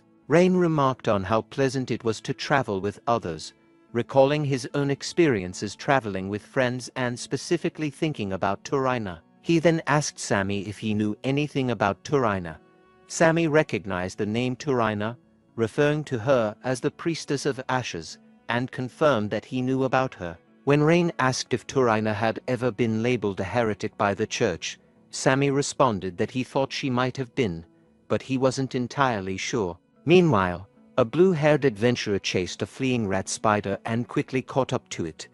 Just as he was about to kill the rat spider, a massive rat spider appeared before him, startling him. His shocked reaction was followed by screams echoing through the forest. Hearing the commotion, everyone became alert and looked around, wondering what was happening and if something was approaching them. At that moment, the enormous rat spider emerged from the dense forest, carrying the corpse of the adventurer who had been screaming earlier. Bart and Renlam, witnessing the terrifying sight, were visibly nervous and questioned the reality of the situation. Meanwhile, the other adventurers were horrified and began sweating profusely upon realizing that they were facing the queen of the rat spiders. Seeing the queen of the rat spiders, Rain turned to Sammy and asked what was happening, noting that they had been told the queen never came above ground. Sammy, equally shocked, remarked that the queen was unusually large, twice the size of a normal queen, and that there were no records of such a creature in any documents. Renlam explained that the queen's appearance was a consequence of having left it alone for too long. The rat queen emitted a deafening scream that caused Rain's party to become dizzy and experience pain in their heads. Meanwhile, the other adventurers, overwhelmed with fear, began fleeing from the queen. Bart, trying to maintain control of the situation, urged the adventurers not to turn their backs on the queen and to confront it head-on. At the same time, Sammy observed a group of rat spiders nearby reacting to the queen's scream. Sammy quickly warned Bart and Renlam that they needed to retreat. Rain questioned why they should retreat over just one large creature. Sammy explained that it wasn't just about the queen. When she appeared, the other rat spiders would form a slaughtering horde. As the rat spiders began attacking the fleeing adventurers, Renlam started fighting them off, expressing frustration and criticizing the newbies for their lack of courage. Bart advised Renlam that simply dealing with the rat spiders would not be sufficient, and that they needed to target the queen directly. Renlam agreed and gave orders to Sammy to care for the injured newbies, while instructing Rain to protect Sammy. Renlam then focused on the queen, drawing her attention to Queen and launching 4 arrows simultaneously, all of which struck her. Observing Renlam's simultaneous arrow attack on the queen, Rain thought of the impressive impact shooting technique called Kai's. Meanwhile, a group of rat spiders charged at Renlam, but was swiftly defeated by Bart's axe attacks, which surprised Rain. Bart then charged towards the queen, who was injured from Renlam's arrows. He leaped into the air and delivered a powerful axe strike aimed at the queen's head. As Bart's axe attack landed on the queen, the fleeing adventurers believed it was a decisive blow, thinking they had successfully defeated the queen. Rain, however, noticed a black substance oozing from the queen's injury and shouted at Bart to move away, warning him that touching it could be deadly. Bart, hearing the warning, released his grip on his axe and quickly jumped back. Sammy then observed the substance and identified it as a black liquid, not blood. The group was astonished to see the queen still moving despite the severe injury. The queen used her hand to remove Bart's axe from her wounded head, revealing that the axe was melting due to the black liquid. In a startling display, the queen regenerated her injured eye and head, shocking everyone with the unexpected recovery. Suddenly, the queen lunged at Bart, biting his left arm. Bart experienced intense pain and struggled to free his arm from the queen's grasp. Meanwhile, Renlam shot an arrow at the queen while being attacked by 2 rat spiders. The arrow struck the queen in the face, but Renlam continued to fend off the surrounding rat spiders, shouting, "Get lost, you weaklings, get out of my way." Seeing the group struggling against the queen, Sammy turned to Rain and told him to join the fight and attack the queen, assuring Rain that he was fine. Rain did not immediately respond to Sammy because he was preoccupied with thoughts of the black liquid, which he recognized as dark poison associated with black magic that devours the soul. He realized that this was the same dark magic that had killed him in the past and began to sweat profusely. As he looked around, Rain concluded that a black magician must be nearby. Having strengthened the queen, he suspected that these dark magicians were close by. Sammy, noticing Rain's distress, grabbed his shoulder and urged him to get a grip, explaining that he was the only one left who could use attack spells, as Sammy himself couldn't. Sammy expressed his concern about not wanting to lose their comrades. Rain then turned around and saw that Renlam was being pinned down by several rat spiders and Bart's left hand was still trapped in the queen's jaws. Rain asked urgently how much they would earn for taking down the queen, requesting the information quickly. Sammy informed Rain that taking down the queen would yield around 20 gold coins, which was equivalent to the bounty for 1,000 rat spiders. Rain considered this a worthwhile reward and decided to act. He cast a spell on the arrow Renlam had previously lodged in the queen, causing intense pain. The attack drew the queen's attention, prompting her to immediately begin healing herself. Rain followed up by casting a light spell that blinded the rat queen and her minions. Using the opportunity created by the blindness, he employed his plant magic to throw Bart and Renlam to a safer position. He instructed Sammy to attend to Bart and Renlam. Turning to the other adventurers, Rain urged them to ensure the healing priest was protected and to form defensive positions quickly if they wanted to escape alive. The group surrounded Sammy as instructed. Rain then launched another attack aimed at cutting one of the queen's legs, but she immediately healed it, prompting Rain to think that losing a leg didn't hinder her at all. Realizing that he needed to engage the queen at close range, Rain rushed towards her, fighting through her minions along the way. Meanwhile, Sammy, while healing Renlam, expressed concern for Rain's safety. Rain, approaching the queen, used a fireball spell to create a distraction while setting up a 3-star magic circle. However, he was surprised when the queen's speed disrupted the magic circle, leading him to doubt the effectiveness of the 3-star spell and the limits of his magic usage. Staying calm, Rain decided he needed to understand the enemy better. He activated Bel Sidious and was surprised to observe that a 3-star black magic spell was being used on the Rat Queen. Rain quickly cast a spell to jump away from the Queen, reflecting on the high concentration of dark poison and realizing that enduring it with his body was impossible. He considered using Bel Sidious to intercept the poison, but worried that desperate measures like 4-star magic might be too risky. He recognized that a failure could be fatal and suspected that a black magician was nearby.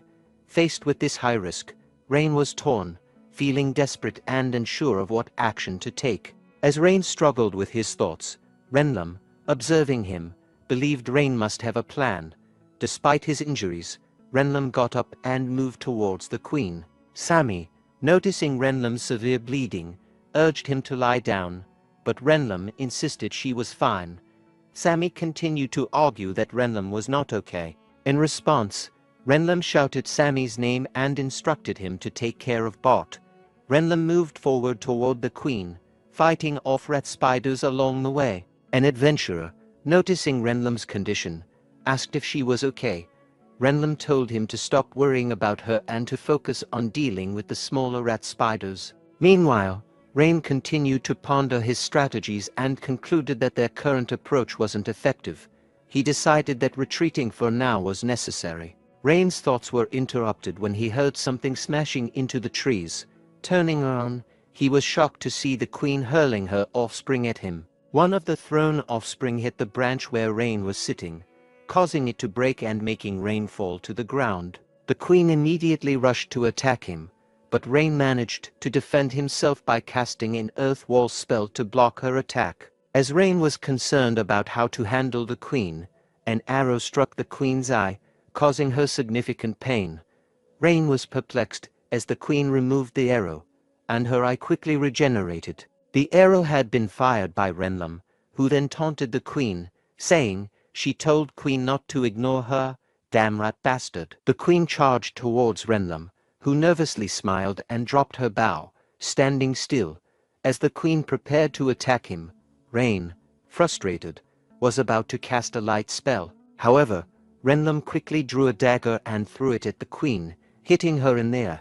The Queen fell to the ground from the impact, and Renlum managed to evade the Queen's attack. Renlum declared she would distract the Queen and urged Rain to take her down. Rain thought he could remain unseen by hiding behind a rock to prepare a spell. Meanwhile, Renlum, severely injured and mentally exhausted, continued dodging attacks despite his weakened state. He pleaded with his body to hold on just a little longer, but his strength gave out. The Queen then landed a direct hit on her, causing Renlum to crash to the ground. Sammy attempted to assist Renlum, but other adventurers stopped him, warning that it was too dangerous. Meanwhile, Rain continued preparing his spell to attack the Queen. As the Queen aimed to crush Renlum, Sammy rushed forward and intervened, saving Renlum from the attack. Renlum, surprised, asked Sammy what he was doing. Sammy told Renlum that everyone needed to survive and return safely so they could all smile together again. He urged Renlum to stop acting recklessly and began healing her. Renlum apologized and said she would write an apology letter when they returned. Sammy agreed and insisted Renlum prepare for it. Both then readied themselves to confront the advancing Rat Queen, who charged towards them to attack. Rain's spell activated, creating a massive tornado of fire around the Rat Queen and setting it ablaze. Observing the spell, the others noted that the magic circle was formed by 4 triangles with runes inscribed as angle, yolgyun, and explosion, and that it involved complex equations including 14 polynomials and 7 rational expressions. The spell culminated in a powerful explosion that ultimately killed the Queen. The adventurers were astonished by powerful magic spell. Meanwhile, Rain, leaning against a rock, thought to himself how he used to perform such feats effortlessly in his previous life. With the Queen's death, the influence over the rat spiders dissipated, causing them to revert to normal and flee. The adventurers quickly urged each other to prevent any of the escaping rat spiders from getting away. Sammy rushed to check on Bart's condition while Renlum observed the burned remains of the Rat Queen, reflecting on how Rain had taken down such a formidable foe with a single spell. Sammy began healing Bart, who was injured but had a strong constitution. Renlam, feeling dizzy from exhaustion, asked about Bart's condition. Sammy reassured her that Bart would survive and recover without major issues. Renlam sighed in relief and expressed gratitude for the outcome. Bart, concerned, apologized and asked if Renlam was okay. Renlam reassured him, saying she had received first aid and was fine, attributing their difficulties to bad luck. She was astonished by the Queen's unexpected regenerative abilities, noting that there were no records of such traits in the Guild's database. She also commented on Rain's impressive ability to defeat the Queen in a single attack. Rain was unconscious from magical overload. Sammy checked on him and assured that he would recover with rest. Renlam realized that Rain must have cast the powerful fire spell, and Sammy agreed. Renlam questioned why Rain had hidden behind a rock despite the Queen being in sight, noting that revealing himself would have gained him recognition. Sammy wondered about Rain's decision to stay concealed. Renlam emphasized that healing Rain was the immediate priority and suggested discussing other matters later. Meanwhile, Rain experienced a dream from his past life where he insisted on not having his name included in records. Fried questioned his request, and an old man expressed confusion about Rain's wish to avoid being listed as a hero, noting that it was intended to honor his contributions to humanity. In the dream, Esther asked Lin if she disliked them, to which Fried responded with annoyance, calling Lin a troublemaker. Lin clarified that she wasn't on the journey for a grand mission or destiny like Kai's, Fried, or Esther. Instead, his journey was driven by personal curiosity and coincidence. He felt he didn't deserve to have his name included in records, fearing it might tarnish their reputation. Kai's then patted Lin's head. Fried commented on Lin's growing cuteness, calling his a reckless kid. Esther, surprised, asked if Fried was genuinely worried about that. Lin clarified that his concern wasn't about worry but rather a logical observation. Esther reassured Lin that despite what he might think, he was an important member of their party and shouldn't focus on self-sacrifice. Fried told Lin to continue being himself, as usual, while Esther affirmed that the world recognizes him as a great mage of the heroes' party. Rain then woke up, finding himself being carried by Bart.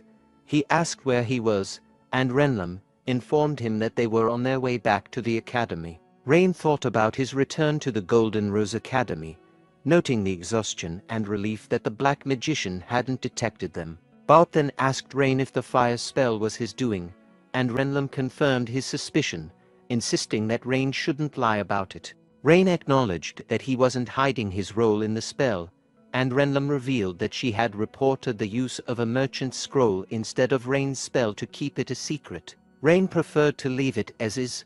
Renlam expressed his gratitude, noting that Rain's magic had been crucial in saving them and offering her thanks. Rain insisted that he hadn't done them a favor, while Sammy suggested giving all the reward money to Rain. Renlam agreed, but remarked that she had expected Rain to offer the money to everyone or suggest a fair distribution. Rain's reaction was one of surprise, noting that the reward was his rightful share. Renlam reflected that she might have expected too much from Rain. Rain, initially joking about keeping all the reward, later clarified that he only needed 5 gold coins and suggested the rest be split among the others. Bart insisted that Rain deserved the full reward, while Renlam emphasized that they owed Rain their lives and urged him to take the reward. Despite their insistence, Rain tried to downplay his contribution, telling them to take what they needed. Rain acknowledged Renlam's suggestion that they had all come together because of Renlam's efforts. Renlam proposed using their current situation to build connections, aiming to become the best adventurers, and Rain agreed that it was a good idea. Sammy then reminded Rain of his earlier question about Turina and shared that, based on some overheard information at the parish, Turina had reportedly engaged in black magic in his later years. Then Rain and the adventure party sang their goodbyes and parting ways. As the party leaves, Rain's expression shifts to a more serious demeanor. He reflects on how Tarina Nim apparently became involved with black magic in her later years.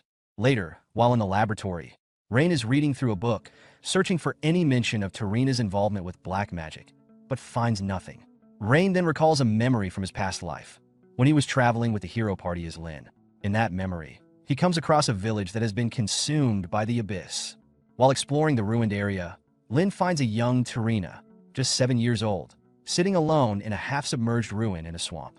Upon seeing her, Lin lights a fire and approaches Tarina, who is visibly scared, trembling and closing her eyes.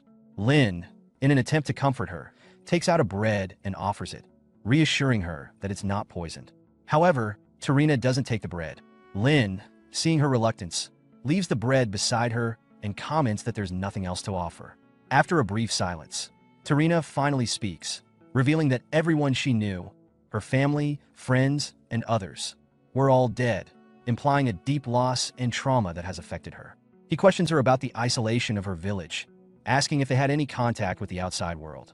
Tarina, still traumatized, responds with uncertainty, saying she doesn't know. Lin stands up, reflecting on the remoteness of the village, realizing that no one, including himself, even knew it existed. He then notes how Tarina might be the only person left who remembers the village and its people, expressing the deep loneliness that comes with being forgotten. He asks if she's okay with that, warning that if she dies, the memory of her village would vanish without a trace. Tarina, overcome with emotion, replies that she doesn't want that to happen. Lin then offers her bread again, insisting that she has to survive, not just for herself, but to keep the memory of her village and its people alive. Tarina finally accepts the bread, eating while crying, marking a turning point in her resolve. After that day, Tarina begins to follow Lin everywhere. She shows a natural talent for magic, and Lin teaches her basic survival spells.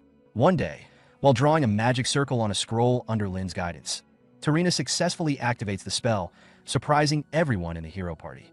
Despite this, Lin never intended for Tarina to become a great mage. Esther, a member of the hero party, suggests leaving Tarina at the next village church for her safety, and Freed agrees, pointing out that traveling with them is too dangerous for a child. Lin, however, continues to teach Tarina magic, not to make her a powerful mage, but to give her the skills to survive on her own after they part ways. The next day, as they travel, Lin tells her to take everything he teaches seriously, as if her life depends on it, and Tarina eagerly agrees, calling him master. Tarina learns diligently, without complaints, practicing practical magic meant to help others, such as putting out small fires with water magic and using earth magic to rescue people from falling. These spells were designed for survival and aiding others. Freed, one of Lin's companions, teasingly asks if Lin is attracted to Tarina, implying that he might be into younger girls. Esther joins in, asking if it's true. Lin dismisses their comments, telling them to say something that makes sense. Internally, Lin reflects on why he grew attached to Tarina. He wonders if it was out of sympathy or pity, or perhaps because he saw a kindred spirit in her, as her situation mirrored his own past struggles. However, Lin knew that their time practicing magic together couldn't last forever. Eventually, the day arrived when the hero party had to leave Tarina at a village church. Though her expression was dark and filled with sadness, Tarina surprised everyone by quietly saying goodbye without causing any fuss. Esther, uncomfortable with the situation, suggests that they leave the village quickly to avoid making things worse emotionally. Lin agrees, bidding Tarina farewell with a simple "take care, Tarina."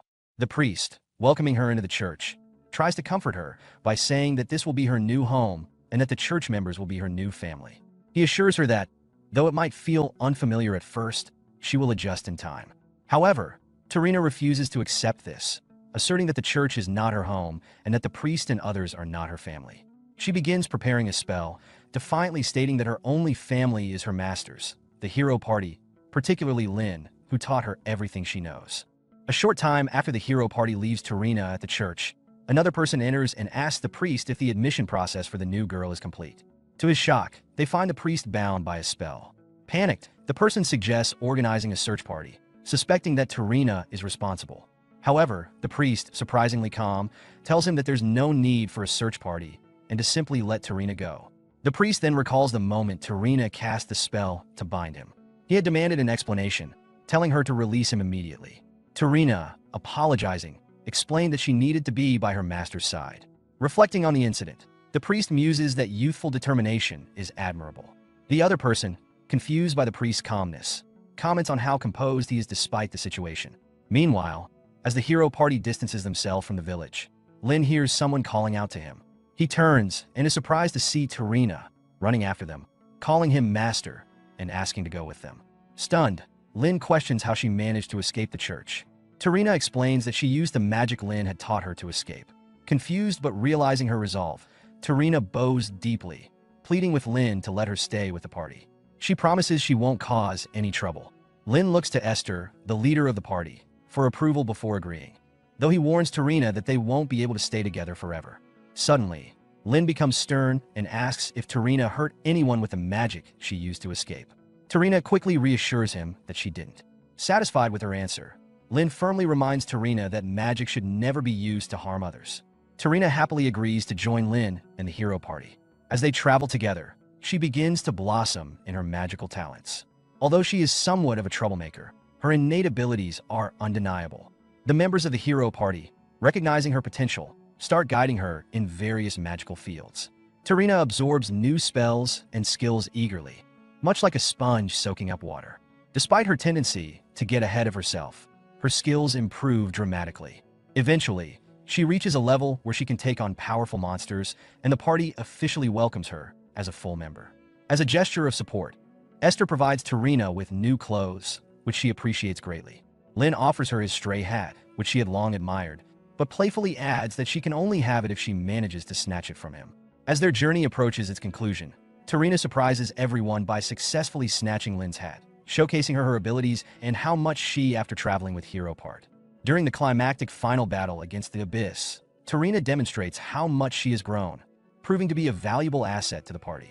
However, when the time comes for final battle, Lin firmly tells her that she will be staying behind. Confused, Tarina asks why, insisting that she can fight and handle herself, highlighting her confidence in her abilities. Esther supports Lin's decision, explaining that both she and Lin agree it's best not to take Tarina with them. Frustrated, Tarina turns to her comrades, Freed and Kais, hoping they will speak up in her defense, but they remain silent. Feeling betrayed, she protests that it's unfair to leave her behind after they've been together for so long. Lin explains that she is still a rookie and that the enemy they face is too dangerous. He reminds her that their journey began with just the four of them and that they need to finish it that way. He reassures her that they will return and promises to teach her more magic when they do. Holding back tears, Tarina declares that she will wait for their return. Thus, their adventures with Tarina come to an emotional end. In the present, Rain stands up from his seat, troubled by the thought of Tarina's past. He struggles to understand why she would get involved with black magic, especially given the suspicious censorship surrounding the books related to her. Suddenly, a system window appears, informing Rain that progress in unique magic research can continue in his current environment, with the progress indicator jumping from 37.9% to 39.9%.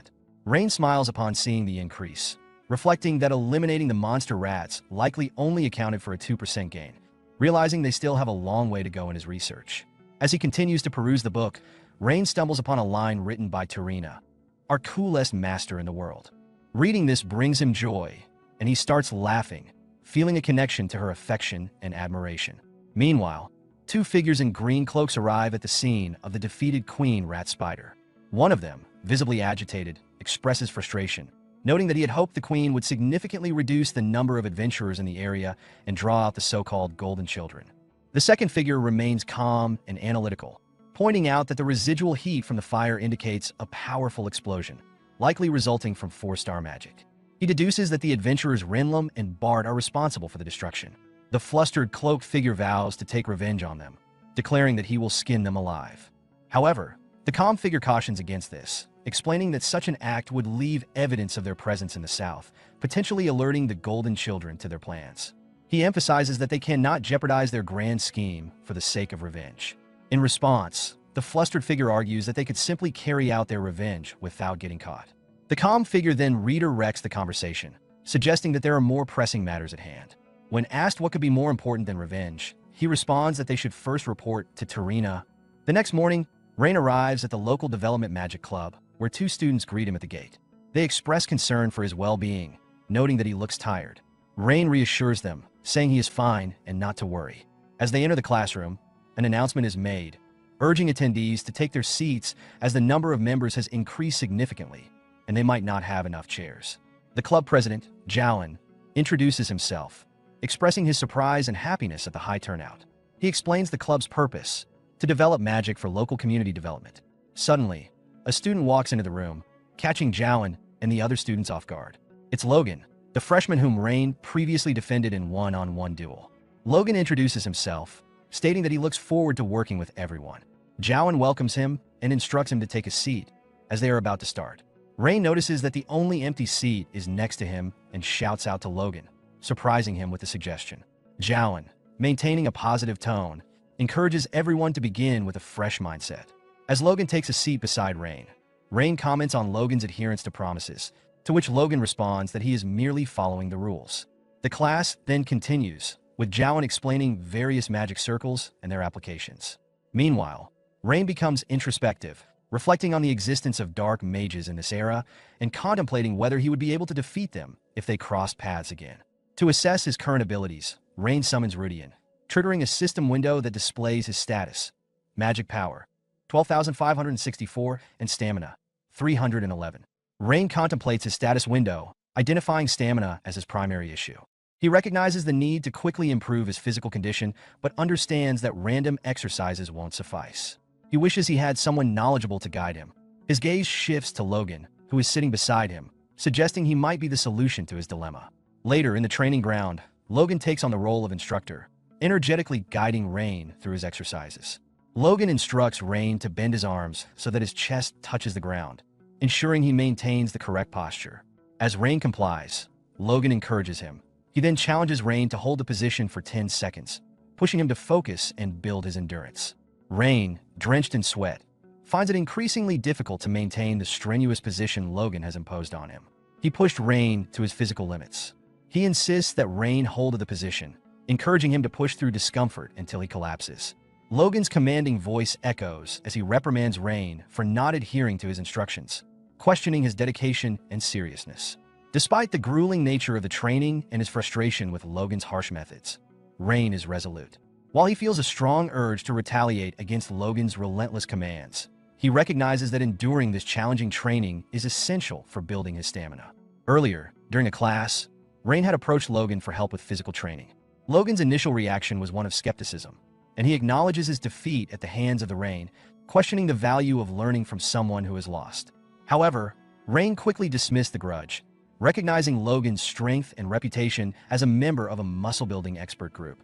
This acknowledgement, rather than boosting Logan's ego, momentarily angers him, as he feels belittled. Realizing the misunderstanding, Rain insists that he's not mocking Logan. He expresses genuine admiration for Logan's skills, noting his surprise at how advanced Logan is for his age. Although flattered, Logan is still reluctant to help due to his insecurities about their previous encounter. Rain stresses the importance of physical strength as a foundation for overall power and emphasizes his desire for proper training from an experienced individual. He makes it clear that he values Logan's expertise. However, despite Rain's earnest appeal, Logan sighs in response. That's true. There's probably no one more qualified in this field than him. But he can't teach him. Please find someone else. Rain begins by expressing his willingness to compensate Logan for assistance, but is quickly interrupted by Logan, who points out the inherent conflict between them. As members of opposing factions, Rain from the magic aristocracy and Logan from one of the 8 schools, they are traditionally viewed as enemies, leading Logan to question the possibility of mutual support. Rain, undeterred, attempts to make a point. He prepares a magic spell, but quickly retracts it, teasingly exclaiming bang to confuse Logan. He then explains that had he truly wanted to kill Logan, he would have done so, asserting that they aren't enemies but fellow students engaged in the same pursuit of knowledge and magic. This argument surprises Logan, who reflects on Rain's unexpected perspective, recognizing it as a compelling and bewildering stance for someone from the opposing side. Returning to the present at the training ground, Rain, exhausted from their training session, asks Logan if it's finally over. Logan, noticing Rain's fatigue, expresses his surprise that Rain hasn't given up yet. Rain lies on the ground, making it clear he is serious about his exercise. Logan insists they move on to the next exercise, urging Rain to get up. However, Rain protests, claiming his body isn't responding due to exhaustion. Logan dismisses his complaint, highlighting his inexperience and expressing skepticism about Rain's condition. He adds a layer of concern, suggesting that if they were seen working together, it could provoke backlash from their respective factions, the magic aristocracy and the 8 schools. Rain, frustrated by Logan's insistence on their conflicting loyalties, retorts that they should disregard the opinions of others and suggests that Logan should be more assertive when faced with complaints. This remark brings a smile to Logan's face, leading him to reach down and grab Rain's hand, pulling him up with a newfound camaraderie. Logan acknowledges Rain's point, a shift in their dynamic from adversaries to allies, united by their shared goal of learning magic despite their backgrounds. Meanwhile, outside the training room, Owen, the homeroom professor, stands and smiles as he overhears the conversation between Rain and Logan. His amusement is interrupted when Krista, a fellow student, notices them and shouts, demanding to know what they are doing. She accuses them of fighting, drawing attention to their sweaty appearances. Rain quickly defends himself, stating they are not fighting, and Krista questions what they are doing that would leave them drenched in sweat. Rain replies that they were working out, confirming his earlier statement. Logan gave Rain a bottle and asked him to take it. When Rain questioned what was inside, Logan explained it was purified magic water and magic protein. Krista then expressed her disbelief, questioning Rain's judgment and suggesting he had been influenced by Logan. This accusation flusters Logan, who retorts angrily at Krista for her comments and insists they are having a meaningful time together, defending his friendship with Rain. Krista, feeling frustrated, points out the oddity of Logan's sudden friendliness towards Rain.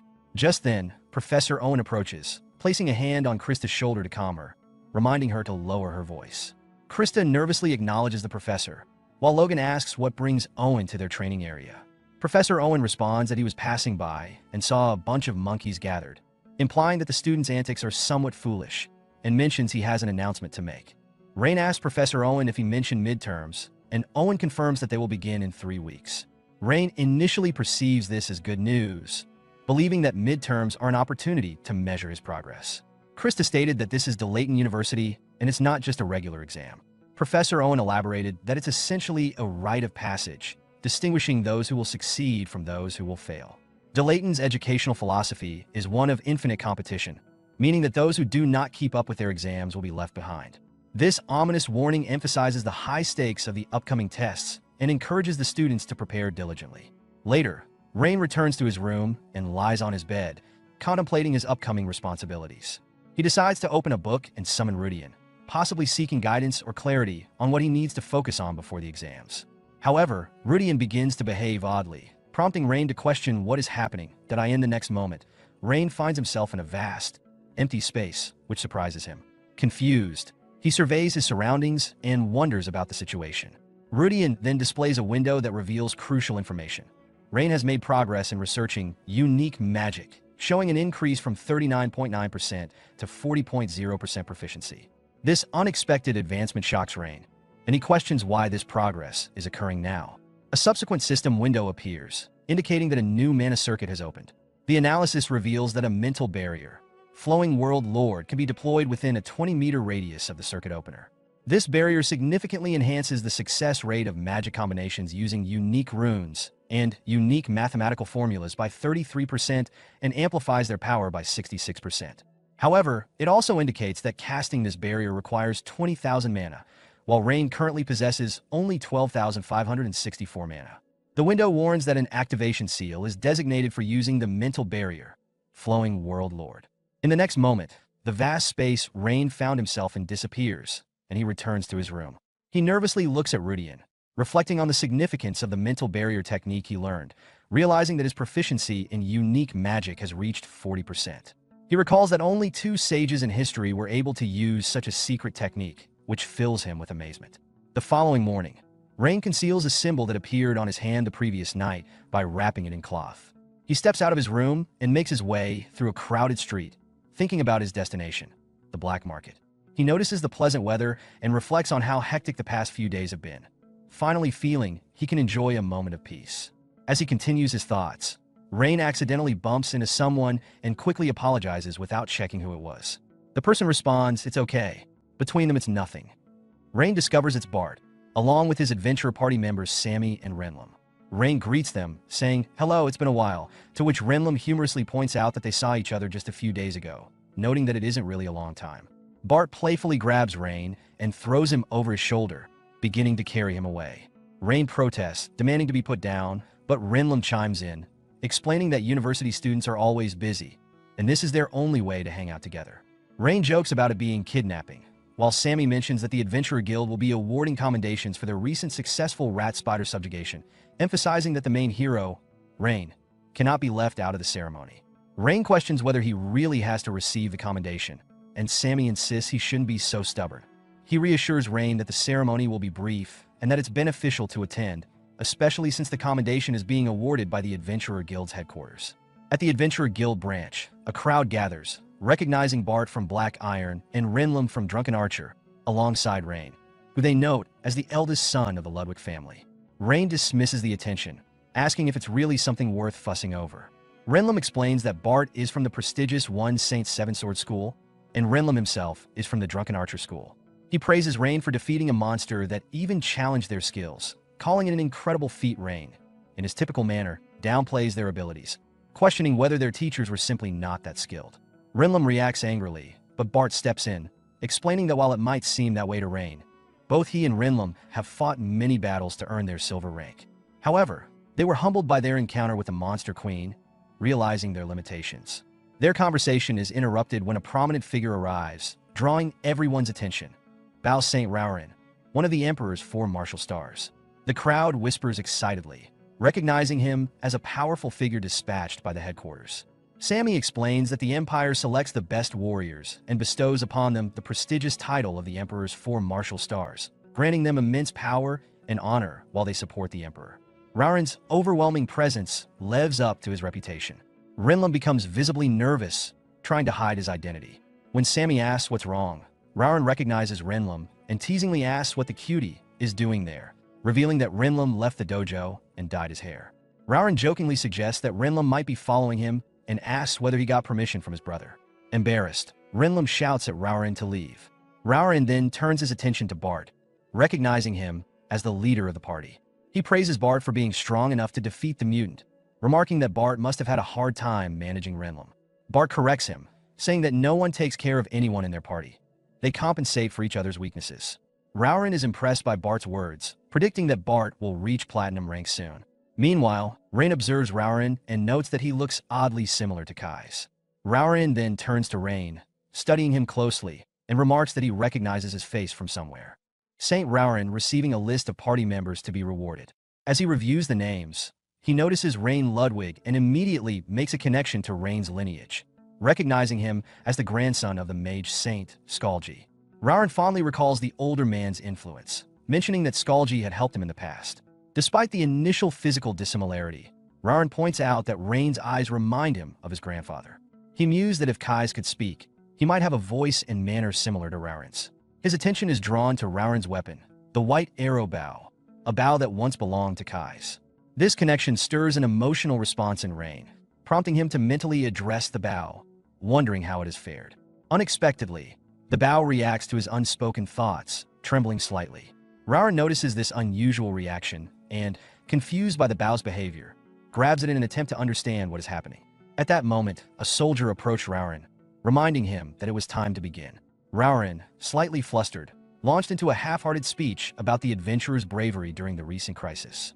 He cut it short, moving on to the commendation, announcing they did well. In recognition of their adventurous spirit, he is awarding this commendation. The reward is 2 gold coins and 500 contribution points for each party member from the Adventurers Guild. The crowd erupted in cheers as Bart and Renlum became the center of attention.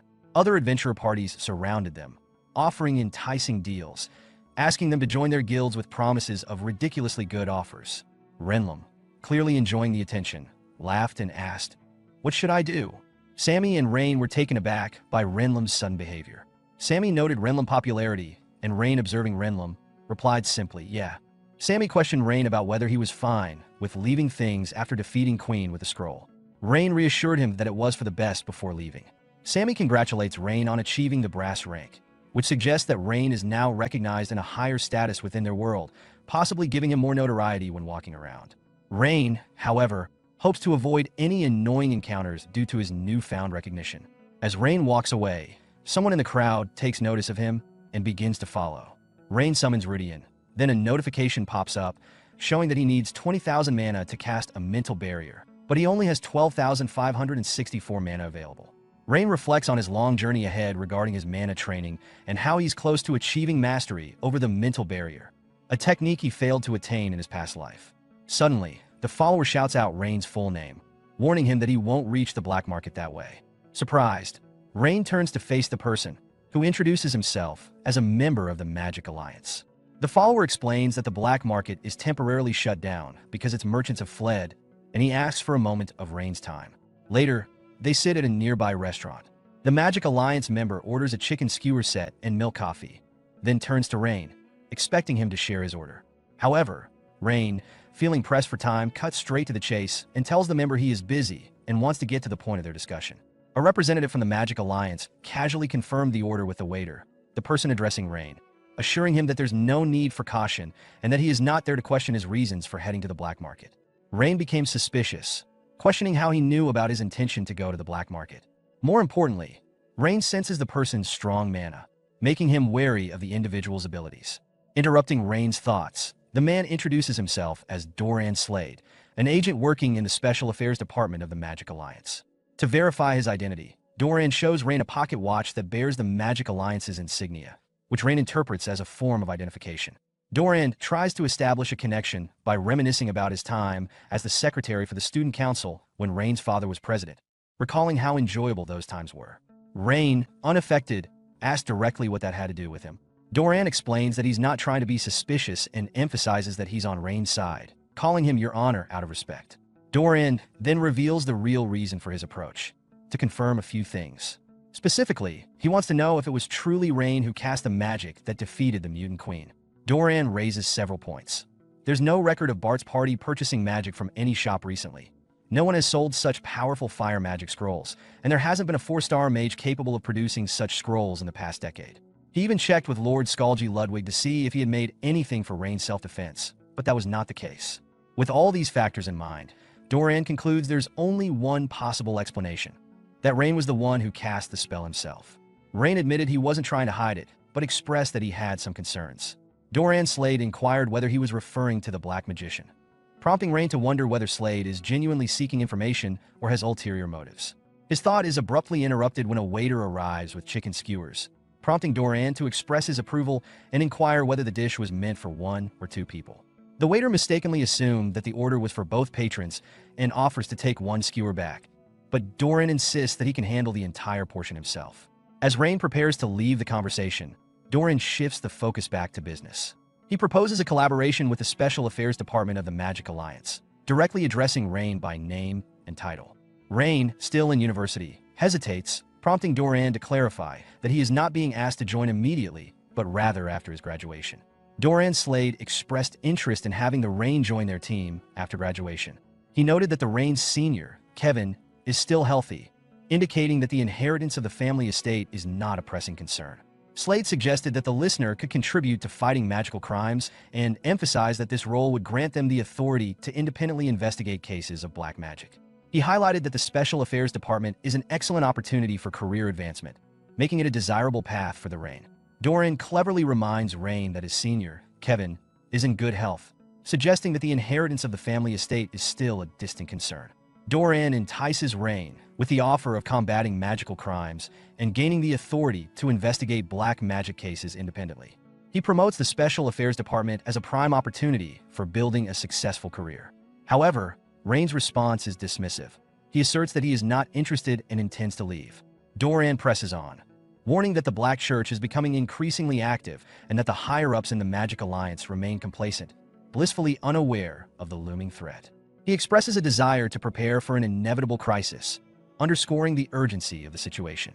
Rain, while expressing a vague willingness to consider Doran's proposal, remains skeptical and internally grapples with the implication of having to fight against dark forces once again in this life. As Rain departs, Doran offers practical advice about sourcing items from the black market, suggesting that Rain check out the VIP escort missions at the Adventurers Guild after midterms during the holiday break. As Rain turns away without a word, he exits the scene, leaving behind a lingering tension. Almost immediately, Tyrented from Special Affairs approaches Doran Slade, inquiring if he was just rejected by Rain. She expresses disbelief at Doran's choice to pursue Rain, who has earned a reputation as a disaster prodigy, and questions the logic behind targeting someone from the so-called Golden Generation of first-year students at Delayton. Doran Slade acknowledges that Rain doesn't quite seem to fit the mold of the Golden Generation. Tyrented presses for more details, asking why Doran believes this. Doran speculates that Rain has not had any interactions with Tarina. He suggests that they should broaden their search for other candidates who might fit their criteria. Tyrented challenges Doran's theory, questioning whether any of the new Delayton students would have had contact with Tarina at all. Dora encounters that, based on his intuition, he suspects that there might indeed be someone with a past connection to Tarina, possibly even before they enter the school. This leads him to consider investigating their backgrounds. As their conversation unfolds, Doran reflects internally on the audacity of anyone claiming to belong to the Golden Generation, particularly in light of Rain's immense potential. He acknowledges the influence of his senior, Kevin, who has mentored Rain, and recognizes the formidable challenge posed by Rain's capabilities. He has never felt so intimidated by someone's potential before. Rain expresses disappointment, stating he couldn't get the book he was after. Junior librarian Karen reassures him, admitting it was a mistake on her part and expressing relief that he is safe. Rain laughs, lightening the mood, and inquires whether a peculiar man, one who wears a hat and has a constant grin, has visited the library. Karen responds that she hasn't seen anyone like that. However, she recalls that someone from the Special Operations Division of the Magic Alliance did stop by to reminisce with the first-class librarians he knew, although she didn't see him and can't describe his appearance. With this new piece of information, Rain acknowledges it and decides it's time to return to his dormitory, thanking Karen again for her help. Karen downplays her contribution, insisting it wasn't worthy of being called information. Later, upon arriving at his dormitory, Rain reflects on the man's visit, considering the implications of his not having met Karen face-to-face. He wonders who the man could have spoken to about the black market, further deepening the mystery surrounding this individual. As he approaches his door, Rain notices two wooden boxes lying outside and remarks that they have arrived just in time. He brings the boxes inside, excitedly unpacking them to reveal two enormous white pearls. He marvels at their size and feels satisfied with his purchase, noting that he bought the most expensive and best quality pearls. Rain realizes that with these spirit pearls, he can infuse sufficient magic power to create a mental barrier. Placing one hand on each pearl, he assesses his current magic power, calculating it to be around 12,000. He knows that to cast the mental barrier effectively, he requires approximately 20,000 magic power. Thus, he plans to store 8,000 magic power within the pearls for use during the casting. Rain begins the process of infusing mana into the pearls, focusing intently as he channels his magic power into them. After some time, he withdraws his hands, noting the pearls glowing with a blue hue. He thinks to himself that the infusion of magic power is complete and that all he needs to do now is wait for the mana to stabilize. As he waits, the pearls gradually stabilize, allowing him to proceed with the next step of his process, using the mental construct known as Flowing World Lord. As he activates this construct, a rapid flow of mana occurs, causing the pearls to creak under the pressure. The symbol of the mental barrier begins to glow, imprinted on his hand. However, Rain is soon overwhelmed, coughing up blood, and collapses to the ground, leading him to suspect that he has failed in his attempt. Despite the initial setback, the symbol continues to shine, and 4 distinct magic circles manifest on the ground around him. Each circle represents a different aspect of his magic. The first, U, signifies the quality of flow. The second, Rio, pertains to the quality of measuring. The third, John, relates to the quality of enhancing. And the fourth, Say, symbolizes the quality of the world. As Rain observes the magic circles, he experiences a profound sensation. He realizes that the mismatched parts of his magic are aligning perfectly one by one. In that moment, he recognizes that the magic circle forming in his hand is exactly what he had envisioned. He thinks, this magic circle is perfect. The mental barrier is like a mirror reflecting the caster's mind. However, the effort proves to be too much, and he collapses to the ground. While lying there, Rain recalls the words of the second sage, Krista Warden, who spoke about the connection between the thirst for truth and the mental image. He now understands that the construct Flowing World Lord, doesn't impart new knowledge but rather compensates for his existing inadequacies in technique and understanding. This revelation aligns perfectly with his learning methods and empowers him to master magic through self-study, eliminating the need for formal instruction. Rain realizes he has taken another significant step toward achieving the status of a 7-star sage. In the Delayton conference room, a gathering of university professors convenes to discuss the academic schedule. Chancellor Medelia Page initiates the meeting by inquiring whether the graduation academic schedule has been finalized. Professor Kyle confirms that with the field training now dispatched, the focus for the upcoming week can shift to the first-year students as per usual. Medelia acknowledges that this year's first-year class appears to be particularly talented, stirring curiosity among the faculty about how their performance will unfold. Professor Owen expresses his anticipation, while Professor Thean shares his eagerness to see the outcomes of the students' efforts. Professor Ivan adds to the discussion by remarking on the excitement surrounding a certain genius student rumored to have hidden his talent. His comment, however, provokes a visible reaction from Professor Ellen, who seems upset by the implication and quickly mutters that one never knows what could happen. In an attempt to diffuse the tension, Professor Caroline urges Ellen to remain calm, suggesting that Ivan's comment was not meant maliciously. Yet, Ellen directs her frustration toward Medelia, noting her relaxed demeanor and suggesting that the next student to face scrutiny might be the genius girl under Medelia's mentorship, implying that she could face a challenging situation similar to Logan. A lighthearted comment from another professor about looking forward to the unfolding events adds to the banter in the room. Medelia reflects on her student Kanisa, considering how things might have turned out differently had the original plan been followed.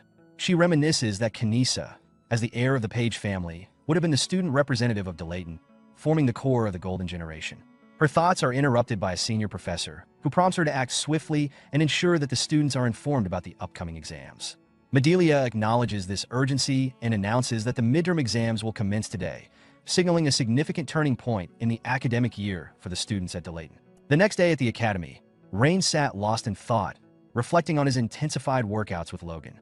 While acknowledging his improved stamina, he still felt the strain. Nearby, a group of students discussed heading to the auditorium, prompting Rain to question Krista, who was hurriedly packing her books. Krista explained that the rush was due to a briefing for the midterms, which confused Rain since he thought they were scheduled for the following week. Krista clarified that at Delayton Academy, schedules often changed unpredictably, a tactic used by the dean and professors to prevent students from cramming. Gertrude Panton joined the conversation, pointing out that last year the midterms began the day after the schedule was announced. Rain, amused by the unpredictable nature of the professors, joked about their prankster tendencies, but Gertrude countered, describing it as a power trip. Rain brushed off Gertrude's critical comment, stating confidently, "If she can perform well under any circumstances, that's true skill. These professors know what they're doing." His assured response irked Gertrude, who managed a weak smile but was secretly fuming. "Think so annoying, it's even worse when they're right. Rich kids are always unbearable, except Lady Krista." Breaking the rising tension, Krista stood and asserted, "That's why they give it their all, with no regrets. Let's go." At the main building auditorium, the trio, Krista, Gertrude, and Rain, arrived at the first floor auditorium, where a heavy tension filled the air. Nervous students were sweating visibly, their collective anxiety spreading throughout the room. Even Gertrude, normally composed, began to feel uneasy. Rain, however, remained calm and unaffected. He quickly spotted Logan in the crowd and called out to him. Logan, surprised by how quickly Rain had arrived. Rain smirked confidently. "This much is nothing. He has been mixing up his workouts like he suggested." Logan, intrigued, probed further. "And how's that working out for him?" Rain sighed in mock exhaustion, stated it feels like he is going to die. As the tension lingered, Gertrude leaned toward Rain and whispered, "He shouldn't get all friendly with him. Doesn't he know Logan is one of his biggest rivals in this exam?" Rain, unfazed, replied to Gertrude, "He's his trainer. He even gives him magic protein every day." Her eyes widened in disbelief. "Magic protein? Just because he feeds him, he think he's nice? What is he? Some pigeon at a fountain?" Overhearing their exchange, Logan smirked and quipped, "Look who it is, Krista's lackey. Want some magic protein too?" Flustered, Gertrude shot back. She is not in the mood to play games. If he is looking for a fight, she will kick his ass. Logan grinned mischievously. He is so terrified. He was just about to hand her some magic protein. Before the argument could escalate, Krista's sharp voice cut through the noise. "They're way too loud. If they're going to chat, take it somewhere else." Rain swallowed nervously, while Gertrude stammered to apologize. Logan shrugged, unfazed. Isn't she being a bit too sensitive? With her skills, she will pass easily, so why stress over it? Krista's tone turned serious as she warned, "Don't be so relaxed. They call it midterms, but it's really a way to weed out the untalented. Every semester, at least 20 students are expelled, sometimes as many as 50 or 60. She walked off, adding, "If they want to stay, fight like their life depends on it." Inside the auditorium, Professor Caroline's commanding voice silenced the room. She welcomed all of them. She stated, loving the tense atmosphere. "Keep that mindset throughout the exams. Now, let her explain the midterm details. The exams start today and will continue all week, ending Friday." Students exchanged uneasy glances as she continued. Their professors will grade their performance. If a professor decides to expel them, they'll have to pack their things and leave the dorm the same day. Now, let her introduce the professors who will be grading them. All eyes turned to the stage as the professors entered. Some students looked hopeful, while others grew visibly anxious. Gertrude, sweating nervously, suddenly tapped Rain's shoulder in excitement. Rain asked what's wrong. Gertrude whispered in awe. That's a celebrity. Rain blinked, confused, asked about it. Gertrude stared at Rain in disbelief. He doesn't know Professor Marina? Rain said nothing, prompting Gertrude to elaborate. She was the head of the Magic Alliance. Now, she's the head professor here. That position is the highest honor in the magic world, reserved for the most respected magician of the era. And guess what? She succeeded his grandfather, Scarlsea Ludwig, in that role. Rain's eyes widened in shock. Gertrude smirked, and she stated now, he understands? Rain, suddenly nervous, thought to himself, she's on the same level as his grandpa. Meanwhile, another student gestured toward the professor standing behind Marina and whispered excitedly, "Look, that's Kyle, the top graduate of the class of 1378. And Professor Geron. He built his own magic tower at 20. Then there's Professor Ellen, who writes weekly columns for Magic Hearing Daily. This lineup is unbelievable." Marina began chanting, conjuring a glowing magic circle around her mouth. When she shouted, "Shut up," the circle amplified her voice into an ear-splitting roar that immediately silenced the auditorium. Her sharp gaze swept over the students as she snapped, "Do they think this is some kind of picnic? This midterm is designed to weed out the useless among them. The professors evaluating them now aren't the same ones who coddled them before." Rain, Logan, and Christo exchanged confused looks, each thinking coddled? Who's she talking about while thinking about Teacher Owen? Marina pressed on, "These professors will cut them off the moment they fail. He is looking forward to seeing how many of them survive. Finally, they look ready for a real challenge. Not bad." Her cold smile deepened as she announced, "Their exam sites will be assigned based on their individual traits. Check their locations and follow their professor. And remember this, at Delayton, the strong rise and the weak are discarded." And then she dismissed them. At the G exam site, near Zhuling Peak, Professor Kyle addressed the students, informing them that they would be tackling a labyrinth as part of the exam. He urged them to use all the magical knowledge and skills they had gained. The students were visibly nervous, with some questioning whether they would even make it out alive. Rain, muttering to himself, remarked that he didn't remember any caves in the area. Kyle overheard and asked about it. Rain explained that, since the Red Ridge Mountains were considered sacred grounds of the Red Dragon Legion, it was surprising to find a labyrinth there. Kyle, impressed that Rain knew this, confirmed that the labyrinth was created specifically for the exam. He assured the students that while they might get injured, their lives would not be at risk, likely. The more pressing concern, according to Kyle, was whether they would pass or fail. Kyle then explained the evaluation process. Students would be graded relatively rather than absolutely. The first-place finishers would receive an S rank, second and third place would earn a ranks, and so on. Those ranked 39th and below would be given an F rank, required to retake the exam, and some might even be expelled. The main criterion for evaluation was the time it took to clear the labyrinth, which meant eliminating all the targets inside. If a team failed to finish in under 40 minutes, they would be expelled immediately. The challenge would be completed in pairs. Kyle's assistant, Gimar, was busy preparing while Kyle explained that the teams were assigned based on the students' average entrance scores. He instructed everyone to team up with their assigned partner once the results were displayed. As the students awaited their team assignments, Rain wondered who his teammate would be. Suddenly, a clay doll appeared beside him and fell to the ground. Before he could react, Krista crushed it and taunted, claiming that the heavens were cruel for making them compete against each other. She warned Rain that she would crush his pride just like the doll. Krista's taunt was interrupted by Logan, who joined the group and revealed that he and Rain were on the same team. Both Rain and Krista were shocked, with Rain excitedly shaking Logan's hand, expressing his pleasure at the lucky pairing. Krista, still confused, questioned the fairness of the team assignments, saying it was odd for top students to be on the same team. Logan shrugged it off, while Rain, smirking, responded to Krista's comment by suggesting that she was finally acknowledging his abilities. Krista, after briefly sizing up Rain, remarked that while he wasn't as good as her, he was still decent, but then recalled that Rain had entered through a supplementary exam, which seemed to bother her. Nearby, students whispered about Rain and Logan being on the same team, recalling their past conflicts. Krista, dismissing the gossip, declared she was still going to take first place. Rain, unfazed, questioned why rankings mattered so much, asking if graduating at the top was really that important.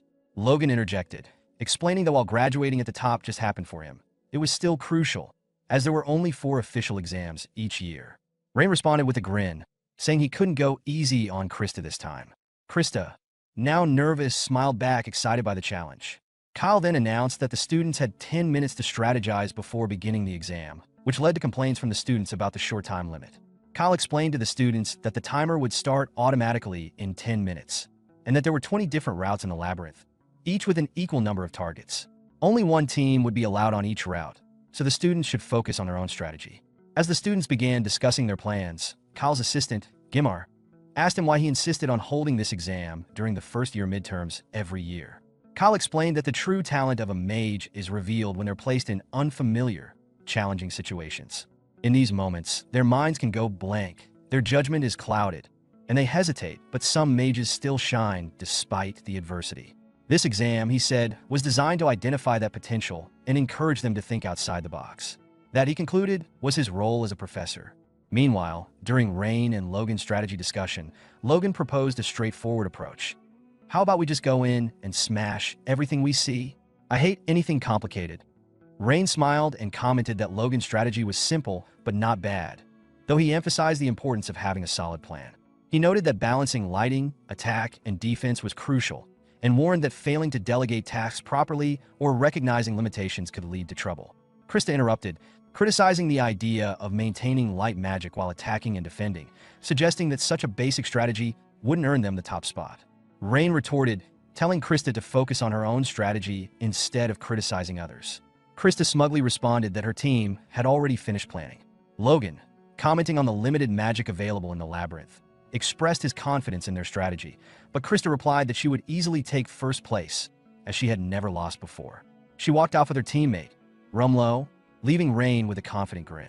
Meanwhile, Team 2, consisting of Krista and Rumlow, entered their assigned route in the labyrinth. Kyle observed their progress on a floating screen. As they moved forward, Krista ordered the use of light magic. Rumlow cast both light and detection spells, soon reporting the detection of 2 enemies 20 meters ahead, one on the wall and another behind a northwest pillar. Krista demonstrated exceptional speed as she summoned over 10 sand soldiers at once, leaving everyone around her stunned by the rapid casting. Observers were amazed, counting the summons in disbelief, wondering how she could conjure so many so quickly. Kyle, watching from a distance, explained that this was the bloodline magic of the Warden family, a powerful technique created by the second sage, Riot Warden. He highlighted that even for a 2-star spell, her casting speed was extraordinary, and controlling 12 summons so flawlessly at her age was an impressive feat. After swiftly defeating the 2 monsters in her path, Krista stood confidently, eagerly awaiting more challengers. Rumlow used detection magic to identify 3 more monsters within range and pointed towards a left hole to inform Krista. Krista responded quickly, stating, "Good, she's going in." Turning to Rumlow to confirm the locations, Krista asked where over there was. Rumlow checked his spell and clarified, "It's in the crevice at 3 o'clock, the second one is at 8 o'clock, and the third one is on the ceiling ahead." Krista then ordered her 3 sand soldiers to attack, and they quickly eliminated all 3 monsters with powerful strikes. Rumlow was impressed by how Krista managed to control all 3 sand soldiers at once. Krista interrupted his thoughts, asking why he wasn't checking for more enemies on their side. Rumlow confirmed there was nothing there after checking his detection magic. Krista then suggested they move on and find more monsters, and the 2 of them proceeded forward. As the students watched Krista's sand soldiers in action through the floating screen outside the labyrinth, they were astonished by the soldiers' fluid and lifelike movements. One student remarked, "They're completely autonomous. Don't they look like living beings?" Rain commented, "To cast a 2-star spell with that kind of precision, really impressive." Logan, however, wasn't surprised. "Well, that's expected. Krista is the most promising genius of our generation." Rain, still curious, asked, "Is she really that amazing?" Logan responded, "Everyone knows that. Even the elders at our school have warned us to be cautious around her." Inside the labyrinth, Krista's sand soldiers were efficiently defeating monsters, with one carrying Rumlow. However, despite their success, Krista was dissatisfied with her current strength, thinking, "Not yet. This level is still far from enough." Her thoughts shifted to a childhood conversation she had with 2 figures, one in red and the other in dark blue. She had asked, "Isn't the Warden family's ancestor a sage? They're the only family besides the Page family?" The person in red replied, "The Page family is in a different league. The current head is the Chancellor of Delayton. But what about your father, the head of the Warden family? He only just became a 2-star mage. How can 2 families, both with sages, be so different?" The person in dark blue interrupted, saying that's enough. The person in the red outfit advised Krista to face the truth, saying it was for her own good. He tapped her shoulder and added, "Tell her father that the Warden family isn't fit to be a noble magical household." The weight of the title is too much for them right now. Everyone says so. Her mother and both her sisters can't even use magic properly. It's time to let go. If she keeps holding on, she'll only bring more shame. It's better for everyone if she quietly leave the magical world. In the present, Krista continued to eliminate monsters, thinking to herself, there's nothing to think about. It's simply a lack of talent.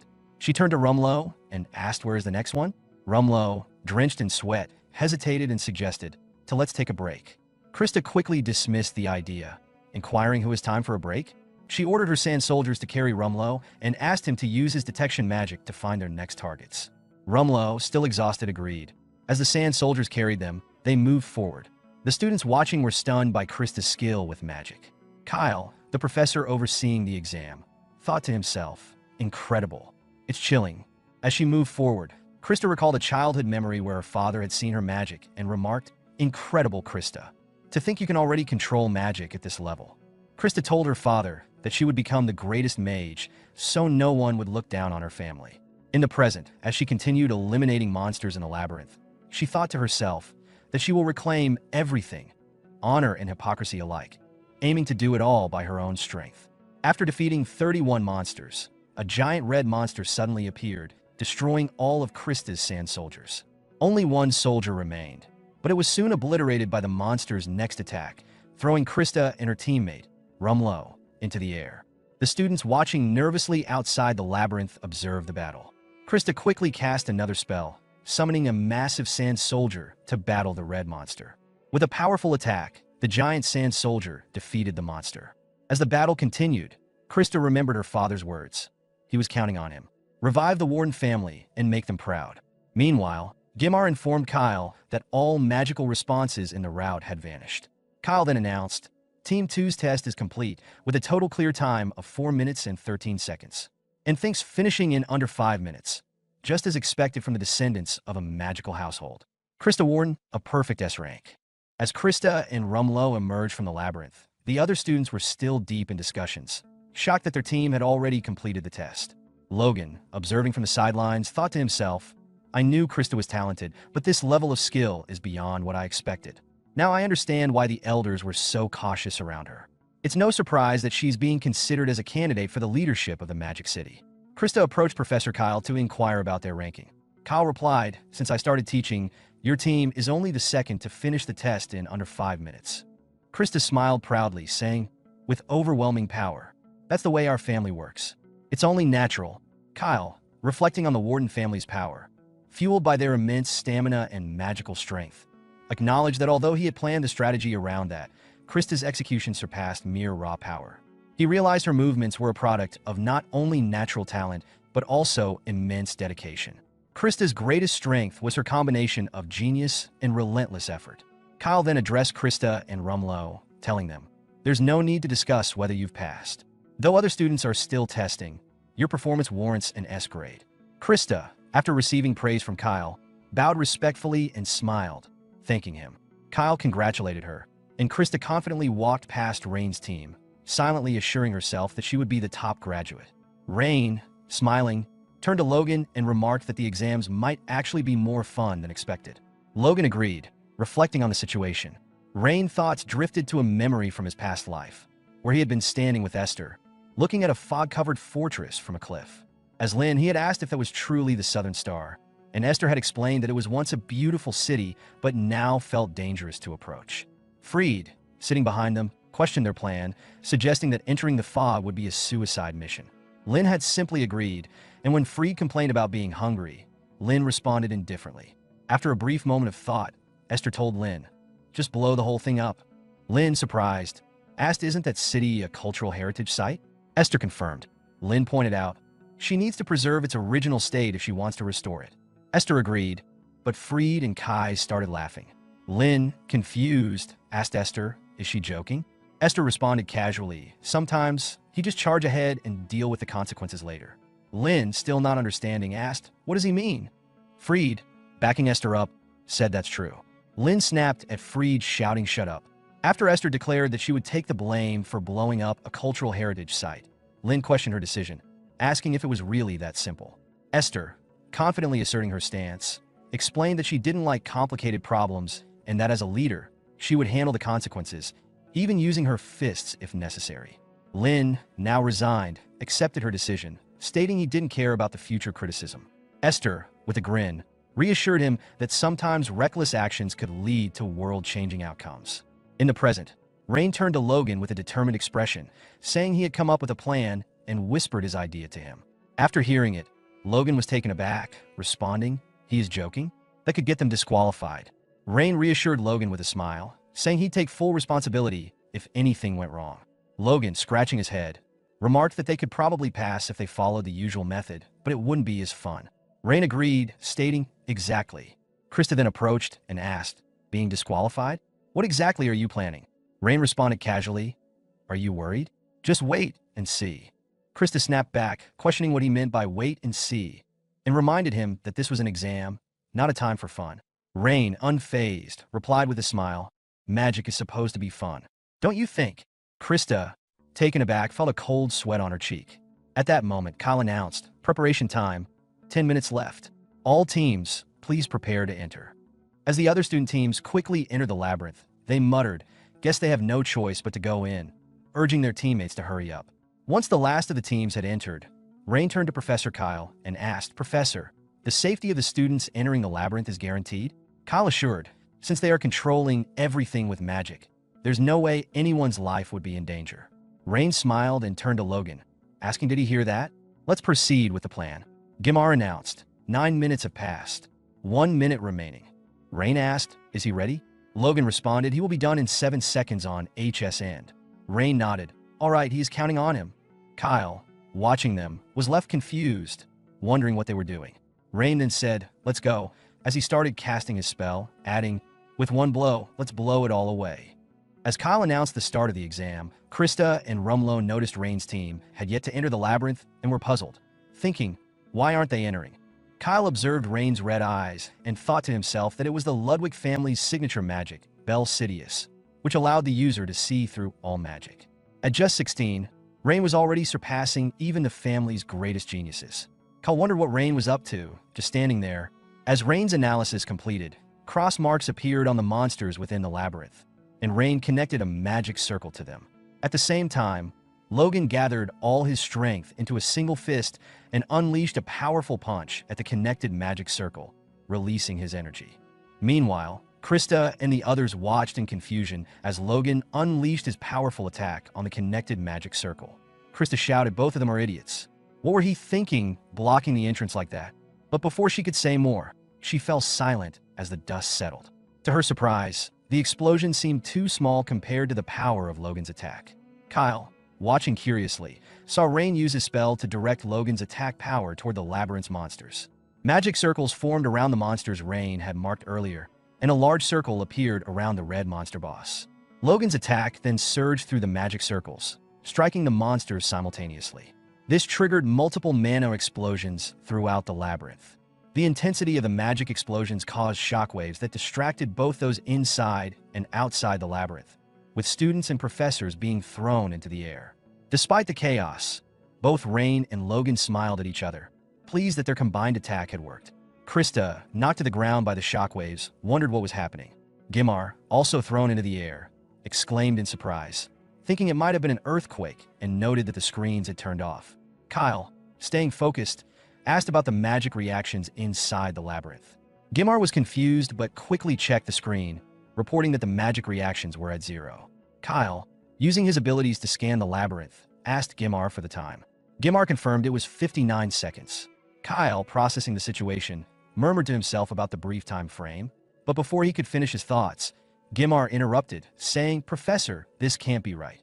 Kyle questioned Gimar about his concerns, and Gimar expressed his disbelief, stating that the exam's purpose was to assess the students' abilities inside the labyrinth. He argued that destroying the labyrinth and relying on luck to eliminate targets went against the exam's purpose and shouldn't be rewarded with an S rank. Kyle calmly explained that geniuses often defy conventional standards of perfection. Instead of adhering to established ideals, geniuses create a new form of perfection, which is what Rain and his team had done. Gimar, still unsure, asked about this new kind of perfection. Kyle acknowledged that from a traditional evaluation standpoint, Rain and Logan's team might appear far from perfect. He then asked Gimar if he had ever thought about destroying the labyrinth. Gimar admitted he hadn't thought about it, but suggested that if he wanted to, he could. Kyle affirmed this and explained that the key was not in the destruction itself, but in Rain and Logan creating an entirely new path. They were the first to think of such a solution and succeeded where others hadn't, which was the most important part. As Kyle reflected on their innovative success, he considered the deep magical knowledge and understanding it would have taken to transform such a reckless idea into reality. He wondered if this could mark a turning point for them. Kyle then told Gimar to watch closely, as one day these students might grow to be central figures in the world of magic, potentially changing its very horizons. 40 minutes later, Kyle announced the conclusion of the exam and informed everyone that the results had been posted for them to check. This year's exam, more challenging than usual, saw most passing students finish within 30 minutes. Many ran out of mana or struggled to control their magic, leading to numerous injuries, while others had to retake the exam after being hit by the target's attacks more than 3 times. Given these circumstances, Krista and Rumlow's team completing the course in just 4 minutes and 13 seconds was an impressive achievement. Kyle's decision to temporarily award them an S rank was completely justified. However, when Logan and Rain's team finished the course in under a minute, Krista's score was adjusted to an A rank, which left her shocked. The scene shifted to Krista's childhood, where she stood at a prestigious mage family gathering, eagerly demonstrating her magic abilities. A spell illuminated the air, earning her murmurs of approval from the crowd. "Did you hear?" one onlooker whispered. "The third daughter of the Warden family can already use 2-star magic. At just 6 years old? That's incredible." Another replied, their tone tinged with awe. Amid the praises, another voice muttered, "It's a relief. The Warden family was on the verge of ruin. This might help them regain their footing." But the conversation soon turned to another topic. "By the way, how's the Ludwig family faring?" one attendee asked, lowering their voice. "Not well," came the solemn reply. "No one expects any improvement. They call their heir the Disaster Prince. It's tragic, but honestly, it's a blessing he's not in our family." Krista overheard their hushed exchange, pride swelling in her chest from the compliments she'd received, but mixed with a lingering unease from the cruel remarks about the Ludwig family. Determined to confront the issue, she sought out Rain, the boy at the center of the gossip. Finding him alone, she approached with frustration evident in her voice. "Why do you live so cluelessly? Don't you care about what people say? Aren't you angry? Try harder. Prove to those fools that they're wrong." Rain, however, remained silent. Without a word, he turned and walked away, leaving Krista stunned and unsure how to process his reaction. She had expected anger, defiance, anything but this quiet retreat. Years later, the two crossed paths again at the academy. While walking along a bustling street, a thief targeted Krista, but before she could react, Rain stepped in. With precise and lightning-fast spellcasting, he disarmed the thief effortlessly, leaving onlookers in awe. "Did you see that?" one bystander whispered. "His casting speed. It's almost as fast as the professor's." Krista stood frozen, her heart pounding as she watched Rain, now a shadow of the silent boy she remembered. What happened? She wondered. He wasn't this strong back then. At the entrance exam, Rain arrived late, causing a stir among the professors. Professor Caroline turned to Krista with a puzzled expression. "If he's here for the exams, why is he still lingering around? The test started long ago." Krista immediately defended him. "Can't you just let him pass?" Caroline frowned. "Rules are rules. Being late disqualifies him." Undeterred, Krista pressed on. "But he was late because he was helping someone. Doesn't that count for something? Can't you make an exception?" Caroline raised an eyebrow, amused. "Since when do you care so much about others?" Krista crossed her arms, her tone determined. "You saw what he's capable of earlier, right? Someone like him can stir things up here. It's good for the school to have someone interesting." Inwardly, she thought with satisfaction, "Finally, you've decided to give it your all." Her persistence paid off, and Rain was allowed to continue. On the first day of school, Krista approached him confidently. "You've been recognized by me as my rival," she declared with a smirk. In the present, Krista stood frozen before the results screen, her expression one of disbelief. She couldn't tear her eyes away from the rankings. Her teammate, Rumlow, approached her, his tone upbeat. "Lady, thanks to you, I got a good score. Even though my rank dropped to A, I'm satisfied." Krista barely registered his words, her mind consumed by the results. "I lost again?" She thought, frustration bubbling inside her. To someone who casually talks about enjoying magic? To someone like him? Why didn't I think of destroying the labyrinth? Even if I had, I couldn't have pulled it off. Her competitive spirit burned as she stared at Rain's name above hers on the leaderboard. Nearby, Professor Kyle observed her reaction with a knowing look. He noted her intense focus and muttered to himself, still burning with competitiveness? That's good, but following in Rain's footsteps won't be easy. He sighed and stepped forward to make an announcement. Originally, we were going to award an S rank to only one team. However, given the unique circumstances of this exam, we've decided to award the S rank to two teams, Rain and Logan's team, as well as Krista and Rumlow's team. After the results were announced, students whispered in agreement, praising Krista and her team's performance, acknowledging the challenges they had overcome. The professor's right. They really did well, considering the disadvantage. As expected of the top students, they murmured. Krista clenched her teeth in frustration and anger. As she processed the tie, Rain approached her with a smile. So, the exam ended in a tie. You're pretty impressive. I'm seeing you in a new light. He extended his hand toward her. However, Krista, anger and resentment bubbling to the surface, shoved his hand away. Don't come any closer, she snapped, shocking Rain, Logan, and the others nearby. She laughed nervously, trying to mask her pain. Do you think I'm going to accept this kind of result? She demanded. Rain, unbothered, replied calmly. Why not? You also got an S rank. Krista's frustration boiled over. Don't mock me, she shouted, her voice tinged with embarrassment as her peers and professors stared, unable to bear the weight of their gaze. She ran off before she could finish her sentence. Rain, surprised by her outburst, moved to follow her, but stopped as he turned to Logan. What's wrong with her? Did I say something offensive? Logan sighed, his tone resigned. I don't know. I'm from the 8 schools. I don't really get the Mage family students. Rain wasn't buying it. Don't lie, he replied with a knowing look. It's written all over your face. Logan hesitated before explaining. The Warden family is done for. People call them a disgrace to the Mage families. Until Krista was born, they didn't have the skills to maintain their noble status. She's the one who brought them back to recognition, carrying the entire family on her shoulders. Even now, she's their last hope. That's a heavy burden for anyone. Later, Krista, now alone, stopped to catch her breath, her mind racing. Rain approached her quietly from behind. She straightened at the sound of his footsteps and turned to face him. A noble of a Mage family is supposed to be respected, revered, she said, her voice tight with emotion. We should be admired, not pitted. I've sacrificed everything to reach this point. From the age of 6, I've trained to become the genius they call me. And yet you, she gestured toward him, her frustration palpable. You, with no regard for honor or tradition, just enjoying magic. Outranking me? It's infuriating. In a fit of anger, she cast a sand golem spell and sent it to attack him. Rain, calm and composed, easily destroyed the golem with a single move. I love magic, he said, his voice steady. When it works the way I imagine, it makes all the pain and hardship worth it. It's a feeling only those who've worked hard can understand. But I wasn't always like this. I went through my share of pain and frustration too. Krista stood rigid, her eyes blazing with anger. But Rain continued, undeterred. You've carried your family's legacy alone, trained tirelessly, and achieved so much. But tell me, wasn't there a moment, that first time you succeeded in casting a spell, when you felt joy? That sense of accomplishment? That's what magic is about. Shut up, Krista shouted, casting an even larger, more powerful golem at him in retaliation. Rain, unshaken, continuous, the disgrace and responsibility you carry aren't yours alone. You could have walked away at any time, but you didn't. Why? Wasn't it because you couldn't forget that joy from back then? Krista, though seething, remembered the first time she successfully cast a spell, the elation she had felt at that moment. Her mind flashed back to that memory as she launched her golem at Rain. In the present, after defeating her golem, Rain stood tall, his tone calm yet firm. You're strong, Krista. Whatever choice you make, no one will dare question you. But try to find joy in magic again.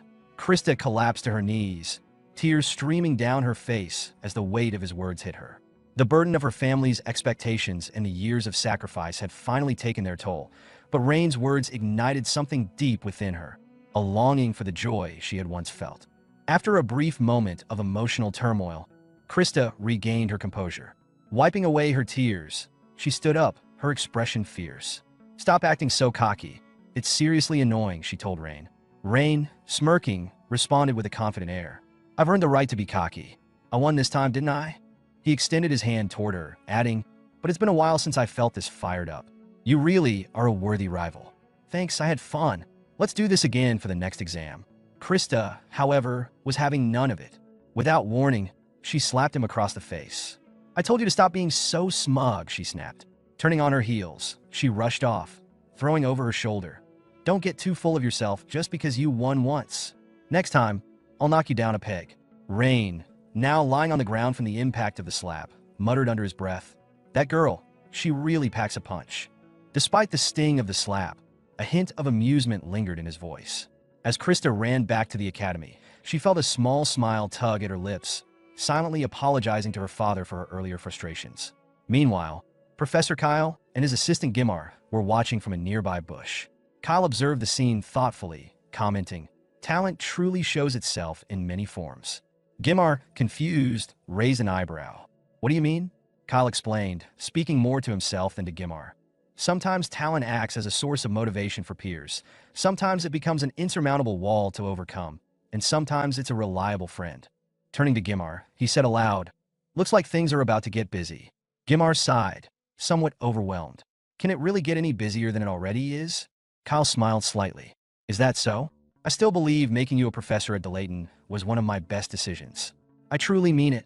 Now let's start wrapping things up. Call the students in for the retake." "Yes, sir," Gimar replied, nodding.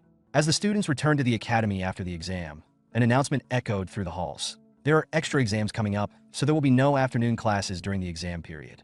"Got it?" Logan, noticing Rain's swollen cheek, turned to him with a grin. "By the way, your cheek looks a little swollen, doesn't it?" he teased. Rain brushed off Logan's comment about his swollen cheek with a quick, "It's just your imagination." Logan raised an eyebrow, unconvinced. "I see, just my imagination then." Rain swiftly changed the subject, eager to move on. "So, does that mean we have free time this afternoon? Let's hit the gym." Logan, slightly exasperated, replied, "We just finished the exam. Aren't you tired?" Rain, still energetic, countered, "That's exactly why we should do more." Logan chuckled in response. "Well, sure, if you say so." As they entered the classroom, their homeroom teacher, Owen, greeted them with a mischievous chuckle. "Sounds like you've still got plenty of energy left. That's good to hear. As luck would have it, I prepared 150 questions each for both the math and magic exams." "Oh, and there's a written exam too. None of you are leaving for the dorms until it's all done." Rain and Logan's expressions darkened in disbelief. Logan hesitated, asking, "Do I really have to?" Owen grinned widely. "If you don't want to, feel free to head home. All the way back home." Logan quickly changed his tune. "On second thought, I'd love to." Owen turned his attention to the other students lingering near the back of the room.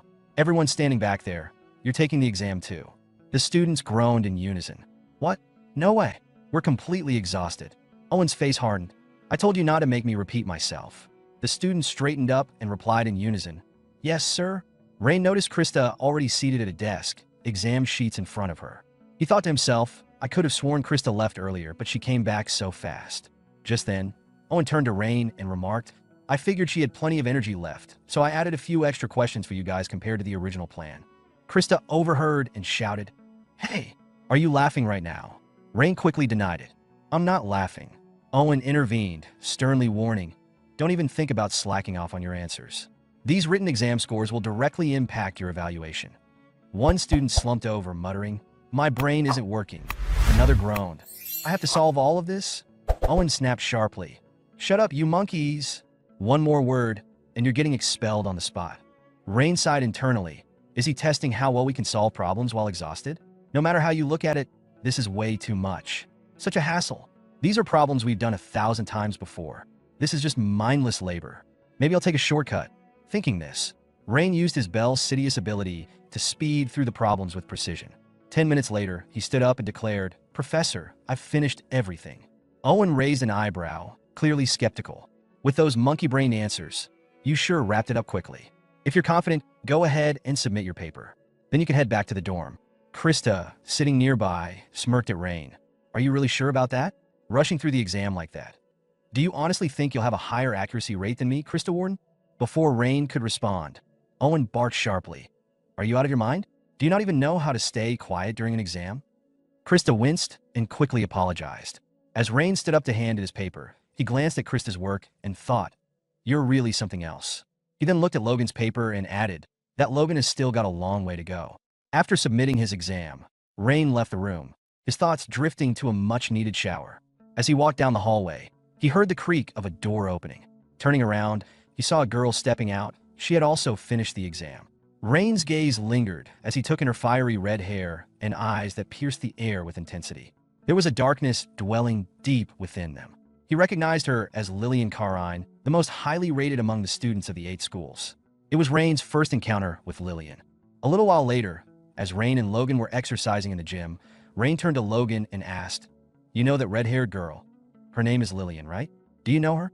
Logan nodded. "Of course I do. But why are you asking?" "No particular reason," Rain replied. "I ran into her in the hallway yesterday after I finished the written exam. The atmosphere between us, I don't know how to explain it, but something felt off." "What kind of person is she?" Logan's expression grew thoughtful. "Lillian Carine, the secret weapon of the Rivendell School. I heard she could use 2-star fire magic when she was just 5, and by 7, she had already formed a contract with one of the 4. From the moment she joined the school, rumors started spreading about her." Rain thought for a moment. "Rivendell, the school that specializes in fire magic." Logan continued.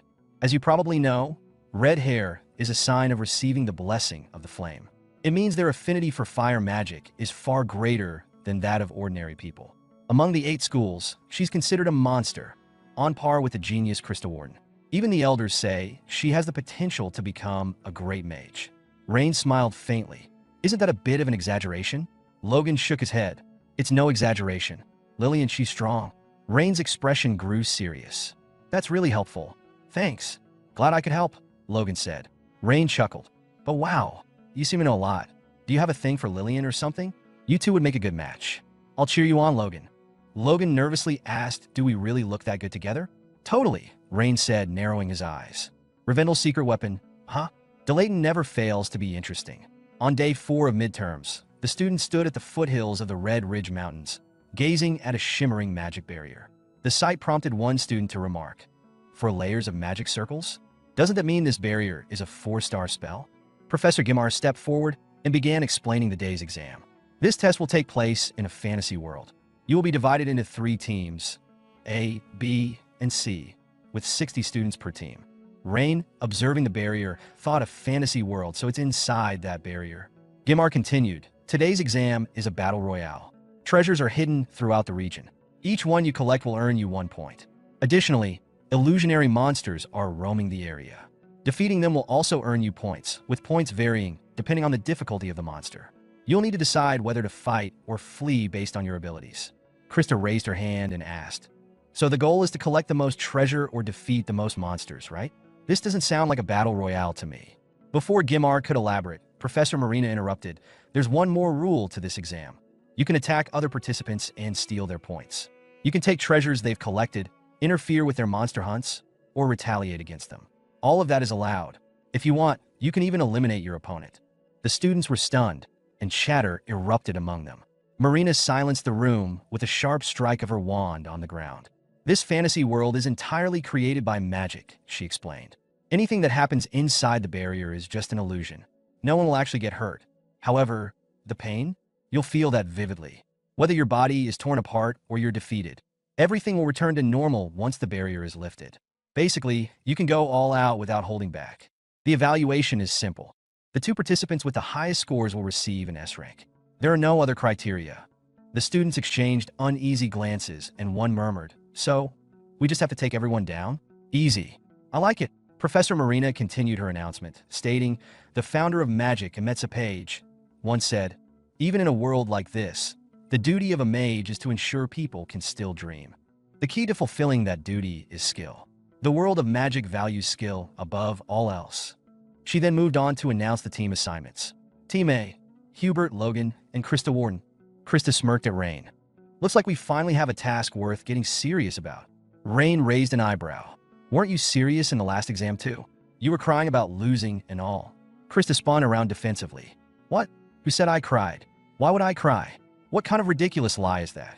She spotted Gertrude laughing and shouted, "Hey, what's so funny?" After taking a deep breath to calm herself, Krista turned back to Rain. "Anyway, Rain, get your act together and make sure you bring back that S rank. I, Krista Warden, am the only one allowed to take it away from you. Don't you dare lose to anyone else." Rain and Gertrude exchanged amused smiles, which made Krista shout, "Stop provoking me." "Team A, your exam begins now," Professor Marina declared. As Team A started their trial, Marina moved on to Team B. "Next up is Team B. Gertrude Pennon, Lillian Carine, and Rain Ludwig. She continued listing the names. Rain approached Gertrude from behind and asked, "Are you nervous?" Gertrude, startled, turned to face him. "Nervous?" Gertrude, who serves Lady Krista? "Nervous? You must be joking. Aren't you the one who should be nervous, Lord Rain?" Rain tilted his head. "Me? Why would I be nervous?" Gertrude, sweating slightly, replied, "Because you're on the same team as Gertrude. If you run into me early on, you might not survive." Rain grinned. "That won't happen."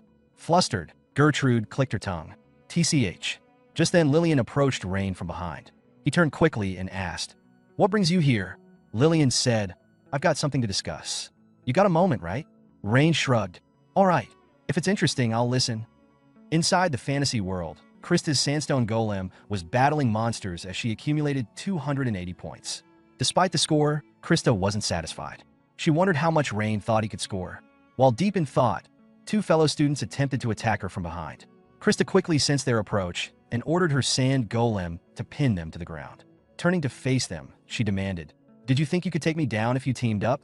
The students, clearly intimidated, stammered, "No, of course not. Please stop. We were wrong." Krista commanded the golem to release them and remarked, "Killing you two won't give me enough points, and it's just unpleasant. Next time, fight fair and square." The students quickly apologized and ran off. Meanwhile, students observing the exam from outside the barrier commented on Krista's abilities. One remarked on how impressive it was that someone her age could freely control 2-star summoning magic, while another praised Hubert for his strategic use of wind magic to gather treasures and defeat monsters, earning 253 points. Logan, too, was noted for his rough but powerful approach, accumulating 249 points by defeating both monsters and students. Professor Kyle observed, "As expected, these three are dominating." His assistant, Gimar, agreed, commenting on the impressive skills of the trio. Professor Marina, however, dismissed their efforts, saying, "But those guys are just small fries." Meanwhile, Professor Ellen silently observed the ongoing test. The scene shifted to Lillian, who confidently declared, "I've never lost. Not even once." Rain, puzzled, glanced at her, and Lillian continued, "Not even once have I been defeated. If I lost, I'd be beaten to death. Why have you been hiding your talents all this time?" Rain replied, "I wasn't exactly hiding them. It's just that there wasn't a reason to show them off." "I see," Lillian said. "Just like a young master from a powerful family." Gertrude, overhearing, chimed in, "Aren't you also from a prestigious family? Why are you teasing Rain by calling him young master?" Lillian smirked at Gertrude's remark about prestigious families, responded, "I don't deserve that title. If anything, you should call me a tool." Rain was confused, prompting Lillian to explain her past. She wasn't born out of love, but rather created for a singular purpose. Her father, Dayton Karain, the dean of Rivendell School, subjected her to harsh and cruel treatment. Locked in a room from childhood, she was forced to learn magic under extreme duress. If she failed a test, she was beaten unconscious. Her father would even torture her mother in front of her, using fire magic to burn her as a punishment for failure. Lillian's father, a master of fire magic, knew how to cause immense pain without leaving permanent damage. Rain, shocked by her story, compared it to his experience at Osiria's school and asked, "So if you don't graduate as the top student, will that happen again?" Lillian coldly responded, "Not anymore. If he tries, I'll kill him first." Gertrude, overhearing, thought about Dayton Karain's 4-star mage status, wondering if Lillian could truly defeat someone of his caliber. Lillian continued, revealing her goal: to graduate from Delayton with exceptional grades, earn the school's recognition, and use that power to expel her father. She warned, "Don't get in my way." Gertrude dismissed her dream, boasting about Krista's genius. Lillian retorted, calling Krista a greenhouse flower, implying she was sheltered and weak. This insult angered Gertrude, but before the situation escalated, Rain intervened. He acknowledged Lillian's desperation but firmly stated, "I can't give up on being the top student. I have a friend waiting for me." Lillian, glaring at him, gave a final warning. "I've explained my reasons and given you a warning. If you still insist on getting in my way, I'll have no choice but to eliminate you." Later, the results for Group A's exam were announced. Krista and Hubert had dominated, earning 361 and 338 points, respectively, securing S-rank evaluations. Exhausted, the students exited the fantasy world, and Gertrude approached Krista with a towel, praising her efforts. Krista, though tired from the exam, casually brushed off the praise, saying, "Thanks, but it was like a walk in the park." Meanwhile, The barrier mages informed the professors that Team A had completed their exam and exited the barrier. Professor Kyle then addressed Team B, asking them to choose their starting points for the exam. The available zones ranged from A to H, each with different strategic advantages and disadvantages. Rain pondered his options, considering the various factors. Zone A and Zone F, large and filled with treasures and monsters, were popular but risky. Zones B and C, with peaks for good visibility, could lead to being surrounded. Zones D and E, located in the forest, offered good hiding spots but limited visibility, making scoring difficult. After weighing his choices, Rain settled on the best place for his current needs. Professor Kyle instructed the students to visualize their chosen starting point in their minds before entering the fantasy world.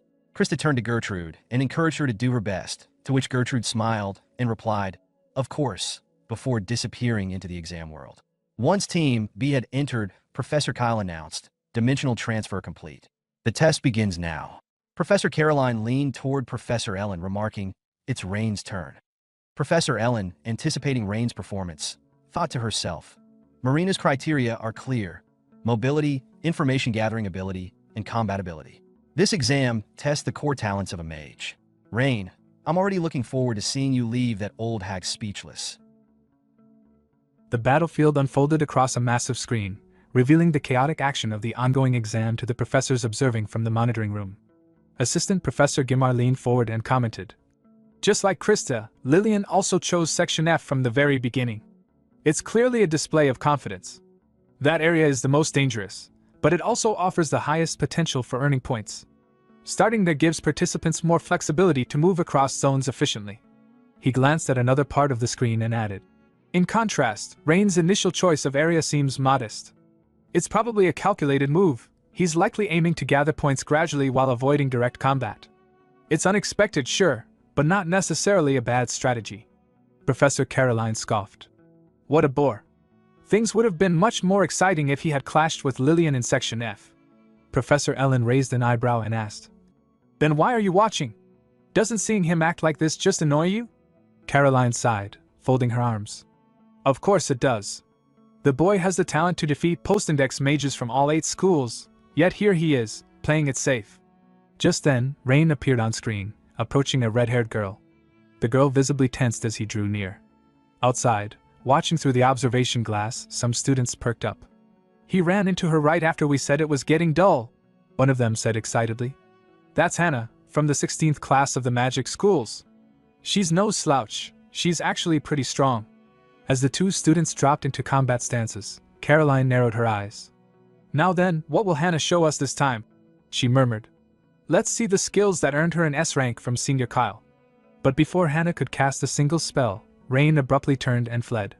The students watching outside gasped in confusion, and Hannah herself stood frozen, clearly baffled by his sudden retreat. Inside the monitoring room, both Ellen and Caroline were stunned. Caroline's eyes widened. "What the? Is this for real?" Professor Ellen, Rain's aunt, couldn't contain her fury. She stormed toward the exam site, only to be restrained by Professor Duran. "How can he just run away like that?" she shouted in disbelief. Meanwhile, Rain's classmates Krista and Logan exchanged concerned glances. "Is he seriously aiming for the S-rank evaluation acting like that?" Logan asked, puzzled. Krista looked just as uncertain. "I honestly can't tell." However, not everyone was displeased. Senior Professor Marina chuckled and said, "As expected of Scalzi Ludwig's grandson. Quite the eccentric." Gimar turned to her, frowning. "Is this really the time to laugh?" Marina smirked. "What's the problem, you fool? Things just got far more interesting. He's conserving energy. That kid must be planning something big. Let's see if he can make up for all the points he missed." 40 minutes into the exam, Gimar reviewed the scores. Compared to Team A, the current top score is a bit lower, but still quite impressive overall. Professor Kyle leaned in. "So, who's in the lead now?" The view shifted to Zona, mid-mountain terrain, where a student grinned, having just discovered a hidden treasure. But her moment of triumph was short-lived. In the blink of an eye, the treasure was snatched away by none other than Gertrude Panton. She smiled at the surprised student just as a monster lunged at her from behind. Calmly, she turned and dispatched it with a clean, lethal kick. Watching the display, Caroline thought to herself, "I assumed Gertrude was just hiding in Krista's shadow. But clearly, she's a top-tier magician in her own right." Gimar confirmed, Currently, the top spot belongs to Gertrude Panton, of a baronet family. Kyle raised a brow. What about Lillian from Rivendell School? Gimar scanned the rankings. Surprisingly, she's not even in the top 20. Actually, she's dead last, with 0 points. The scene shifted again, to a mountaintop, where Lillian sat motionless, her eyes closed, as if meditating. Gimar observed. She's been in that position since the exam began. What kind of strategy is this? Just then, a student, trailing a monster, entered the area. As the beast charged toward Lillian, it was suddenly engulfed in flames, reduced to ash before it could get close. The observing student recoiled, quickly hiding behind a nearby rock. Maybe she doesn't care about her score at all? Gimar mused. Meanwhile, Rain continued collecting treasures across the map. He had only engaged in combat once, during a direct encounter with monsters, and yet he had managed to climb to 13th place with 198 points. A quiet, methodical rise. Watching his progress, Caroline commented. He's in Section C now, a mountainous area. Seems like he's quite used to climbing. Still annoyed by Rain's earlier antics, Ellen muttered. Maybe he was a monkey in his past life. Caroline shrugged. At this pace, though, it'll be tough for him to catch up with the top contenders. Ellen narrowed her eyes. What on earth is Rain planning? Suddenly, the weather shifted. Rain began to fall across the entire exam zone, both inside and out. Everyone turned their eyes skyward. It's raining, someone muttered. Rain looked up, then smiled. Perfect weather. Monsters with sensitive hearing will be easier to hunt.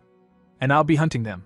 Back on the mountain, Lillian, still seated, suddenly became surrounded by floating fireballs.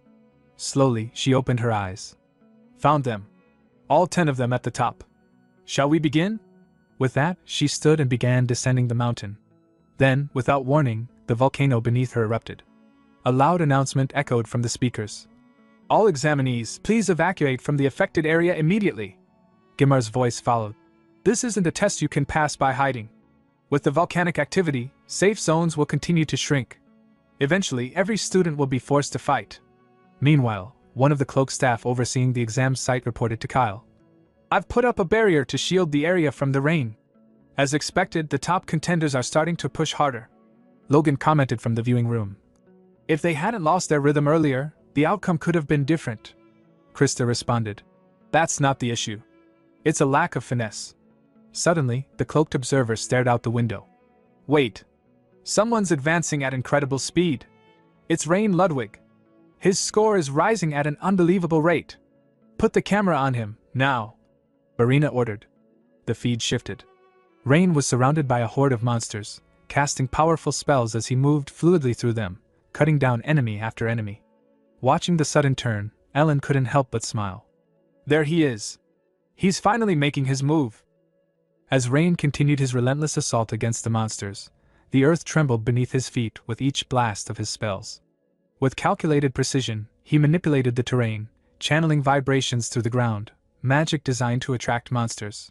The air crackled with energy as more and more beasts were drawn to him, lured by the pulse of his vibration-type magic.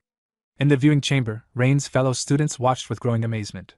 One of them shouted, Rain Ludwig's score is skyrocketing. He just overtook 12th place. Now he's in 11th. Wait, 9th? No way, he's already in 8th.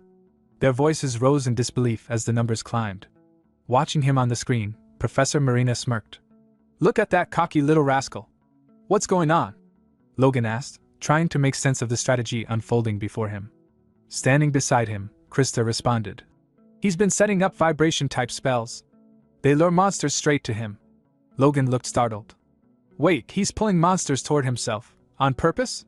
Krista nodded, recalling Rain's previous movements. He must have been preparing for this the whole time while wandering around Zone C. On screen, the scene was chaos. Rain stood at the epicenter of a writhing horde of monsters, dodging their attacks with remarkable agility. As the numbers reached a critical mass, he narrowed his eyes and whispered to himself, now's the time. He pressed his hand to the ground, releasing a spell he had been preparing. From the earth, enormous spikes erupted, massive roots of hardened magic, impaling the clustered monsters in a wide radius. The monsters shrieked before collapsing one after another. Krista and Logan stared at the screen, speechless. They watched the jagged roots sprouting from the soil and skewering the beasts. Is that? Krista trailed off, confused. But there aren't any trees in that area. Professor Kyle, the architect of the exam, furrowed his brow. That's right, there's no flora there to work with. Could it be? Was this his plan from the beginning? Just then, the cloaked observer reported. Subjugation points have been tallied. 164 additional points awarded to Rain Ludwig. Caroline raised an eyebrow. Casting a 3-star spell with that precision and sustaining it while surrounded by enemies. Ellen smirked. For him, that's nothing. She glanced at the updated score. 362 points total. That puts him in first place, across both teams. On the battlefield, Rain glanced at his score and gave a small nod. This should be enough. With quiet confidence, he began to move away from the area, thinking, time to slip out before things get messy. But Kyle wasn't so sure. He studied the field and muttered. The terrain is shrinking fast. The lava has spread across most of the map. There are hardly any monsters or treasures left. Gertrude won't be able to catch up at this rate. Suddenly, Gimar spoke up. Senior Kyle! What is it? Kyle asked without taking his eyes off the screen. There's something strange, Gimar said, his tone uneasy. Bruno and N, they were ranked 3rd and 4th, but now they're missing from the leaderboard. Is that a display error? Kyle glanced at the rankings. Losing your vision already? I'm serious, Gimar insisted, pointing. Look for yourself. Kyle leaned in. His expression hardened. You're right. They're completely gone. I told you, Gimar muttered. Kyle's eyes narrowed. There was a major points gap between them and those below. Even if they dropped a few spots, they shouldn't have vanished entirely. Not top 10, not even top 20? That doesn't make sense. He turned to the cloaked observer. Pull up the footage from 3 minutes ago. Show the last known zone they were in. Yes, sir, the cloaked figure replied, fingers already flying across the console. Moments later, the footage lit up the screen. Gasps filled the room. Bruno was shown engulfed in a violent column of flame. His screams echoed before he crumpled to the ground, eliminated from the exam. The caster of the spell stepped into view, Lillian. With a cold expression, she turned her attention to Anne, who trembled as she began to prepare a lightning spell. But before she could complete it, Lillian struck again, launching another blazing incantation. The fire engulfed, and in a blinding inferno. Her screams tore through the field before she too collapsed, scorched and out of the competition. Lillian walked past the charred remains with a steely gaze, her expression unreadable. Watching from the viewing room, a few students whispered, stunned. They're monitoring her, right? Just a few more targets left. Lillian muttered under her breath. Taking down either first or second place should be enough. Professor Marina watched closely. She's incredibly powerful, and her personality, it's just like her father's. Meanwhile, elsewhere in the field, Gertrude Panton gasped as she scanned the rankings. Wait, when did he pass me? And Lillian, she's closing in fast. But where did second and third go? They were right behind me just a moment ago. She sighed. I have no idea what's going on. Suddenly, a fiery shape streaked toward her, a flaming bird, headed straight for her position.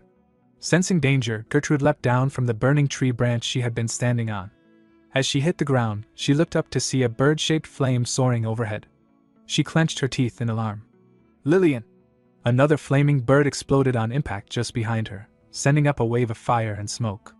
Watching from the observation deck, Krista shouted, Gertrude! The fire began to dissipate. Lillian, still calm, observed the scene carefully. Out of the lingering smoke, Gertrude burst forward. She moved behind Lillian in an instant, aiming a powerful kick. Lillian ducked just in time and began chanting another fire spell. Gertrude countered with her own, summoning a water barrier as she vaulted into the air, evading the blast and shielding herself from the flames. Back in the viewing room, Krista and Logan exhaled in relief. They're evenly matched, Logan said, eyes wide. They're both going all out, Krista added. Lillian pulled a talisman from her sleeve and tossed it into the air. It ignited instantly, transforming into yet another flaming bird. This one, Lillian muttered, might require a different approach than the others. The firebird launched toward Gertrude. With no time to spare, Gertrude raised her hand and cast a defensive water spell, erecting a shield just in time to block the searing blast. Gertrude laughed confidently as she stood her ground. You can try as many times as you want, but the outcome won't change. Just give up already. Lillian, however, remained silent. Without saying a word, she calmly pulled out a string of prayer beads from within her robes. The sight of them made Gertrude hesitate, her expression shifting to one of confusion. Then, As if guided by unseen threads, the beads began to float around Lillian in a slow, controlled orbit. Her movements precise, Lillian reached into her sleeve and retrieved another talisman. Watching from the viewing platform, Caroline narrowed her eyes. Those talismans. That's Rivendell's method. Their mages specialize in the Remedier class, adepts at combat support and enhancement magic. They use talismans to construct magic circles, accelerate rune inscription, and rapidly execute complex formulas in the middle of battle. The talisman Lillian held suddenly ignited, and from its burning parchment emerged a swarm of magical flame insects, glowing, ember-like creatures that buzzed and shimmered with heat. Fiery insect line, Lillian commanded.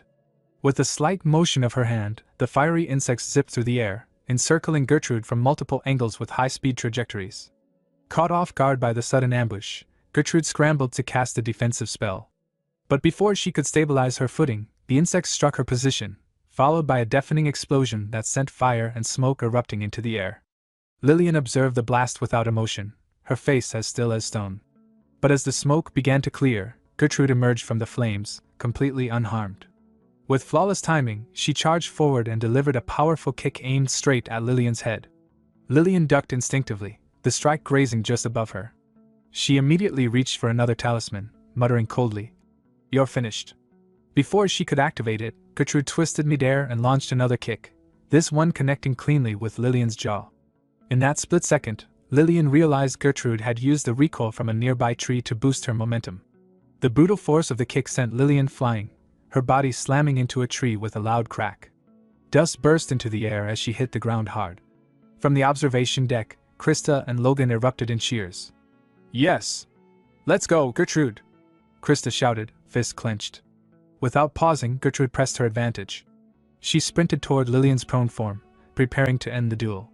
Lillian, seeing her opponent approach, summoned a fireball and hurled it at Gertrude.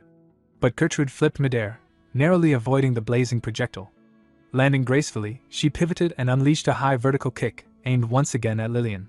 Lillian narrowly avoided the strike by stepping back, the force of the kick instead cracking the ground where she had just stood. Professor Ellen, watching with narrowed eyes, commented under her breath, "She's cornered. If she doesn't turn this around now, she'll be hit." As Ellen spoke, Lillian raised another talisman. But at that exact moment, the ground beneath Gertrude's foot lit up with a soft blue glow. A magic circle activated, and from the circle, a torrent of water surged upward, flooding the area. Professor Kyle leaned forward, impressed. "An underground water vein? Even the point she stomped on was premeditated. She's more skilled than I thought." As the water receded, the audience gasped at the scene that followed. Gertrude had pinned Lillian to the ground, holding her down with a powerful joint lock and gripping one of her arms tightly.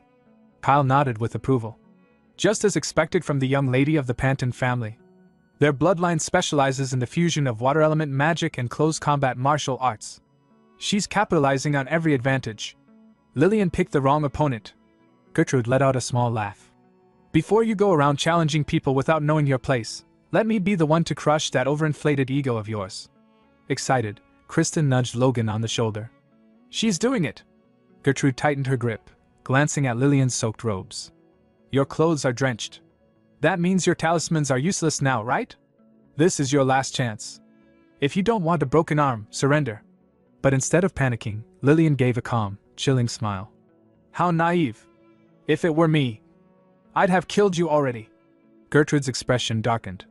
"So that's how it is. Then I guess you do want to see what rough really looks like." She began to twist Lillian's arm, the tension causing it to creak ominously. Wincing in pain, Lillian turned her head and looked straight into Gertrude's eyes. "The reason I use talismans isn't because I'm bad at calculations." She opened her mouth, and to Gertrude's shock, a glowing magic circle was engraved on her tongue. Lillian's voice was steady. "It's because I can't control my strength." The magic circle activated with a brilliant flare. Gertrude immediately let go and leapt backward, creating distance between them as the ground beneath Lillian shimmered with heat. As Lillian slowly stood up, the prayer beads floating around her began to glow and circle her rapidly. With a surge of mana, they ignited into flame and formed a burning ring around her. Gertrude narrowed her eyes. "Those are the remaining beads." Lillian's eyes burned with intensity. "Come forth, flaming serpent." The ignited beads spun faster and faster until, with a blinding flash, they burst outward in a massive eruption of fire. Gertrude shielded her eyes from the brilliance, and when the light faded and she looked again, her jaw tightened. Before her stood a colossal flaming serpent, its body coiled with radiant heat and glowing scales of molten fire, fully summoned and under Lillian's control. Lillian raised one arm and pointed directly at her opponent. "Devour her!" With a guttural hiss, the flaming serpent surged forward toward Gertrude. As the colossal flaming serpent slithered through the air with a roar of fire and fury, Gertrude's eyes widened in disbelief. She took a step back, heat washing over her face. "No way," she murmured. "To think it would be this powerful." High above in the observation gallery, Marina's voice rang with solemnity as she explained to the other instructors. "The flaming serpent. It's the mightiest of the fire element divine beasts Rivendell School has to offer. Among the 4 legendary summons, the serpent, the fire fox, the crimson hawk, and the scorched toad, the flaming serpent stands at the apex. It was the signature summon of Rivendell's founder, the Grand Mage Orbos Karine."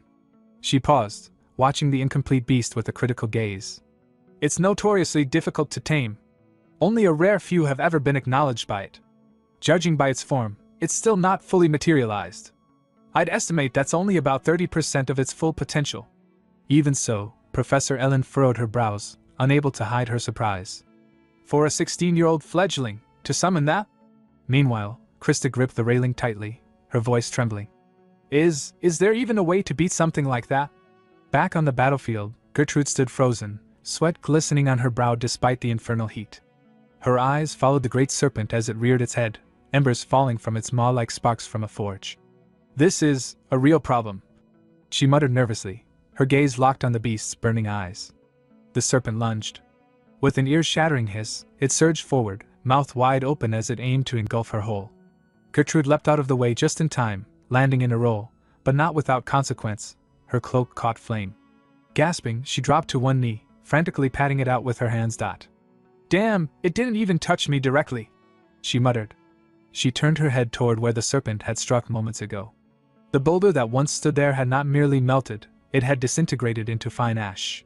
Her breath caught in her throat. That was the power of the flaming serpent. As the blazing creature slithered off in the distance, cutting through the battlefield like a firestorm, Gertrude watched in horror as it incinerated stray monsters and other students caught in its path. It circled slowly, deliberately, its glowing eyes never leaving her. A cloaked assistant near the edge of the arena relayed the situation to Professor Kyle. "Sir, the flaming serpent is encircling Gertrude. It's clearly marked her as its target. It seems Lillian intends to see this through, to the bitter end." Gimar, another staff member, looked visibly disturbed. "Senior Kyle, this has gone too far. Even if she doesn't die, the pain from being hit by that thing's flames, it'll leave more than scars. If she gets burned, she may never recover mentally or physically. Shouldn't we end the test now?" Kyle turned to Marina, seeking her judgment. "What's your call?" Marina nodded solemnly. "I suppose it's time to intervene." But before they could act, a presence entered the battlefield. Rain. Appearing atop a tree branch with his usual quiet intensity, Rain stared down at the chaos, his expression unreadable. His mind flashed back to his training days, and the words of his grandfather, Scalzi Ludwig, echoed in his memory. "With your current mana pool, there's a strict limit to what you can interrupt. The higher the rank of the magic, the faster you'll reach that threshold. Once you hit your mana cap, don't force it. You'll collapse. The key is choosing the right moment." Staring at the flaming serpent, Rain weighed his options. "I've already secured enough points," he thought. "I should just find a safe place and defend until the test ends. After that group hunt, I'm almost completely drained. No point in taking unnecessary risks." But then, he thought of her. "Esther." Rain clenched his fist. "But if it were you, you'd have left your friend behind." He jumped. Descending from the trees, Rain activated his spell, Bell Queries, his eyes scanning the arcane matrices within the flaming serpent. Magic formula, 5 interlocking triangles. Inscribed runes verified. Ratio configuration and summoning structure calculated. Total length and replication range mapped. Analysis complete. Calibration commencing. Blood trickled from his eyes as the sheer strain of analyzing high-rank magic tore at his body. "After fighting Logan, and that damned rat spider queen. I know it now." His breath came short, but his mind was steady. "Every time I break through, my mastery evolves. The stronger the enemy, the faster I reach 6-star magic. This isn't about saving Gertrude." His gaze hardened. "This is about me. Don't get it twisted. The serpent lunged again, its flaming maw moments from consuming Gertrude. Boom! In a flash of intricate runes and spiraling sigils, Rain invoked his trump card, Bel Sidious. A powerful wave of counteractive mana swept the arena. The flaming serpent screeched, its body beginning to disintegrate, unraveling into ribbons of fire and flickering motes of magical residue. In mere seconds, it vanished, completely dispelled before it could touch Gertrude. The entire field fell into stunned silence. Students gasped. Professors leapt to their feet. Even Marina's eyes widened, unable to hide her astonishment. On the battlefield, Lillian's expression twisted in disbelief as she stared at the empty space where her grand summon had just been. "My flaming serpent disappeared?" she whispered. Her voice trembled with disbelief. Though the examination didn't award points for aiding others, it had another purpose, one less obvious but equally important. Under the pressure of limited time, scarce resources, and the chaotic nature of a battle royale, this test also measured something intangible, the ability to make choices that went beyond pure self-interest. Professor Ellen narrowed her eyes. "So this test, it's testing character as much as power." Marina, watching Rain step into the fray, smirked. "Scarl, this has your fingerprints all over it, doesn't it?" Her gaze followed Rain's battered form. "Still, this one's going to end up as one of the highest scorers, no doubt about it." Meanwhile, Rain doubled over, coughing violently as fresh blood spilled from his lips and eyes. His vision blurred, but his thoughts remained sharp. "Forcefully canceling a 5-star spell takes more out of me than I'd calculated. I still lack the capacity, I'm not a complete vessel yet." Through the smoke and fading embers, Gertrude spotted him, wide-eyed with confusion. "Prince Rain?" Rain snapped his head toward her, his voice strained but commanding. "What are you doing? Move, get out of here, now!" Snapping to her senses, Gertrude staggered up and retreated, leaving Rain to face Lillian alone. The girl stood motionless, her breath shallow, blood staining the corner of her lips. As the wind swept past her, so did a series of cruel memories, voices of doubt and judgment. "The pension family's magic, it's fundamentally incompatible with yours." She bit her lip. "I don't even have the mana left to summon the flaming serpent again." Then her eyes locked on Rain. "It was him. He's the reason the summon failed. That boy interfered, again. But whether or not he stopped it..." She began walking toward him, her glare sharpening with each step. "I will find out." Meanwhile, Rain's body screamed at him to retreat. "I've got nothing left. No mana, no defense. I need to get out of here." But before he could take a single step, a shadow appeared before him. It was Lillian. Her expression was cold, calculating. "If I eliminate you now, I'll take the top score." And without hesitation, she summoned the flaming serpent again. From the professor's gallery, the cloaked assistant's voice trembled. "She summoned it again, but this one's smaller. Still, its heat signature is intense. That thing's still dangerous." As the serpent lunged, Rain leapt aside, barely avoiding the blazing fangs. But another flame shot toward him, Lillian's follow-up spell. "Rain, get out of there!" Ellen's voice rang from above. He tried, but his legs were sluggish, his body numb. Too slow. But then, boom! A thunderous sound echoed across the field as Gertrude dropped behind him, her boots slamming against the earth.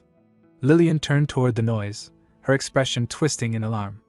But it was too late. With a roar, Gertrude charged, her fist pulled back and glowing faintly from the strain. She struck Lillian square in the gut with brutal precision.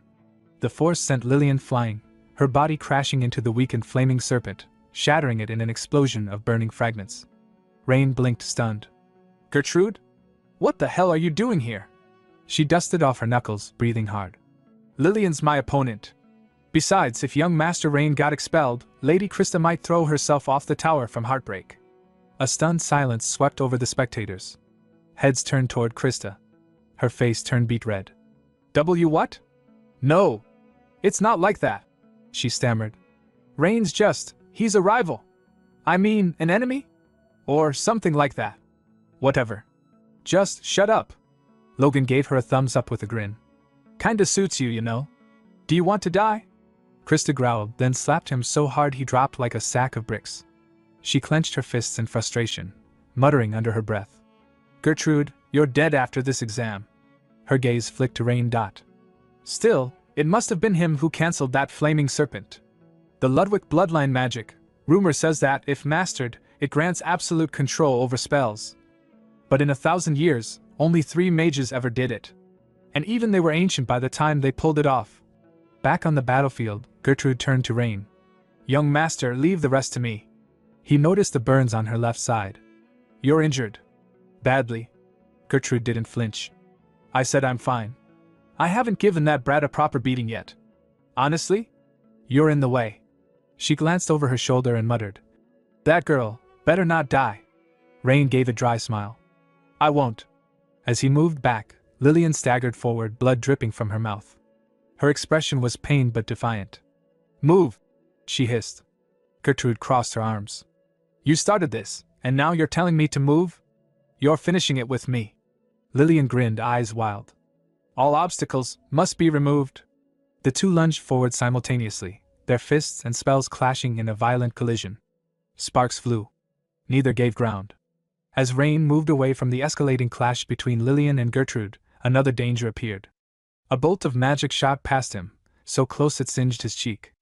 The professors leaned forward. Where did that come from? A moment later, several low-ranking students emerged from the trees, surrounding Rain like a pack of wolves. They're ganging up on him? One professor muttered. Rain knelt, picking up a broken wooden staff from the ground. My body's at its limit. No mana left. I can barely stand. This is bad. He tightened his grip on the stick, steadying himself despite the pain.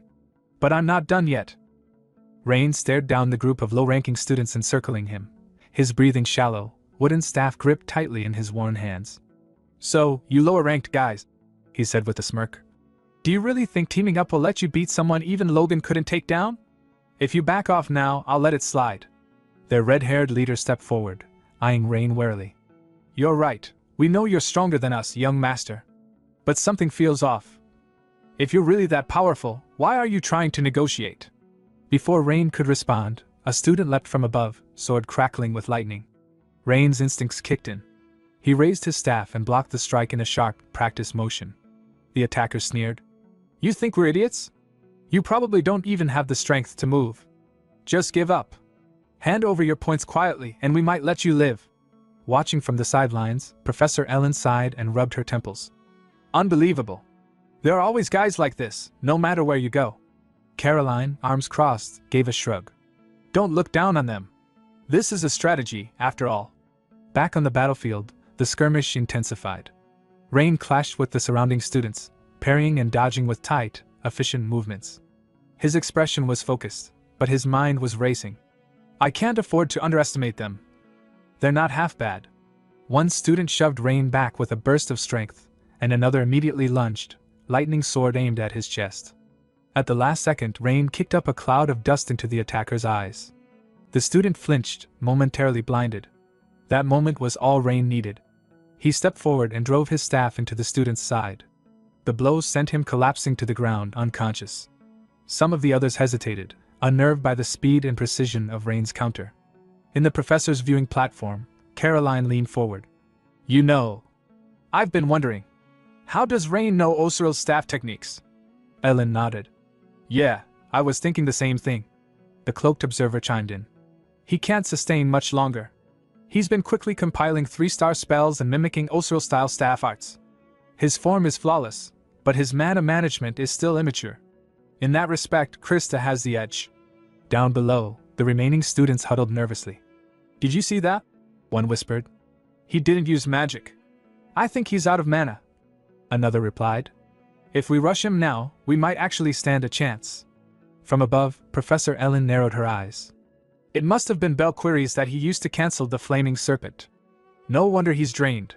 The low-rankers charged, yelling as they went. You botched the first attack. Stay back. Fine. You're up next. Yeah, let's stick to the order. Marina, watching Rain's ragged state, narrowed her eyes. Helping others is noble. But if you don't have the strength to follow through, it's meaningless. Just a futile gesture. So what now, Skarl's grandson? As two students reached striking range, Rain acted. Lightning crackled across the field. Electricity surged from the rain-soaked ground as soon as the attacker's feet touched it. Both students collapsed mid-charge, stunned by the sudden electric shock. The professors collectively gasped. Gimar furrowed his brow. When did he set that up? Wait, how does he still have mana? Kyle responded, impressed. He doesn't. That was his own lightning attribute sword, stored in a plasma state. He timed its release to coincide with contact on the wet ground. Just knowing how to do that is one thing, pulling it off, that takes real experience.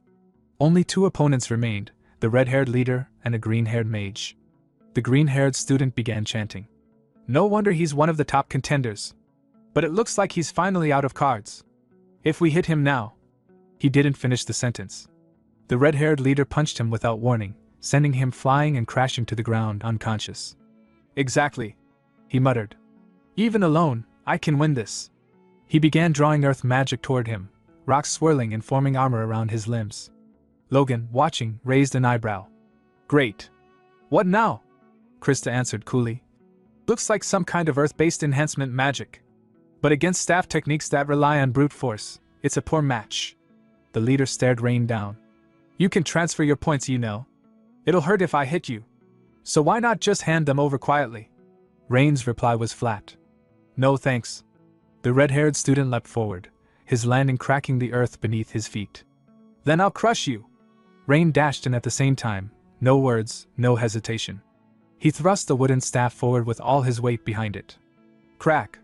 The strike hit the center of the rocky armor. The leader flew back, crashing into the ground, coughing violently. Fractures spiderwebbed across the stone covering his chest. Rain exhaled sharply. The Asura-style staff techniques? I helped create them. Don't underestimate me. The leader lay trembling, barely conscious. He clenched his teeth. He still has enough strength to move? Damn it. That last hit shook my guts. Did I misread him? No. He's definitely at his limit. Rain stood over him, staff in hand. This test assigns an F rank to those who fail, right? Ever wonder why the faculty's been watching this simple exam from beginning to end? The leader didn't answer. Rain continued. They observe everything because how you perform matters. It's not just about points, it's about process. If you fail to score or worse, embarrass yourself with a botched ambush like that. He narrowed his eyes. You don't just get an F. You risk expulsion. The remaining students looked horrified. But if you survive, you're at least guaranteed an E rank. And if enough drop out, they'll curve it. You might even end up with a C or B. A massive explosion echoed behind them.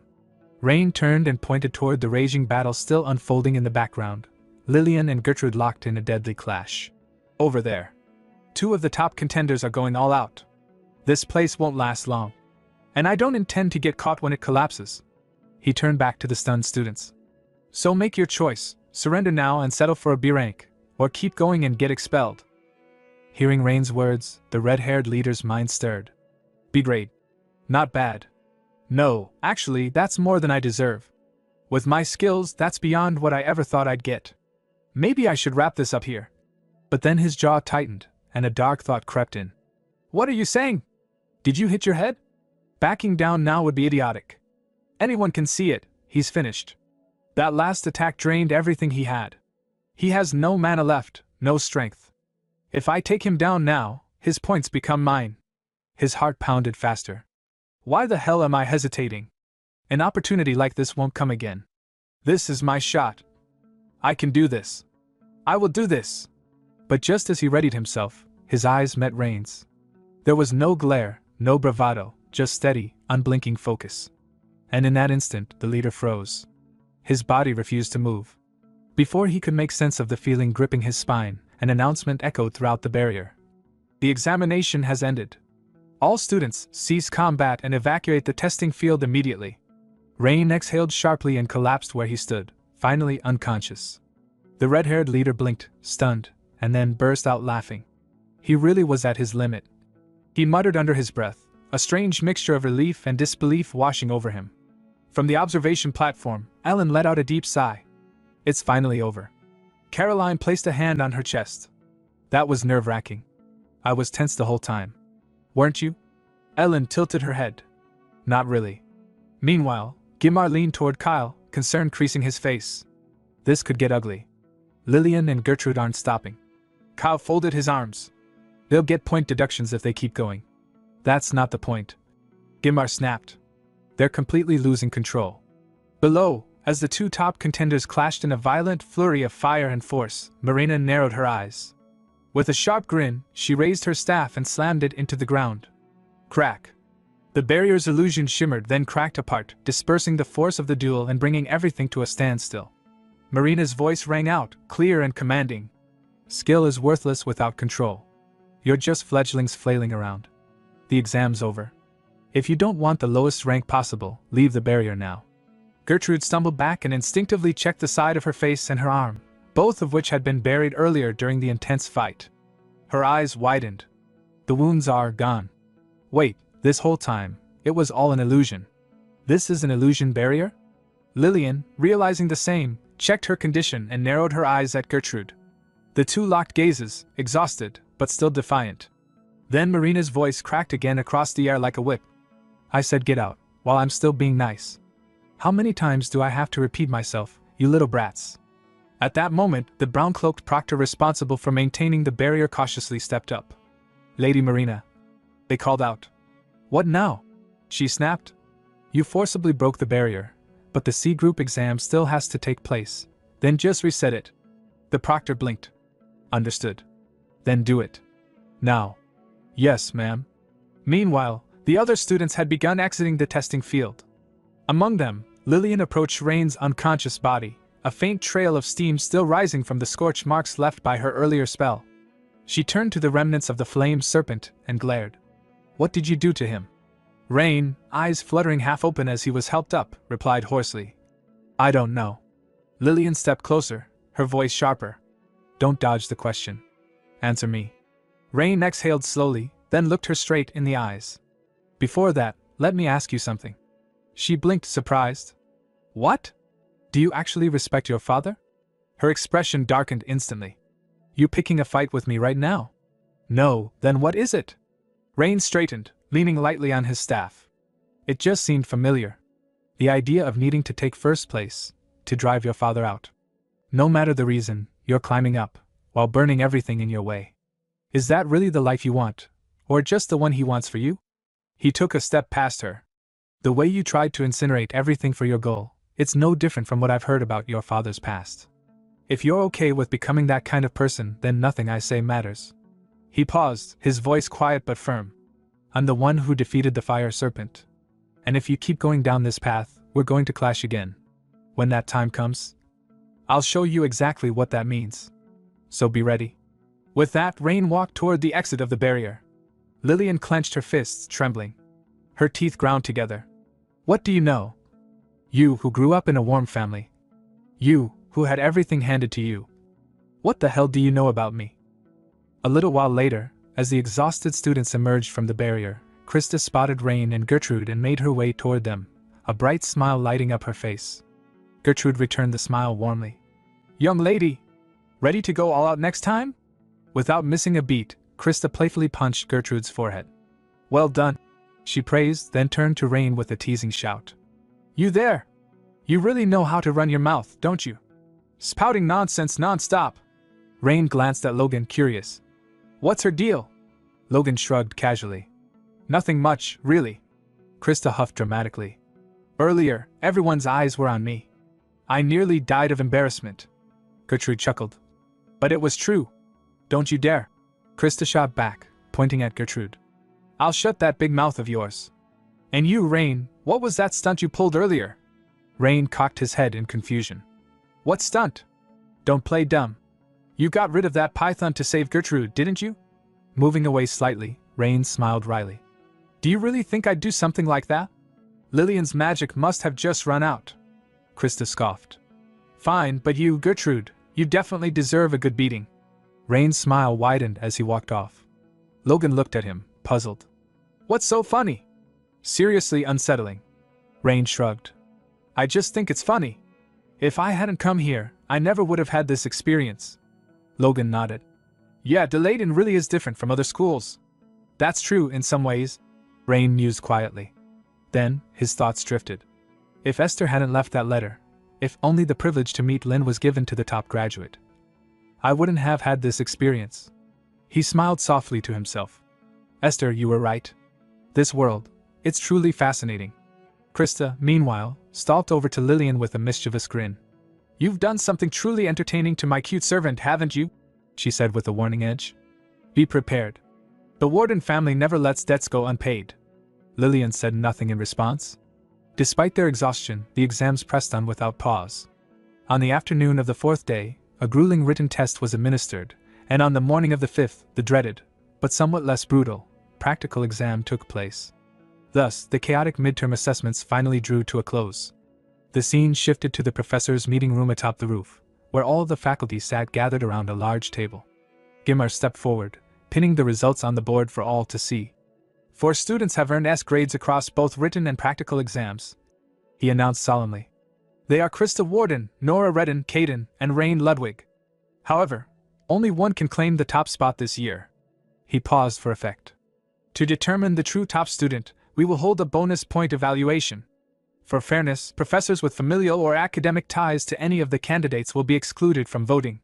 The regular professors may each award 1 bonus point, Assistant Professor Kyle may grant 2 points, and Senior Professor Marina has the privilege of awarding 3 points.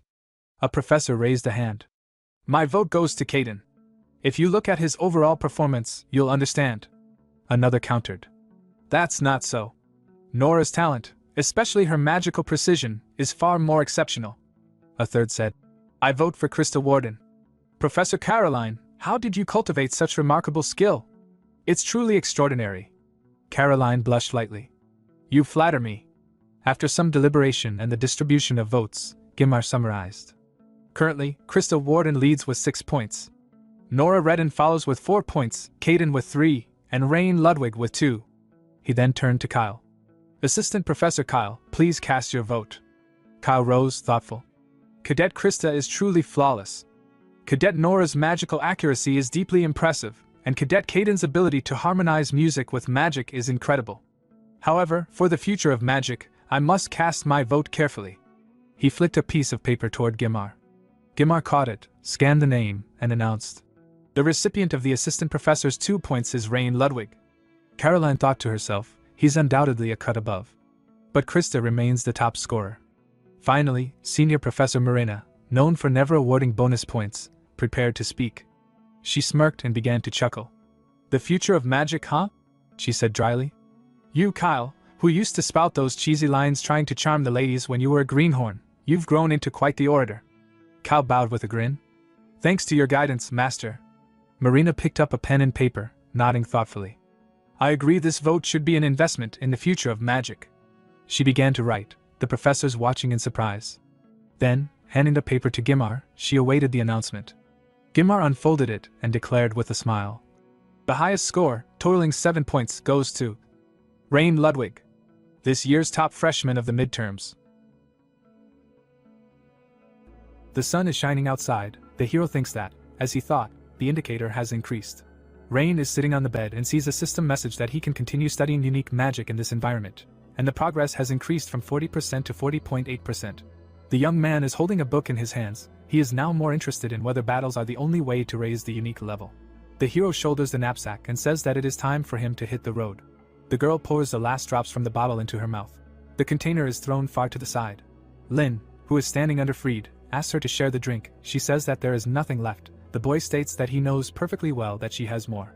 Fried sits on the corpse of a huge smoking monster and says that she has not closed her eyes for 4 days while they were walking here, so she drank everything to the last drop. The girl assures the guy that she has nothing left. Fried looks thoughtfully into the distance. She suggests that they go to the temple, which is located on the Red Mountain Range right after the end of the journey. Lynn looks at the girl in surprise. In front of us are Esther and Kais. Fried says that there is a lot of elixir in this place, which is called Dragon's Breath, and she will treat it, as a result of which the boy's magical power will increase incredibly. Turina, sitting nearby, pokes a stick at the smoking remains of the monster. The hero asks if Fried is really going to give him something so valuable like that. The girl, smiling, asks who the boy takes her for, after which she says that she serves the fire dragon Bel Dakidon. Fried promises to lead the hero along the entire Red Mountain Range, so he should just join her. Rain heads towards the mountains, thinking that the dragon's breath may already be prepared and waiting for him, so he should just go up and take it. We see the lower part of the boy's face. He has not forgotten anything despite the fact that 300 years have passed. Rain smiles, remembering his girlfriend from his past life. The boy climbs up a steep staircase. It is reported that he has been on the road for 18 hours and is climbing Snow Flower Peak. Rain passes under the stone structures and thinks that since the fire dragon Bel Dakidon led his legion and settled here for almost 1,000 years, magical power has spread throughout the mountain range, so to this day, this place is sacred to many believers. Rain looks at the dragon statue. We see the stairs. Judging by the sounds the boy makes, he is very tired. The hero is breathing heavily. Hearing someone calling out to him, the boy looks to his left. A rather plump man sits under the trees. He asks where the young man is rushing to. The man looks at the hero with displeasure and asks if he is going to rob the Snow Flower Peak Sanctuary. Rain looks at the unexpected interlocutor with bewilderment and says that he should not be afraid of this. A man with a large bag next to him asks what kind of mess the young man is in if he's going to rob the sanctuary. Then he says he just wants to give good advice, which is that he shouldn't go there. The sun is shining over the mountains. The man says that no one has returned from there for 300 years, since everyone dies as soon as they set foot on the threshold of the sanctuary. The hero sits down tiredly on the stairs and asks what it's connected with. The fat man puts another piece of food in his mouth and says that the witch put a guard there, namely a demon. Rain looks at his interlocutor in bewilderment and asks if the demon really protects the sanctuary. The man says that this monster is called a demon by the people, but in fact no one knows what kind of entity it is. The fat man covers his head with his hand. He says that he himself decided to take a risk and reach the entrance to the sanctuary, but almost died before entering it. The man says that he was literally one step away from death. Rain sighs tiredly. Taking his knapsack in his hand, he continues to climb the stairs. The man, closing his eyes, reminds the guy that if the guy does not want to say goodbye to life, then he should not approach the entrance to the sanctuary. Rain thanks for the warning. His gaze is thoughtful. The guy thinks that he has already heard that a monster lives in this temple. He understands that he will most likely have to defend himself. We see tree branches. Rain climbs the stairs. He has a lantern in his hand. The hero goes forward. Various sounds are heard around him. Rain looks ahead with anxiety. He thinks that it is very noisy around, and tries to understand if this is really how nature looks without human intervention. Then the thought occurs to him that all this is very similar to the natural habitat of rat spiders. Esther smiles. Putting her hands on Lynn's shoulders, someone asks if this harmless boy is really the mage of their team. The girl replies that this cute child will be their mage. Fried points to the bird sitting on her shoulder and says that their BB is much cuter. The hero thinks that this is simply unfair. Looking at Fried, the boy asks why she compares him to a dove. She says that it is actually a parrot. Rain, smiling, thinks that it would be nice if the sounds that are heard around him were made by someone like BB. The hero walks through the forest. He comes to the shrine. Sweat runs down the boy's face. The guy thinks that he is almost there.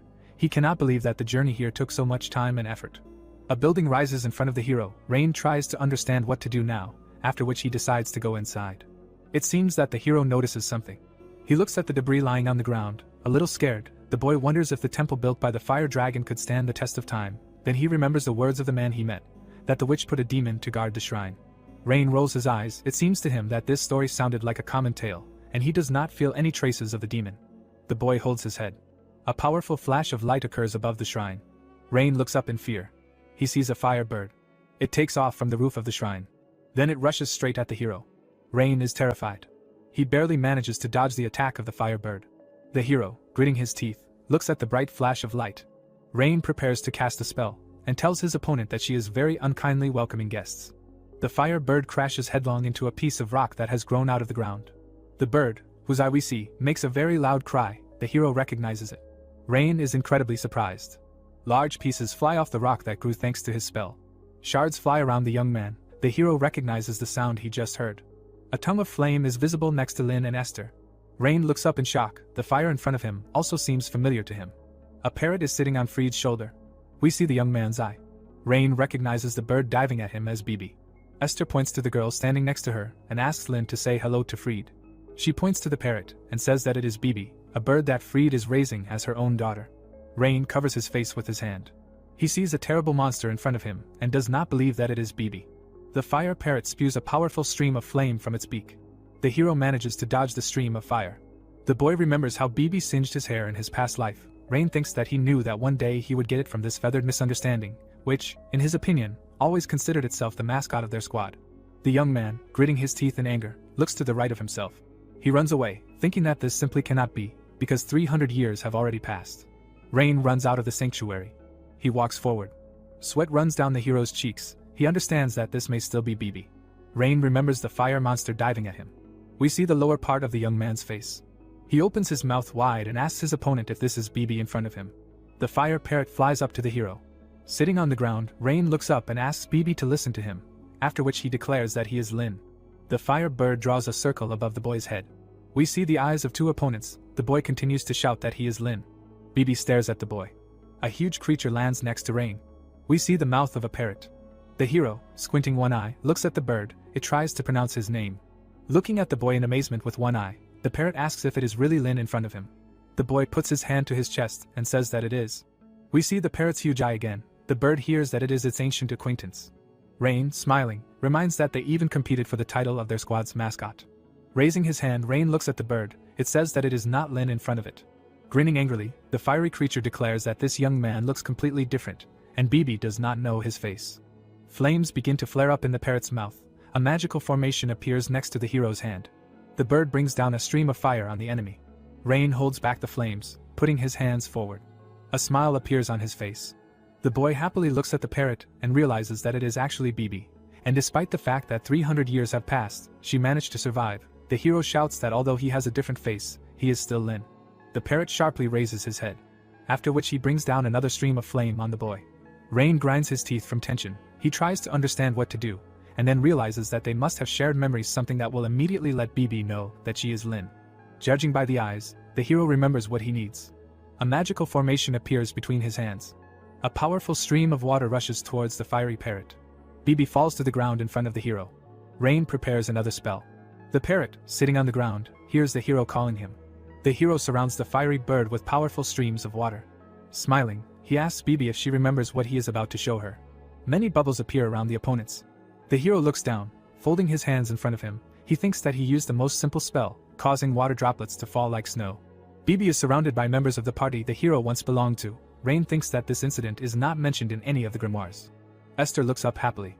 Fried hits the hero with her elbow on the back. The parrot happily flaps its wings. Rain thinks that this moment only exists in the memories of the party members. In front of us is the parrot's mouth. Now we see its legs. Bibi flaps its wings. The hero, smiling, says that the bird likes it. The parrot stands on one leg. A yellow bird appears in the middle of the fire. It flies up to the hero. Bibi, happily looking at the guy, asks if it is really Lin in front of her. The hero stretches out his hand and says that it is he. Bibi sits down on the boy's outstretched hand. Rain holds Bibi on his hand and says that it is he, Lin. The bird repeats the name it heard several times. The parrot flies up on the guy's hand and calls him a timid magician and a friend of Bibi. The hero looks at the bird in surprise. The young man begins to stagger. Bibi flies up. The hero says that the path was difficult, and he does not have the strength to stand on his feet. The parrot, fluttering over the guy who sat on the ground, calls him a coward. He says that the bird is very noisy and has not changed at all. Rain smiles. We see the bird's beak. Now we see its paw. The hero says that, however, it would be strange if Bibi changed.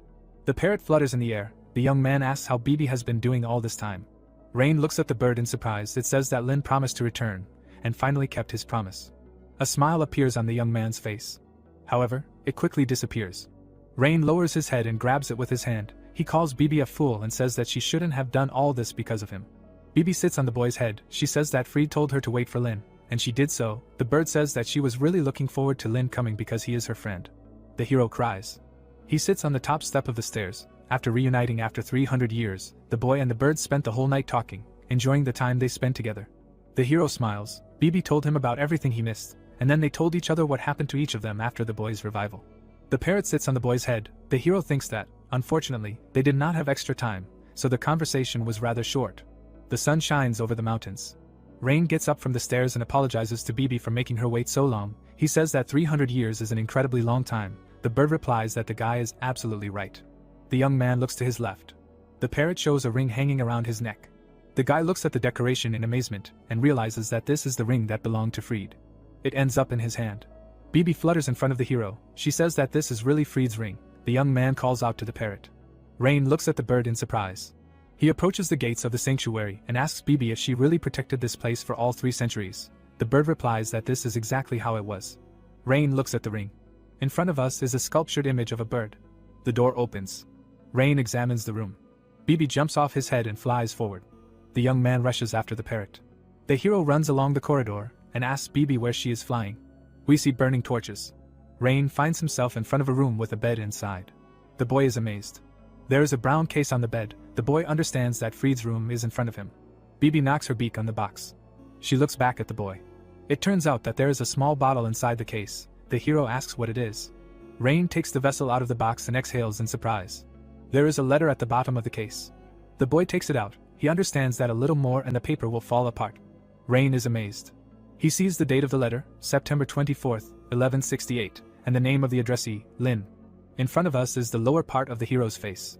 He takes the letter out of the envelope. The boy sees a piece of paper in front of him with his name written on it. Sitting on the bed, Rain reads a letter. Fried says that this year she is writing a letter again, but this time the last one, and since Lin is generally very bad at finding objects, she decided not to hide the envelope away from the eyes of thieves, but left Bibi as a guard. Rain holds the letter in her hands. Fried writes that the bird will protect the message and the gift until Lin returns. In front of us is a bottle. Fried asks if Lin has met little Bibi, after which she says that the magnanimous dragon took pity on them and increased the life expectancy of her daughter. The parrot looks up with curiosity. Fried writes that she is very sorry that she will not see the surprised face of her old friend. Then it is reported that both Bibi and herself have aged greatly, but still hope to meet Lin. We see an old hand. Fried writes that age takes its toll, so she often cries and remembers the old days, thinking about everything she could not do for her old friend. An aged Fried is sitting at a table. She says that she must leave this place now, and plans to go to the Flame of 10,000 Li, located at the South Pole. She leaves a letter in case her dream does come true, since she does not know if she will be able to meet Lin before she leaves this world. There is a photo on the table. Fried writes that she will leave the letter here, and she would like to write more, but she is forced to finish because Esther and Kai's will scold her. Old hands are holding a box with a bottle. Fried says that a gift is attached to the letter. She congratulates Lin on her 19th birthday and specifies that the bottle contains dragon's breath. Fried smiles. In the letter she expresses hope that her gift will at least a little help the hero to overcome all the hardships on the journey called life. Fried leaves the room, leaving behind a box. In the letter she thanks Lin for everything he did and says that she misses him very much. The hero looks at the last lines of the letter, in which Fried signs herself as an old friend. We see the back of the boy's head. Rain says that the structure of the letter is almost formal, and that this style does not suit the girl he knew. The hero cries bitterly and says the name of his girlfriend. Bibi flutters over the boy and asks Lin not to cry. Rain wipes away her tears. Bibi asks him not to cry. The boy replies that he is not crying. It is just that the formal style that Fried used in her letter made him laugh until he cried. The boy opens the bottle. He drinks its contents. Rain swallows the liquid. Judging by the expression on the boy's face, it turned out to be very unpleasant to taste. Rain experiences very strong sensations. He cannot stand on his feet normally. We see the right eye of the young man. He is trying to understand what he just drank. Bibi flutters in the air. The hero asks the bird to get a diary from his backpack. The parrot climbs into the knapsack. Rudian appears above the open diary. Rain looks at the system window. It says that the level of magic power has increased from 1322 to 2644. The young man opens his mouth in surprise. He cannot tear his eyes away from the system window. The guy thinks that even the elixirs created by the 8 main schools, which take hundreds of years to make, at best help to add only 5,000 units of magic power, and his power has now increased exactly twice. The guy could not even imagine that this potion would be so effective. White circles are visible around Rain's head. He falls onto the bed and declares that before drinking this elixir, it was necessary to increase the power. We see the lower part of the hero's face. The guy smiles. He raises his hand, on which a glowing sign is visible. Rain looks at his hand happily and declares that now he can use the mental barrier, and that is enough for him. The system window reports that the conditions of the new magic scheme are satisfied. Universe flow. We see the roof of the sanctuary. Rain tells Bibi that he must go. The parrot repeats the phrase he just said several times. The hero looks back at the bird sitting on the bed and asks if it will go with him. We see the parrot from behind. It says that Bibi is waiting for Fried. Rain looks at the bird in surprise. His old friend appears before his mind's eye. Bibi, smiling, declares that she was waiting for Lin, and now she will wait for Fried. The young man looks at the bird. A smile appears on his face. He says that Bibi can go with him. The parrot looks at the man incredulously and asks if he is joking. The hero, closing his eyes, says that Bibi does not necessarily have to wait for Fried here, since she is very famous, and if she is alive, then they will certainly hear something about her. Fried bares her sharp teeth. Rain suggests that the parrot go looking for her together. Bibi, sitting on the bed, looks at the guy. He asks again whether she will go with him. Rain smiles. Bibi sits on his head. Joyfully flapping her wings, the bird says that she will go with Lin. The young man is incredibly happy. With the bird on his head, he goes out the door, declaring that they will now be together. We see burning torches again, and also a sculpture of a bird. Rain covers her face, protecting herself from the bright light. The sun is shining over the sanctuary. Bibi says that it is already morning. The door closes. The hero looks at it in surprise. He stands in front of the entrance to the sanctuary. Rain smiles. He looks at the roof of the building and says that it is time to go. The boy goes ahead. He asks the parrot what he would like to eat. Bibi answers that it is corn. The bird sits on the boy's head and repeats the word, corn, many times. Rain tells her that he remembers that Bibi likes this food. Lin comes out of the gate of the sanctuary. Fried finishes writing the letter and signs it, which makes the hero laugh so much when he reads the message. The old woman holds the paper in her hands. We see the lower part of Fried's face. Bibi pecks at the corn. The owner calls the bird. The parrot, sitting on the cob, hears that Fried must leave. The woman smiles. She asks if the bird will wait for Lin. Bibi looks at her a little sadly. We see the edge of the letter. Fried explains that this is necessary so that Lin is not alone. Bibi flutters in front of Fried. She sits down next to the letter.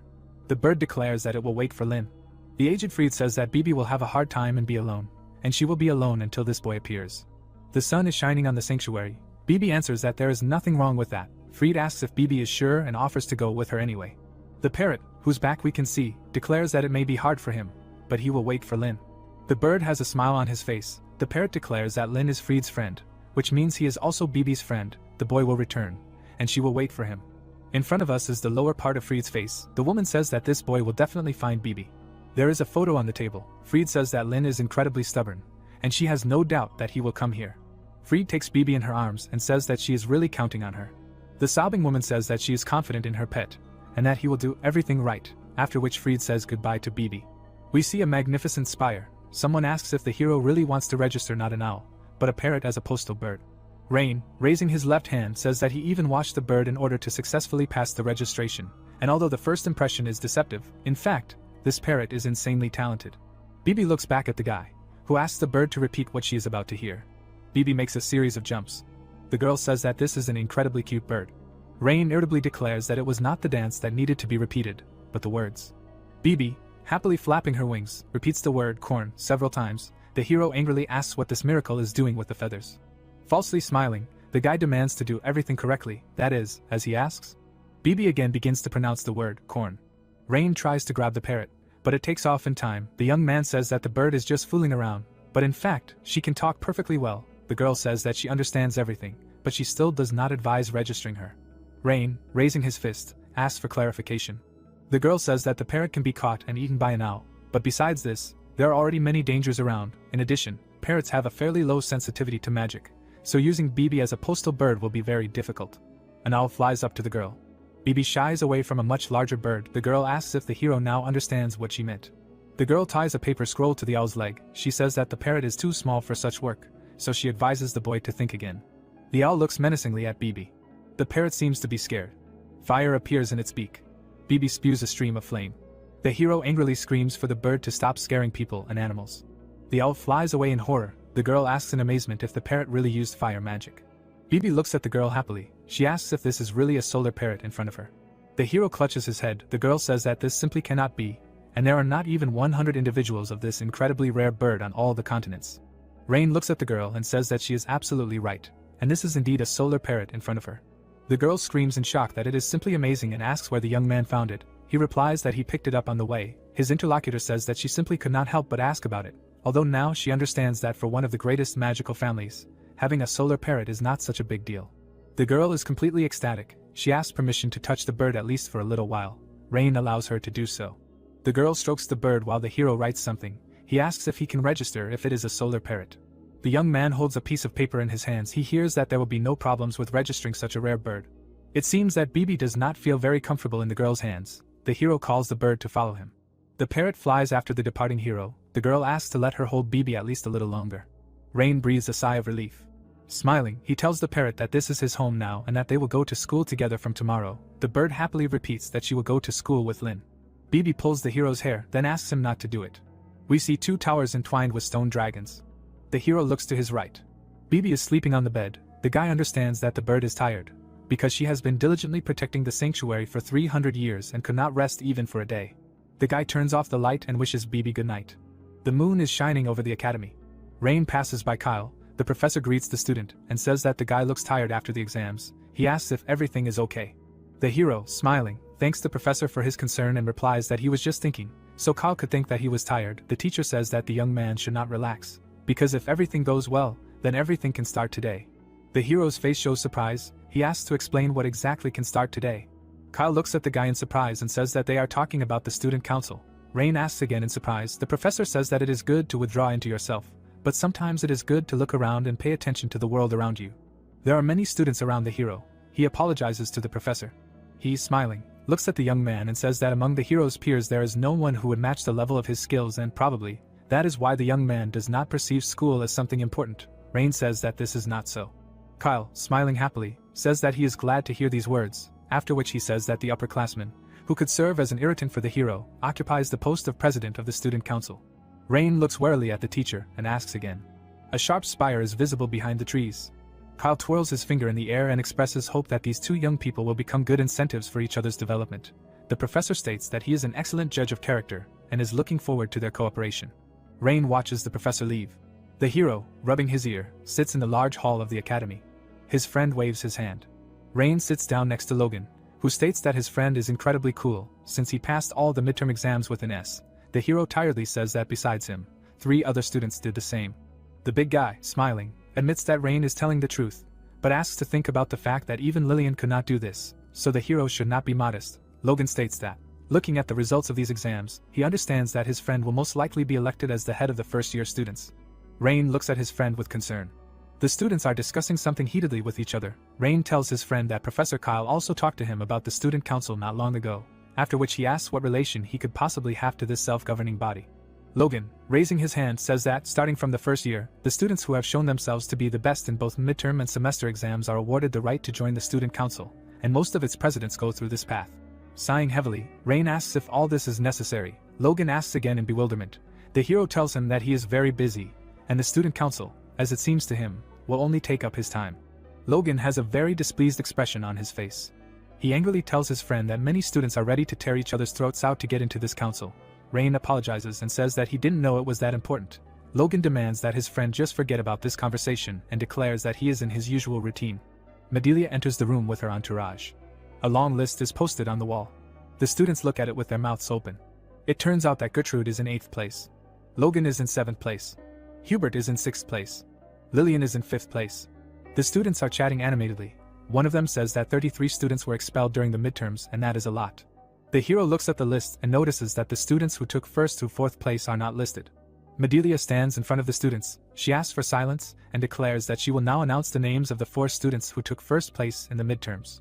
First, Nora Redden's name is announced. Then Rain Ludwig is announced. Next comes Caden. And finally, Krista Warden's name is announced. Medelia, looking sternly at the audience, asks the 4 students' name to come to the podium. The students whose names have been called step up to the podium. Rain looks to his left. In front of him is a huge hall filled with students. The young people are applauding. The young man cannot believe what he is seeing. A smile appears on his face. Medelia stands in front of the young people and says that she will now report how the Council of Professors distributed additional points. In front of us are the 4 best students of the Academy. Medelia says that they all received an S grade for the mid-semester exam, thereby proving their superiority over the rest, demonstrating knowledge, understanding of magic and skill.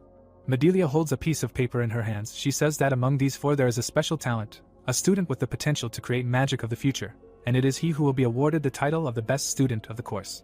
Caden is sad. Nora, on the contrary, is smiling. Medelia says that creativity, excellent knowledge and excellent skill are the main requirements for the best student of Delayton. Now in front of us are Rain and Krista. Medelia says that among the many uncut diamonds there is one, unique, from which light emanates. Ellen, sitting on a chair, watches the ceremony. Kyle approaches her from behind, startling her. The professor says that his colleague seems to be in a good mood. Raising her left hand, Ellen replies that this is not the case at all, and she feels sick from realizing how high her nephew can climb. Kyle smiles. He understands that Ellen is hiding her true feelings again. The hero's aunt says that looking at these students, she remembers her youth. When she and Kyle competed for the title of the best student, he was then a student of Marina, and she herself was a student of Scalzi. Ellen smiles. Kyle, standing next to his colleague, says that he is very pleased to hear this. Medelia stands in front of the best first-year students. Kyle says that at this moment, as it seems to her, they are witnessing an event that will go down in history, and in textbooks they will write something like, "On that day, the new future of magic revealed its appearance to the world." Rain looks at the rector in surprise. She says that the best student of the mid-semester exams number 1338 was Rain Ludwig. In front of us is Scalzi and his grandson. The grandfather tells the boy that if he graduates from Delayton as the best student, he will get a chance to meet the Archmage Lin. He asks if the boy is interested in what exactly the brave Esther wrote in the letter for Lin. Little Rain smiles happily. The hero clenches his fist. There is a smile on his face. He understands that he has become one step closer to his goal. Medelia hangs a badge of distinction on the hero's chest. She says that when Professor Caroline first told her about the hero, she strongly doubted and did not think that Rain would go so far. An aiguilette appears on the young man's chest. Medelia says that this is a distinctive sign of the best student, and the young man must do everything possible if he does not want to lose it. Medelia claps her hands and once again congratulates the best student of the year. The professor and the student are standing opposite each other. The woman says that she expects active actions from the young man from now on. In front of us are Gertrude and Caden. The guy still does not understand how this blockhead could become the best student. Logan is happy for his comrade. He says that Rain has surpassed the best students of the 8 great schools. We also see the red head of Lillian. Medelia, over whose head hangs a strange creature with wings, announces that Krista Warden took 2nd place, Nora Redden in 3rd place, and Caden in 4th. The students mentioned last do not look very happy. Medelia says that Delayton is just a step on their way, so they should not relax. They need to continue to develop and move forward. Rain, smiling, looks at the rector. She says that she has finished here, and now expects initiative and active actions from the students. The woman in her strange hat stands in front of the students. Nora Redden, who is standing next to the hero, rubs the back of her head. The girl cheerfully says that it will be more fun. Caden does not show any particular emotions. In front of us is Krista's back. Rain is smiling. The girl thinks that this time she will accept her defeat just like she did during the exam in the labyrinth. Krista is shown from above. The girl understands that the difference between her and the hero is still not very big, and she has a chance to catch up with him. We see the lower part of Krista's face. She grinds her teeth in anger. The girl runs away from the stage under the puzzled looks of the other students. Caroline looks at this picture and mentally calms the girl. The professor looks at the student with understanding. Caroline thinks that without difficulties there will be no victories, and victories strengthen the spirit. Krista is smiling.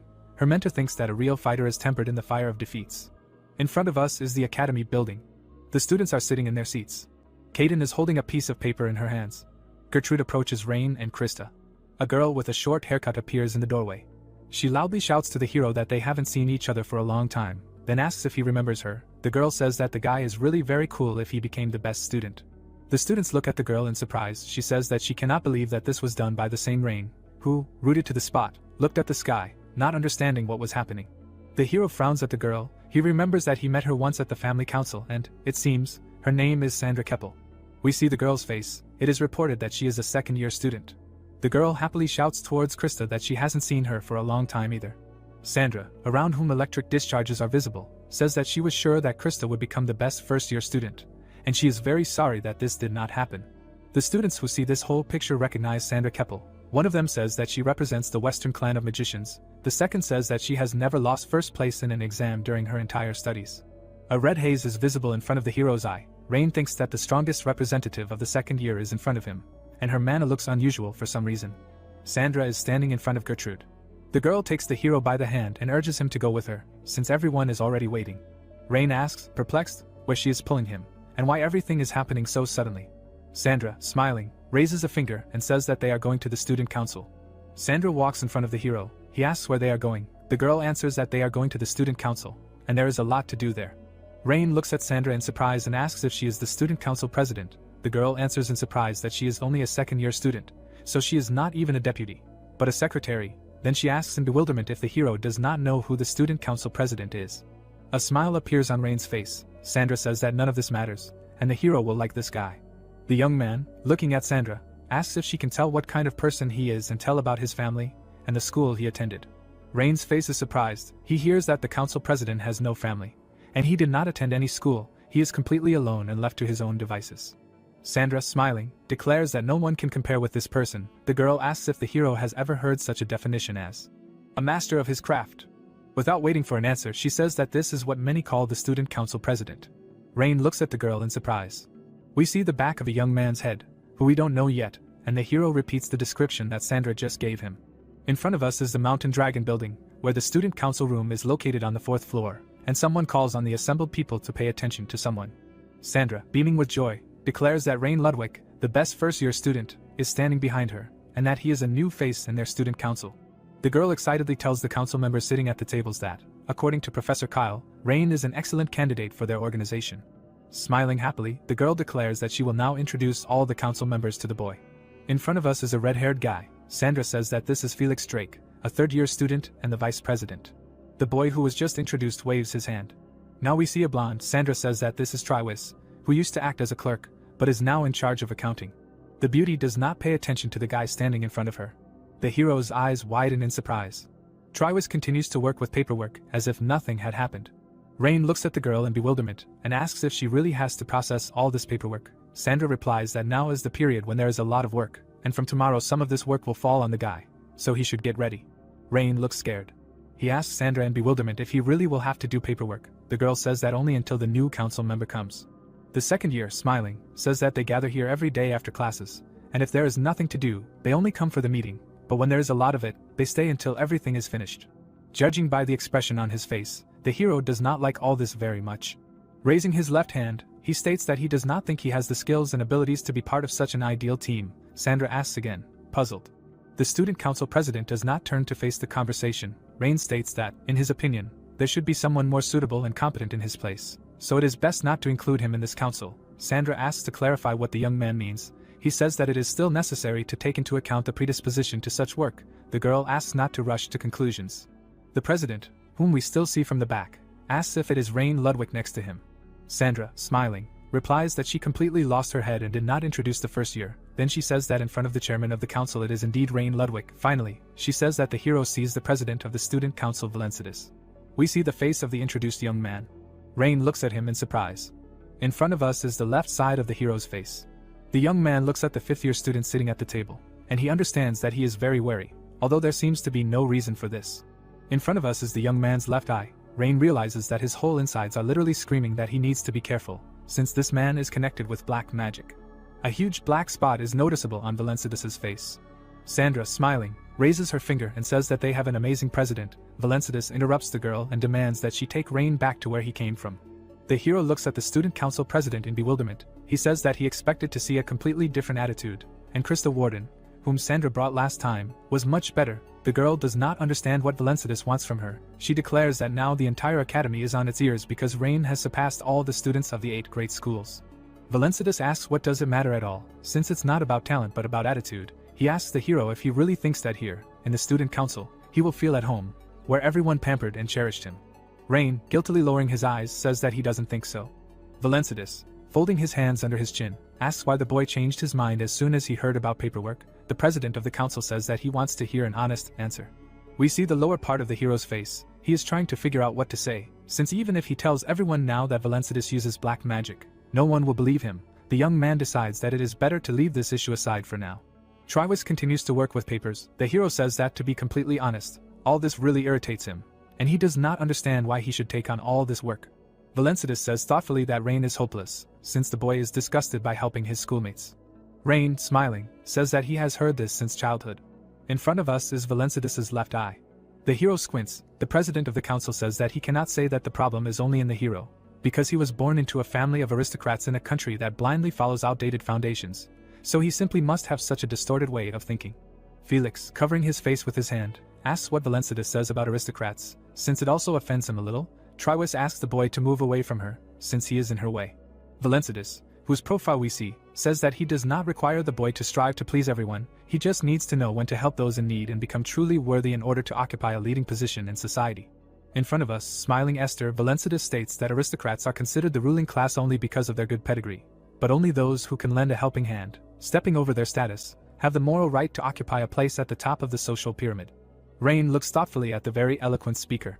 Turning away from the hero, Valencidus states that the student council is a place that teaches exactly this kind of worldview, and here immediately comes the realization that you are respected not only for grades or skills, but, of course, only if the person himself understands this.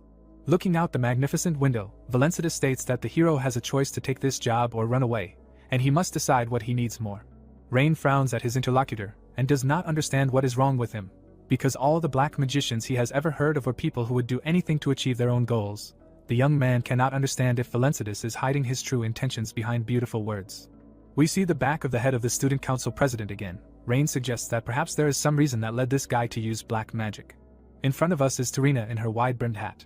A drop of sweat runs down the hero's cheek. He says that the passionate speech that Valencidus gave suggests that the president really wants to see him as a member of the student council. Sandra looks at the guy in amazement. Felix smiles. Rain says that he will try himself in office work.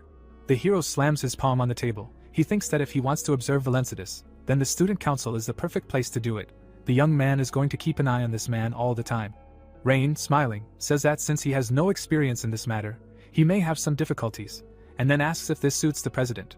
Valencidus, smiling, replies that the boy does not have to worry about this, since he will correct all his mistakes one by one. In front of us is the Belwyn estate, which belongs to the Ludwig family. The hero's family is gathered at a richly laid table. In front of us is his father and mother. We also see his brother and sister. Scalzi, frowning, folding his hands in front of him, asks Bran to read it again. A small boy holds a piece of paper in his hands. It is said that this is Bran Ludwig, the second son of the family. The child, sitting next to his grandfather, pronounces syllable by syllable that Rain Ludwig was chosen as the best student in the mid-semester exams. The grandfather demands that Sari now read the letter. The boy hands the paper to his sister. The girl clears her throat. The table where the family is sitting is shown from under the ceiling of the room. Sari reads exactly the same as her brother. Scalzi is silent. A smile appears on his face. The hero's father and mother smile. Bran covers his mouth with his hands. Sari laughs joyfully.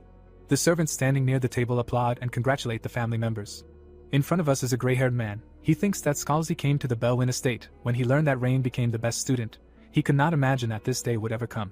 Scalzi, spreading his arms, turns to this man and says that his contribution to the fact that Rain grew up to be such an amazing guy is invaluable, and advises the man to rest properly today. He thanks him. The hero's father and mother are very happy. Sari looks at Bran, who is drinking something from a mug. Scalzi raises his glass and offers to drink to the happy event. Cavan says that this year the school has some truly outstanding students, including the third daughter of the warden family, so he didn't expect Rain to be the best there. But as it turns out, his worries were in vain. Scalzi, who is holding a glass, says that there was no need to worry, except that the exam organizer was Marchena. The old man says that fortunately the old woman's personal dislike did not affect the grades in any way. The hero's mother looks at Scalzi and says that she actually thought that Scalzi and Marina were close enough since they worked together at the academy. Scalzi is dissatisfied and silent. Sari gets up from her chair and promises her grandfather that she will also enter Delayton and become the best student there. The old man, laughing loudly, says that the girl will succeed. After all, she is his granddaughter too. The gray-haired old man sitting next to the girl is sad. Scalzi tells Sari that she, like Rain, will make their family name famous. We see the old man's eye. The man thinks that Mrs. Sari has already become the best student at Rivendell High School, and she is so talented that everyone is already talking about the little girl following in Krista's footsteps. The man is terrified by how strong the children of this family are. Before us is the profile of a happy Sari. The hero's mother smiles sadly. She looks at Scalzi in bewilderment when he unexpectedly for her notes her merit in raising such amazing children. The old man, looking at the woman, says that she has invested in his grandchildren more than anyone else, and definitely deserves to be called the daughter-in-law of the Ludwig family. The hero's mother smiles. However, she immediately becomes very serious again. She rises up in her chair and asks her to forgive her for having to leave for a while. Cavan says that he will also leave for a while. The grandfather and his two grandsons remain seated at the table. In front of us are the upper parts of 3 windows. Cavan asks Brim to stop. The hero's father asks his wife why she is crying on such a fine day. The woman answers that this has happened for the first time. Cavan looks at her in surprise. Brim, smiling, says that Scalzi called her daughter-in-law for the first time today. We see cracks in the stone. It is reported that the old man treated her badly, since Brim comes from a family of an impoverished baron, who had no status and special abilities, and there was a huge social gap between her and Cavan, who is a descendant of one of the great families. Young Brim listens from around the corner as the father and son quarrel. It is reported that Scalzi Ludwig, who wanted to tie the knot of his son with a girl from the royal, or one of the great families, was categorically against Brim. But since his son did not give in, he simply broke off relations with him, after which he left the estate. Scalzi leaves his beaten son. Cavan looks sadly ahead. His wife says that she feels guilty about what happened. Young Brim defends her chosen one. The woman says that the father, who loved his son so much, broke off all relations with him because of her. Blood flows from the corner of young Scalzi's mouth. Tears flow down the woman's cheek. We see the lower part of Cavan's face. Brim says that if they had not gotten engaged, her husband would now be in a much higher position, and his relationship with his father would not be so tense. Tears flow from the woman's eyes. Her husband says that if they had not gotten married, then Rain, as well as Bran and Sari, would never have been born. He states that their children are the best gift that Brim could have given him. In front of us are the youngest children of this married couple. Cavan states that Scalzi agrees that they have magnificent children, like no other. Cavan hugs his wife by the waist. Brim sheds streams of tears. Her husband says that she should not cry, after which he states that their children have just recently entered this world, and will surprise them more than once. In front of us is the academy building. Someone inside says that the hero should get acquainted with the letters sent by the students, choose the most adequate ones, and sort them by topic. Rain asks if students always write so much. Trois, who is standing with her back to the guy, says that the hottest time is exams, and quite a lot of letters accumulate after the holidays. The hero looks back at the girl and asks if she brought him here so that he could sort everything out. Triwis, as if nothing had happened, replies that everything was exactly like that. We see the girl's profile. She says that she also went through this, and this is a kind of tradition. According to her, the guy will be sorting letters until the next best student arrives. Rain sighs resignedly. The hero stretches on a bench next to the academy building. It is reported that this will happen in an hour. Rain says that he is already pissed off by everything, and he cannot believe that all this needs to be done today. In front of us are several letters. The young man complains that all of them have absolutely meaningless content. In the guy's hands is a whole stack of messages. He calls their authors scoundrels and graphomaniacs. Valencidus approaches the hero from behind. Rain reads a letter out loud, which says that cleaning the campus is very difficult. The boy declares that he finally read something useful. Valencidus comes close to him and says that it seems that the freshman is trying to find at least something useful in these letters. Rain looks over his shoulder at the student council president and greets him. Valencidus looks at the hero rather sullenly. Valencidus snatches the letter from Rain's hands. The hero says that he could have been left unsupervised, and he is not idle here. The student council president declares that this is not what he came for. Rain closes his eyes tiredly and asks if this is the job Valencidus called a good offer. He declares that, if you think about it, then anyone could have done it. The student council president replies that the boy hit the nail on the head. These words alarm the hero. Valencidus, looking at the guy with displeasure, says that the work he does is completely opposite to the old aristocratic way of thinking that Rain has. The hero looks at his interlocutor in surprise. He says that the guy thinks that someone less talented should do all the work for him. Then Valencidus asks if there is any point in any magic then. We see the lower part of the face of the council president. He again says that if everything was as the hero imagines, there would be no need for magic. We see two girls cleaning leaves. Valencidus says that no one cares about how ordinary people suffer. He asks if the sacrifices of ordinary workers are natural if someone needs to raise great magicians. Rain, looking down, reminds that this is the philosophy of Delayton. Valencidus confirms that this is true. Sadly closing his eyes, he says that this is the main ideology of the academy, and everyone knows the truth. In front of us is a scroll. Valencidus states that the magic formulas and figures are very complex, so it is believed that someone who is not a mage would not be able to even understand what it is. So no effort has been made to ensure that magic is used by a wide range of people so that they can make even one scroll. In the hands of the council president is a piece of paper. The boy says that ordinary people are treated here as if they are not worthy of receiving the benefits and advantages of magic. In front of us are farmers cultivating the land. Valencidus says that while the academy is developing high-level magic, there is not a single spell that can restore the devastated soil, and in rural and mountainous areas where magic is not as developed or even unknown, all work is still done by hand. In front of us is the back of a young man's head. Valencidus says that he believes in a truly beautiful world and the coming of a golden age. He looks up thoughtfully and declares that then finally the miracle will be fairly distributed among all people, and this is the world he wants to build. Rain looks at his interlocutor. He hands him a piece of paper and asks the hero to take this letter to the local magic development club. Valencidus declares that, perhaps, the results are insignificant so far, but they still have some meaning. Valencidus leaves. The hero looks after him thoughtfully. He tries to understand why the guy started this conversation, and why he got involved with black magic. One of the girls clearing the leaves smiles at the president of the council. The hero thinks that Valencidus is becoming more and more interesting to him as a person. A smile appears on the guy's face. He thinks that when he goes to the black market, he will try to find out at the same time what this young man is like. Rain passes by a notice board. It is reported that the event takes place 2 days later in the Adventurers Union. The girl standing at the reception desk happily greets the hero and asks how she can help. She says that there are various orders here, from searching for robbers to exterminating goblins in the sewers. Rain says that he would like to be hired as a traveler's guard, and if possible, the destination should be the Leticable district. The girl smiles. Looking sternly at the guy, she asks if he can show her a token. The hero understands that this means that they do not assign tasks to just anyone, and it seems that the head of the Special Assignments Department did not lie about this. Rain shows his token and says that it is a copper level. The girl looks at the applications hanging above her head and asks to wait a little. After a while she says that the young man is a little late, and most of the orders were taken yesterday. The hero asks in surprise, is there really nothing left? The girl sadly says that there is only an order that expires this evening, and it seems that it will not be possible to start working on it right away, since first you need to successfully complete an ability test. The girl holds a piece of paper in her hands. Rain understands that the customer is going to choose only those who can really be trusted, and this is very good. Looking at the employee of the establishment, he says that he will take this order and asks where he needs to go. The girl says that this is just excellent. She hands the guy a piece of paper and says that the customer has prepared a cart that will deliver to the right place. The departure is soon, so it is better to go there right away. The girl waves her hand and wishes the guy good luck. The hero thoughtfully looks at the piece of paper. On the street, a girl with blue hair calls out to him. Smiling, she calls the guy cutie who has a boyish haircut. Rain looks at her in bewilderment. He turns his head, trying to understand who the girl just addressed. Not finding anyone, he leaves. The girl rushes after the hero and puts her hand on his shoulder. She says that she was talking specifically to Rain, and now she sees for sure that it is a guy. The young man says that this crazy woman scared him. The hero smells the sea and assumes that in front of him is a swordswoman from the Iron Knights Islands. The hero turns to his new acquaintance and asks what she needs. She asks him to relax a little. Smiling happily, the girl suggests joining forces and creating a team, especially since they are performing the same task. Rain looks at her in bewilderment and asks why it is absolutely necessary to go there together. The girl says that it is so that there is someone to talk to. The hero declares that he is not interested in this. The guy turns around and leaves. The girl begs him to wait for her.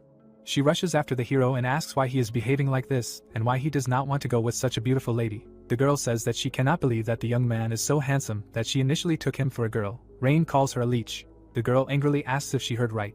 The hero replies that her hearing is fine. The young people approach the carriage. They pass by the horse. And then they climb into the carriage. The girl, laughing, says that in her homeland she is quite famous as a great swordsman, and that she became a bronze-ranked adventurer in a very short time. Then she asks the guy if he is impressed by this story. Rain thinks that for the first time in his life he dreams of going deaf. Suddenly, the girl realizes that she did not introduce herself, and says so. Rain thinks that he does not care at all what her parents called this crazy girl. The girl, smiling, looks at the hero and says that she is Herpian, after which she asks what the name of her companion is. With a heavy sigh, the young man says that his name is Rain. The girl says that she seems to have heard this name somewhere. A man in torn pants approaches the carriage. Herpian says that she has definitely heard this name recently. Rain assures that the girl is wrong. A man looks into the carriage. He sits down in front of the boy and girl and announces that he is going with them. Herpian asks if he is also an adventurer and says that it looks like they can go now. The adventurer has a long spear. He says that there will be 2 more people with them. We see a young man in a bandana. Now we see a girl with a short haircut. She says that if everyone is gathered then they should leave. She thinks that the adventure promises to be exciting. Herpian smiles happily. She encourages her bored companions to make the most of it. The guy in the bandana, smiling, asks the owner of the spear what he will do if he encounters real danger. If he is so nervous at the thought of an escort mission, the man says that sometimes such things happen, and then agrees with Herpian's suggestion to try hard. The driver pulls back the curtain of the cart, and announces that they are leaving. The cart goes between the trees. We see the adventurers inside. The hero yawns. A guy with scars on his face looks out of the cart, and asks the driver where they are going now. She replies that they are going to where the owner is. Blue sky is visible above the trees. The guy asks how far it is to go. The driver replies that they are almost there. After some time, those inside the cart hear that they are already there. The adventurers get out of the cart. A girl with a short haircut asks why they are in the forest, and where the customer is. The driver says that the owner will be waiting for them at the place marked on the map. We see this map. Someone asks if they are really in the Golden Rose, from which, in fact, they set off. The girl looks angrily at the driver and asks why she brought them here, and whether this is some kind of mockery. She replies that you should have carefully listened to the terms of the contract that were voiced in the Adventurers Union. The driver states that the potential guard must first successfully pass the ability test. A yellow star is visible against the background of the trees. Rain realizes that something is wrong here. He deflects the projectile flying at him with his stick. The arrow sticks into a tree. The girl with the short haircut, smiling, looks to the left of her. The adventurers are standing in front of the cart. The hero says that now he understands everything. An arrow sticks out of the tree. In front of us are 3 members of the future party. The hero looks to the right of himself and says that now he understands everything. Leaves are falling from the trees. Herpian, smiling, looks at the hero and asks if ordinary magicians do what the guy just showed. He replies that the girl is too careless, and next time she can no longer expect help. The young man armed with a spear says that this is exactly what he is talking about, and it would be simply shameful if a silver-level adventurer went to the next world because of an arrow that hit him. The girl with the short haircut justifies herself by saying that she reacted too late, since she did not feel anything. But nothing like that usually happens to her. The girl in the bandana says that the arrow was real and it was aimed straight at the head. The driver, smiling, says that this is exactly what happened and that is what the test is about. Rain looks at the driver, puzzled, who says that only the one who gets out of the forest safely will be hired and will be able to meet the client. We see an arrow sticking out of a tree. The girl says that the basic skills that are used in security work are being assessed, so she asks everyone to think of this test in this way. The driver, closing her eyes, says that those who are unsure of themselves can return to the carriage, which is not subject to attack. The guy with the spear looks at the driver, puzzled. The girl with the short hair rubs her head. Rain thinks that no one present seems to be going to hide, but he does not understand who is conducting such tests now. The girl throws a knife up. She states that the attack was intended to kill someone, but she did not feel any malice or aggression, which means that it was not a human who shot. In her opinion, booby traps and a summoner are involved. Rain seems to understand something. The girl with the short haircut sticks her weapon into the ground. She says that if you narrow the search area for a target, you can react much more successfully. The girl's hand holds a knife. We see the adventurers and the cart from a bird's eye view. An arrow flies through the air. The girl deflects it far into the air with her left hand, after which she states that the traps are set up with imagination. However, apparently the employer was trying to save money, since she senses only 5 targets. An arrow is stuck into the ground next to the girl in the bandana. The guy with the spear looks at Herpian strangely. Someone says that testing gold-ranked adventurers with such a large number is simply not respectable, and most likely, they are simply underestimated. Rain, smiling, looks at the girl with a short haircut. He thinks that she very easily identified the sources of danger in such a large area. However, Nothing else could be expected from a silver-ranked adventurer. The guy with the scar on his face asks the driver if they can counterattack the opponents if this test implies that the adventurers undergoing the tests can be killed. The girl nods her head silently. A smile appears on the guy's face. He spins his spear above his head and says that then we need to break loose. We see a white whirlwind and 2 flying arrows. Herpion covers his head with his hand. The driver tries to hold on to the horse. Green leaves fly in the air. The blunt part of the spear falls to the ground. The young man holds his weapon, smiling, and says that he likes it, and now everything can be seen much better. Rain looks around, smiling. He thinks that they are doing quite well so far. The owner of the spear looks forward and says that now they can begin. The hero asks him to wait. 2 magical formations appear above the guy's hands. The young man looks at the hero in bewilderment. The girl in the bandana is also surprised. They both understand that Rain is calculating 2-star magic very quickly. Rain combines magical figures with his hands. Someone around begins to think that the magician Jorhan is in front of them, that is, one who uses magic, making all the calculations in his mind. Rain looks to the right of himself. We see a forest that his eyes scan. The hero says that camouflage is used here, and, as already said, it was not a person who shot. Herpion and the girl with a short haircut look at the young man in surprise. He says that telekinesis is used here and, in addition, he found a couple more traps. The girl in the bandana asks the hero if these traps are controlled by magic and if the guy can show her where they are. Rain says that, of course, he can give her a tip. He draws on the ground with a stick and expresses hope that the girl can handle it. She opens the case. Herpion happily asks if the girl is one of the Rigwind mages, that is, those who use sound as a catalyst. A strange musical instrument appears in the girl's hands. She confirms Herpion's guess. The girl begins to pluck the strings, after apologizing for not playing perfectly yet. Herpion and Rain look at the girl playing music. Sounds spread throughout the forest. We see tree branches. A monster comes out of the forest. It seems that this monster is very uncomfortable. The monster falls to the ground head first. The driver looks at what is happening in surprise. In front of us are 2 surprised adventurers. The girl in the bandana, sighing tiredly, says that she has broken the flow of mana, and if this is not a classic trap that works without the use of magic, they can feel safe. Rain looks at the girl a little surprised. He thinks that she simply knows her business perfectly. The guy understands that even outside of Delayton there are amazing mages. Someone says that the mages he met so far were either lazy or cowards, but those gathered here seem completely different. The girl in the bandana and the hero look at the one who said this in surprise. The owner of the spear smiles happily. He says that his name is Willis, and offers to join forces to make money. The girl with a short haircut says that she completely agrees. She introduces herself as Brienne and asks if it is time to meet the client. The girl in the bandana points at herself, and says that her name is Yanner. Herpion claps her hands and says that there is no need to meet with the client. Brienne looks at the girl in confusion and asks what she means, since they need to get to the place for the test to be considered complete. Herpion states that in that case it is already complete. Brienne asks who decided this. Herpion replies that she decided it, since she is the one who organized this test. The adventurers look at Herpion in amazement. She turns to the driver and asks if all the traps have been destroyed. The girl confirms this. Herpion orders the contract to be brought, after which she states that she likes all 4 adventurers, since they have good skills and are very interesting people in their own right. Brienne looks at the girl in shock. The driver, smiling, points at Herpion and confirms that the client in front of the adventurers is the eldest daughter of the Dial family, Herpion Dial. Brienne happily spreads her arms and says that the Dial family is aristocratic. Then the girl asks if they can expect any bonuses. Herpion says that it is quite possible. Rain looks at Herpion strangely. He thinks that this girl does not have a drop of nobility, which is supposedly characteristic of aristocrats. The girl asks in surprise why the guy looks at her like that. In front of us are the members of the newly formed squad. Herpion says that, in any case, they all tried their best according to her. There is no better way to test the abilities than to observe the applicants in person, from the front rows. Giving a thumbs up, the girl says that from now on the young man can begin to perform the duties of her guards, after which she calls them her capable adventurer friends. Yanner looks out the window.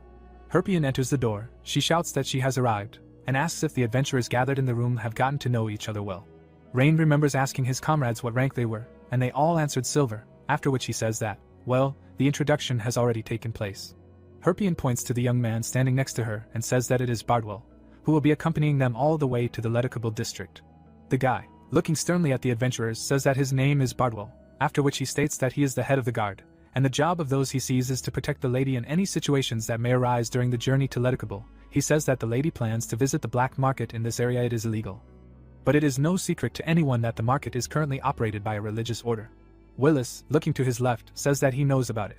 Bardwell, whose eye we see, says that there are rumors about the beginning of the religious order movements, and there is a possibility that its representatives will appear on the black market, so we must be prepared for this. Yanner looks at Bardwell a little sadly. Rain looks thoughtfully to his left. He thinks that the matter is most likely in the Golden Children who are fighting heresy, The guy did not even imagine that the matter has taken such a serious turn. It seems to him that we need to be careful, because the body for special magical purposes is also most likely already engaged in this matter. Brienne, smiling happily, says that the main thing for her is that they will receive a reward for the task. Then she asks if they can buy something on the black market if they find something interesting for themselves. Bardwell says that only at their own expense. The girl reproaches him for greed and says that it is a sin. Herpion raises his finger and states that if the price of the item is less than their fee, then she can pay for the purchase. Brienne asks what will happen if the item is more expensive. Herpion replies that the adventurers will pay the difference in price at their own expense. Rain, looking at Bardwell, asks how long this mission is. He replies that, according to preliminary calculations, they will be able to return in 9 days. The hero says that he understands. Bardwell, opening his mouth wide, says that if there are no more questions, the adventurers should rest, since tomorrow morning they will already be moving out, after which he gives the command to disperse. A cart is driving along the mountain road. It is reported that this is happening the next day. Yanner, surprised, asks if Rain really wants to learn sound magic from her. The hero says that this is exactly what he wants, since he will not be able to learn this art anywhere else. Brienne, smiling, says that this magic will be useless if the guy does not have musical abilities and knowledge, so it is not a fact that he will be able to learn something. Rain looks at her with excitement, and says that it does not matter at all whether he can learn to play or not, since he is interested in the basics. Stars sparkle in the young man's eyes. He says that he has never encountered sound magic in his life, and even an explanation of the basics will suit him. Rain asks the girl again to teach him. She sighs heavily. Rain and Yanner are sitting by the fire. The girl says that her lyre has 4 strings, each of which has its own sound. The magic circle is determined by the tension of the first string. One of the strings represents water, the second fire, and so on. And they are the ones that determine the attribute. Rain says that he understands. Yanner plucks the string. She says that the vibrations form runes, and by creating a melody, you can put together a mathematical formula. The girl says that she understands that she is explaining incomprehensibly, but all this is really very difficult to convey in words. Rain thoughtfully rubs his chin. He asks if it is confusing that you have to play a musical instrument and calculate a mathematical formula at the same time. Yanner, smiling, says that not all mages who work with sound are Jorhan. According to her, there are ways to play music that create mathematical formulas. Rain, closing his eyes, listens to the girl. She says that one of the strings represents a linear function, the second a quadratic function, and the third a cubic equation. The hero looks up and says that he does not understand anything. Yanner, upset, replies that she realized that this would happen, and apologizes for such an inept explanation. The girl says, smiling sadly, that she explains everything as it is, and she is not sure that there is any other way to convey it to the hero, because it is all from the realm of feelings. The young people sit opposite each other. Yanner says that wandering musicians use the expression, reading the wind. And here they are dealing with something similar. Seeing that the hero does not understand anything, she apologizes and offers to pretend that she did not say anything at all. Herpion comes up to the young people from behind. She asks what exactly Yanner did not say, and how interesting the topic discussed here is. Yanner says that Mr. Rain asked to teach him the magic of sound. The driver strokes the horse. Herpion asks Yanner to sing a lullaby, because she wants to sleep. She replies that she does not know such songs, but she can play a magic melody that drives away wild animals. Willis, smiling, says that he likes this proposal, and asks to play such a melody. The girl begins to pluck the strings. Music sounds above the moonlit forest. The driver falls asleep next to the horse. The girl continues to play the lyre. Herpion quickly falls asleep. Willis and Brienne listen to the melody. The hero looks up with a smile. He thinks that the magical world is incredibly deep and diverse, and there are many types of magic in it that he did not even suspect. Transparent balls fly above his head. The guy understands that in magic you can learn something new every day, and it has no end. We see a dark hall with columns. In front of us is a statue. A character in a green robe says that there are no problems at the academy. It remains to wait 6 months until the end of the semester, and number 1 will finish his course as the best student. We see someone's hand. Its owner says that when this happens, their plan to obtain Lin's corpse will look absolutely flawless. A bright flash is visible next to the character in the green robe. The elements are raging around him. We see white streams. A character in a green robe falls to the ground and asks Lady Tarina to have mercy on him. A girl in a straw hat sits on a stone throne. We see her eye. In front of us is a cracked statue. Tarina asks what's up with the leticable. The answer is that numbers 3 and 6 are working. Tarina says that means Ravinia is already on the way. Her servant raises his head and confirms what Tarina said. In front of us is a picture of the brutal extermination of people. Tarina's subordinate says that the said girl will have no problem getting the desired item, and given the nature of those involved in this operation, they will turn the entire city upside down to get what they need. The character in the green robe smiles happily. He says that this should distract the attention of the Golden Children and the Special Operations Department of the League of Magicians. He states that the people involved are only waiting for permission from Tarina. In front of us are Herpion, Rain and Brienne. Their carriage passes over the sunlit city. Tarina puts her pipe to her mouth. The hero smiles. Tarina exhales smoke and says that her servant can do as he wishes. Willis, with a spear on his shoulder, looks at the city. He says that they got to Leticable, and much faster than he thought. The young man notes that the city is small, and he does not believe that it is here that the largest black market in the country is hidden. Brienne tells him that in front of him is only the top of the iceberg, and everything else is underground. Willis asks again in surprise. Brienne, raising her finger, says that the underground part of the city is twice as large as the one visible on the surface. An order here is maintained by the Guild of Robbers. The young man irritably calls his interlocutor a professor. In front of us is the part of the city that is visible on the surface. Willis asks what the administration of this settlement does then. The girl replies that the officials are in cahoots with the robbers, and receive bribes from them. Willis says that now everything is clear to him.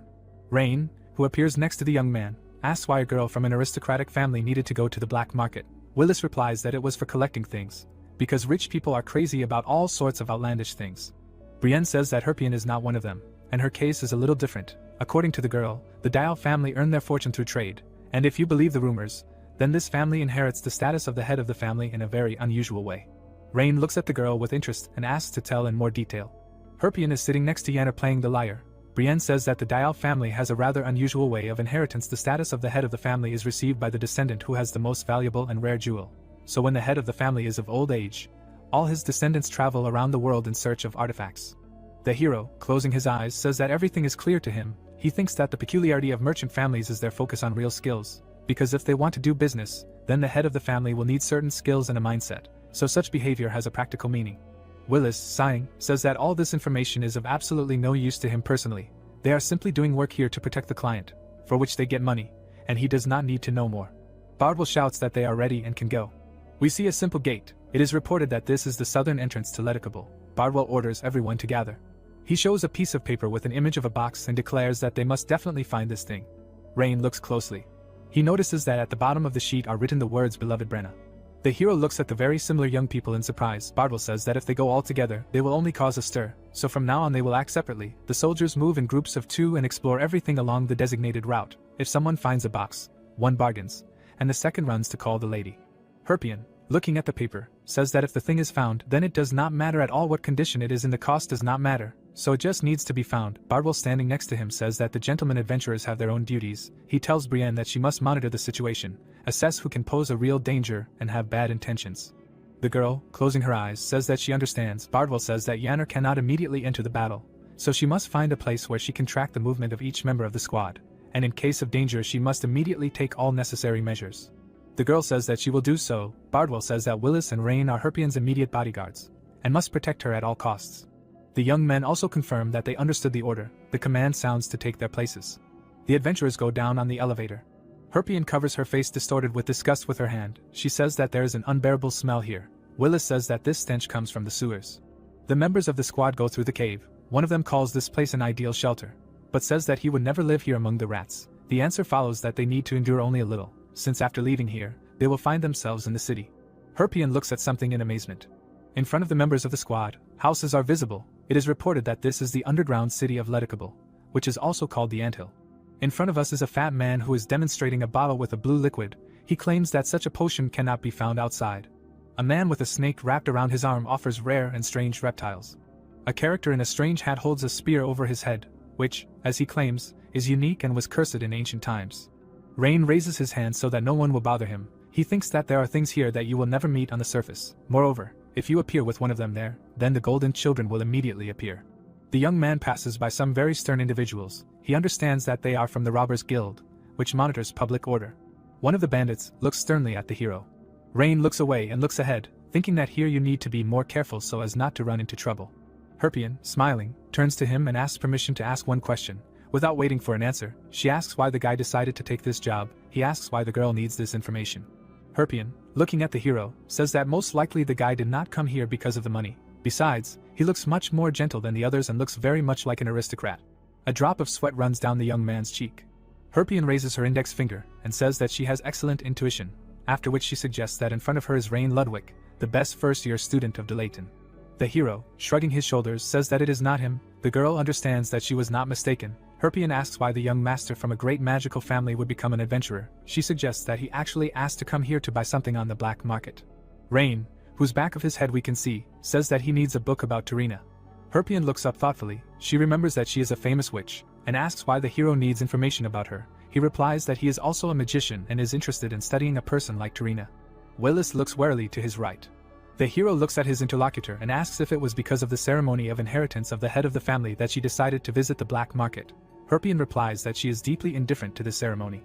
Rain asks in surprise why the girl needs a music box then. Herpian, sadly looking down, says that this is a thing that her grandfather lost after the pirate attack. It belonged to her mother and disappeared a long time ago. Rain looks thoughtfully in front of him. He says that this means that this is a memory of the girl's dead mother. An old man sitting on a chair looks out the window. Herpian says that her grandfather tried to find this box all his life, but could not do it, and when spring comes, the old man hums the melody that the box played, looks into the distance and cries. We see an image of the box. Herpian says that when you work in trade, all things sooner or later begin to be perceived simply as goods. A merchant with a big mouth tries to deceive a naive client. The girl says that in this field of activity, value is assessed only in money and it is completely forgotten that a thing can have another value for someone. Herpian, smiling, looks up and says that this is probably why things whose true value is not forgotten become even more expensive over the years, and people try to save them. The hero looks at the girl with understanding. She says that probably everyone has some expensive thing that cannot be replaced by anything. Herpian looks from behind the curtain at her grandfather sitting in front of the window. She says that she would not wish anyone to experience the grief that a person feels when they lose someone very close. The girl, smiling, says that her grandfather is already at an advanced age, and she wants to please him at least a little. We see the lower part of the hero's face. Herpian asks if she answered the guy's question. Judging by the facial expression, Rain is experiencing strong emotions. He remembers his comrades from his past life. The hero realizes that he knows nothing about what Esther, Kais and Fried liked, as well as Tarina. Lin looks at the book. The hero thinks that they traveled together for 5 years, and he did not recognize them at all during this time. We see the right eye of the young man. Rain tries to understand what would have changed at all if he knew more about them. In front of us is a tombstone. The hero asks himself if he could leave something on the graves of his friends. A monument to his squad emerges in the young man's memory. Rain really hopes that he will be able to find a meaningful answer to his question. Herpian looks at the hero with bewilderment and asks what happened to him. It seems to her that the guy is about to burst into tears. The young man replies that it is just very dusty here. In front of us is an old man with a pipe in his mouth. Herpian says that he sees a bookshop, and it seems to her that the book the guy needs may be there. Herpian excitedly asks the seller if he by any chance has a book about Tarina. He replies that he does. The girl says that she knew that she would find what she needed here. Herpian excitedly looks at the man and asks if he really has this book. The seller replies that the girl is on the black market, and there is everything there, except for what is irretrievably destroyed. Herpian asks if the merchant can sell her some handsome young man. He replies that he cannot guarantee this. Rain excitedly looks at the seller. He says that when he heard that the golden children were looking for this book, he immediately decided to get one copy just in case. In front of us is a blue book. The man says that this is the last copy he has. The merchant shows the book and says that he bought it after hearing that the golden children are hunting for it. Herpian is happy that they found what they needed so quickly. The hero holds out his hand and asks to look at the book. His eyes widen in surprise. He runs his hand over the cover and realizes that this is the same edition he saw in the library, and in perfect condition. Smiling happily, Rain asks how much this item costs. The seller replies that it costs 7 gold coins. The hero looks at the old man in bewilderment and asks again. He confirms that it really does cost 7 gold coins. Rain is outraged. He asks why the price is so high, because this is not even the first edition of the book. The seller plugs his ear with his finger and asks why the boy is screaming like that. Then he says that it is still cheap. Rain asks if the old man really thinks that 7 gold coins is cheap. He replies that he thinks so quite sincerely. A pipe appears in front of the boy's face. The seller holds the smoking accessory in his hand and angrily says that the boy knows very well that the golden children get furious at any mention of Tarina, so he can be burned at the stake for selling this book, despite the fact that this is the black market. Bewilderment appears on the hero's face. He tries to understand whether everything is so serious, and what Tarina could have done at all. The old man puts the pipe in his mouth and says that his life is at stake, so this is a justified price. Rain says that if this item is really so dangerous, the seller should get rid of it as soon as possible. The old man, squinting one eye, exhales smoke. Rain closes his eyes and says that the merchant knows that the golden children may appear here at any moment, and if one can be punished for possessing this book, then by buying it he is actually saving the old man. The hero loudly slams his palm on the table and asks if the merchant really thinks that there will be another fool who will risk his life to buy this book. The young man looks at the merchant resolutely and says that it does not matter how much the old man loves money, he will not take it to the next world anyway, so the best solution would be not to be stubborn and lower the price. The merchant replies that there will always be a buyer. The hero looks at him in surprise. The old man, smiling, says that he often hears such manipulations since he works on the black market, after which he says that this is a place where people have gathered who are not afraid to dig their own grave, and no one cares how dangerous it is. Rain looks at the seller in surprise. He asks if the young man really thinks that danger motivates people to sell something quickly, after which he states that they, the merchants, stand until the very end to get an extra coin, and he himself initially asked for 15 gold for this book. The old man also slaps his palm on the table. He states that either the young man takes the book for 7 gold, or just leaves here. Opening his mouth wide, the merchant asks if the young man thinks that he should be infinitely grateful to him.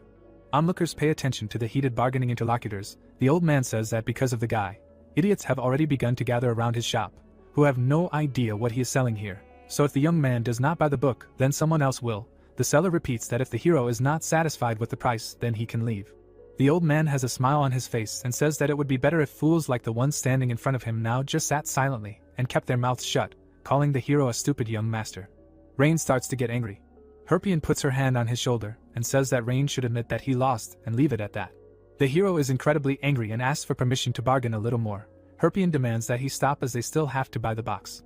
The girl pours out gold coins in front of the old man. She states that this is the price the old man is asking for the book, and now she wants it. The seller looks at the money in amazement. Smiling, the scoundrel tries to say something else, but Herpion declares that the bargaining is over. She says that the merchant asked for 7 gold coins and she poured them out for him. The girl asks if he thinks that some scoundrels will pay him more, since they also heard the original price. Rain looks at the girl in amazement. The old man, smiling disgustingly, says that he can wait for other, more generous buyers. Herpion leans towards him and says that she will pay the same money to the bandits guild in the anthill. Then she asks if the old man understands what she is hinting at, because these people will do anything for 7 gold. Fear appears on the merchant's face. The girl, smiling happily, says that along the way the bandits will grab the book that the customer needs, and she herself will feel great, since she will kill 2 birds with 1 stone. Herpion asks what the problem is if the merchant himself set the price, and she paid it to him. The girl puts her hand on the hilt of the sword. Smiling, she looks at the old man and asks if his mind has completely clouded at the sight of gold. Smiling disgustingly, the old man looks at Herpion and thanks her for the purchase. The girl hands the book to the guy. She tells him not to worry about the price, since he does not have 7 gold anyway. Rain looks at her companion in amazement and asks why she does this. Herpion, smiling happily, says that her grandfather always believed that she brings luck to people. The girl points to herself with her thumb and says that she has had a great sense of where to look for it since she was a child. Rain asks if she really talks about luck. They walk through the crowd together. Herpion says that it could well be intuition, and it is difficult for her to explain it, but in any case, it is a good investment in useful connections, and if she and the hero get along, they will work together, and they will have great luck in the future. We see the lower part of the hero's face. The guy, whose back of his head we see, sighs heavily. He understands that she made him a debtor, and it is immediately clear that she comes from a family of merchants. Despite these thoughts, he thanks the girl. She looks back at him over her shoulder. Rain happily says that the girl's intuition came in handy. Herpion smiles, showing off her beautiful teeth. She expresses hope that it will continue like this. At the entrance to the cave, there are 2 people. It is reported that this is the 11th cave of the anthill. They look back at someone. In front of them are 2 figures in green robes. One of the guys puts his hand forward and demands that the strange characters stop. The second asks if these people know where they are going, and if they have gone crazy. 2 guards stand in front of the characters who want to go into the city. One of them asks what kind of clothes the strangers are wearing, and if they are black magicians. Then he admits that sometimes it seems to him that this world has gone crazy. His comrade cannot believe that someone thinks that these days someone would be afraid of such an outfit. The character in the green robe still tries to go further. One of the guards stops him with his hand. The guy's face is distorted with pain. He looks at his hand and asks if he was just stabbed. He grabs the mage by the collar. The second guard looks on in amazement at what is happening before his eyes. It turns out that his comrade's face has swollen up in an incredibly strange way. The next second, the first guard's upper body explodes. Blood splashes onto the second guard, and a question is asked how the guards knew that there were black mages in front of them. The second guard's face also unnaturally transforms. The upper part of his body explodes. The character in the green robe smiles. His companion, who is slightly taller, says that they have not received permission yet. The small mage says that he does not care, since it was self-defense. Another guard is visible on a high cliff. He runs away from the mages in fear. The tall character looks after him and says that he thinks it was worth being patient. His companion asks his comrade to shut up. A green bird hangs at the entrance to the cave. She flies apart, leaving behind a message. The tall mage says that Lady Tarina sent a message. His companion asks in surprise if this message is really from the mother. The mage, raising his right hand, asks what the message says. The answer is that permission has been received to act at his own discretion. Only a mouth is visible on the black oval of the face. The small mage smiles. The third guard runs away as fast as he can. He looks around in fear. People look up, where something is flying apart into large pieces. The mage in the green robe flies down after the severed hand. He, laughing loudly, shouts that every time he smells blood, he feels alive. Under the green hood, a completely insane face is visible. The mage offers to let blood from someone else. Brienne frowns to her left. We see the profile of the girl. She is looking for something that poses a danger. Before us is a slave trader with live goods. The guard pulls the young man by the collar. The girl thinks that in this anthill it is more difficult to find something that does not pose any danger. The girl notices something. She makes several jumps and soars above the roof, because she thought she heard an explosion. Brienne looks at the burning building and smells blood. She notices two magicians in green robes. People are shouting that it was these scoundrels who did everything, who seemed to appear out of nowhere and started killing everyone. The bully in the clown's cap asks what these bastards are doing. He looks angrily at the magicians and asks if they realize where they are. Ravinia, smiling, asks if they are really in a cesspool with human waste. The bully, whose eye we see, calls the little magician a son of a bitch. He raises an axe over his head and shouts that he will chop the bastard into pieces and feed him to the pigs. A powerful explosion is heard. Brienne looks at what is happening with excitement. Pieces of human bodies are flying above the magician in the green robe. The girl thinks that this simply cannot be, because even the guards responsible for public order, possessing all the necessary skills, died in an instant. Brienne understands that she is facing incredibly dangerous half a head lies on the ground. The girl thinks that she needs to report everything to Herpion. A magician appears behind her, who stretches out his hand to her. The girl jumps up and strikes a blow that hits her right in the head. Her face is not visible under the hood. Brienne takes out her weapon. Her opponent disappears into thin air, having time to say that the girl is a very good fighter. Brienne looks ahead and curses mentally. Horror appears on her face.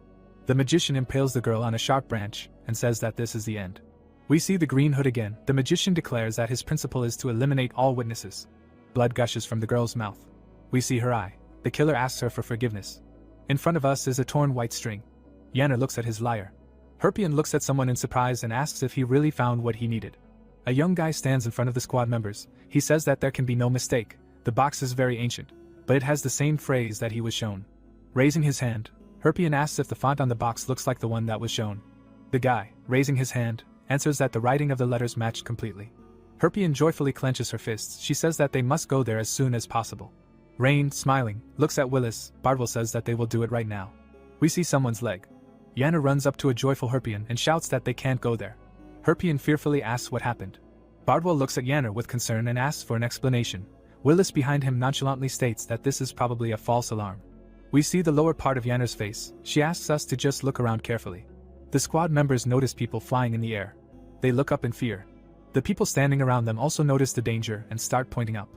People pierced by spikes fall from the sky. Willis looks at them in amazement and tries to understand what is happening.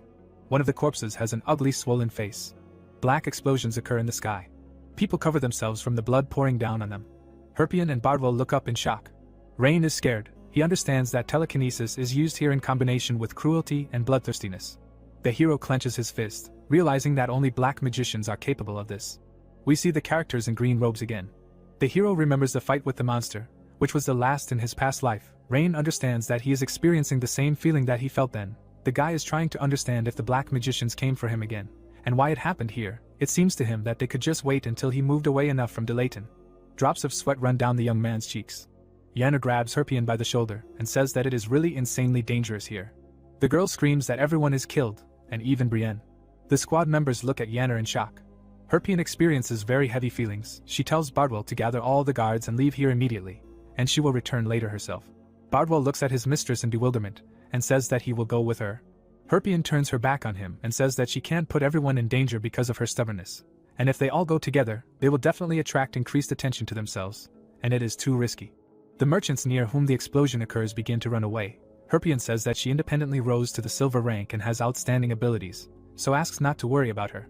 Ravinia waves her scythe. One of the squad members says that if they leave Herpion, and she dies, then it will be the end for all of them, since the girl's family will not leave them alone.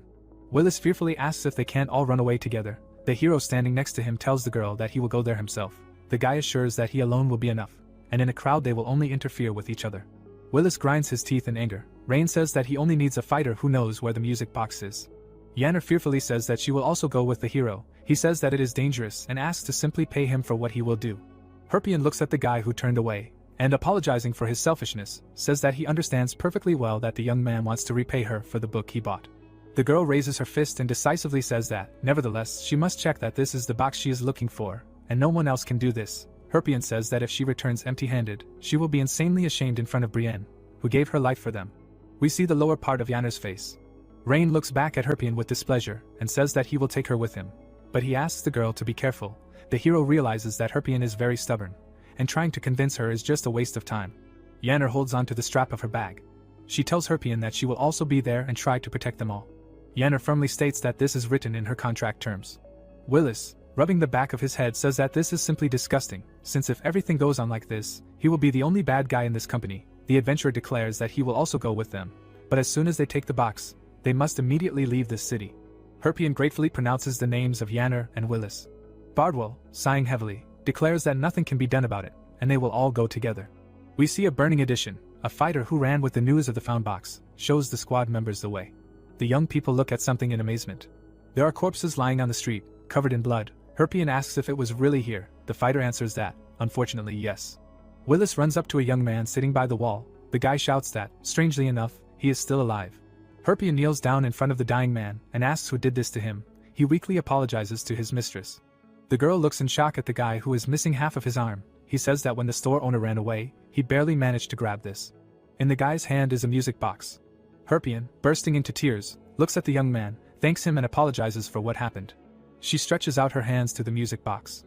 Rain frowns at the young man. He understands that he was poisoned, and the poison has spread to the very heart, and it will no longer be possible to cleanse the blood.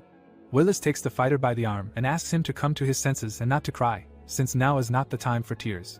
Herpion, wiping away tears, says that they need to go back. The hero looks to his right.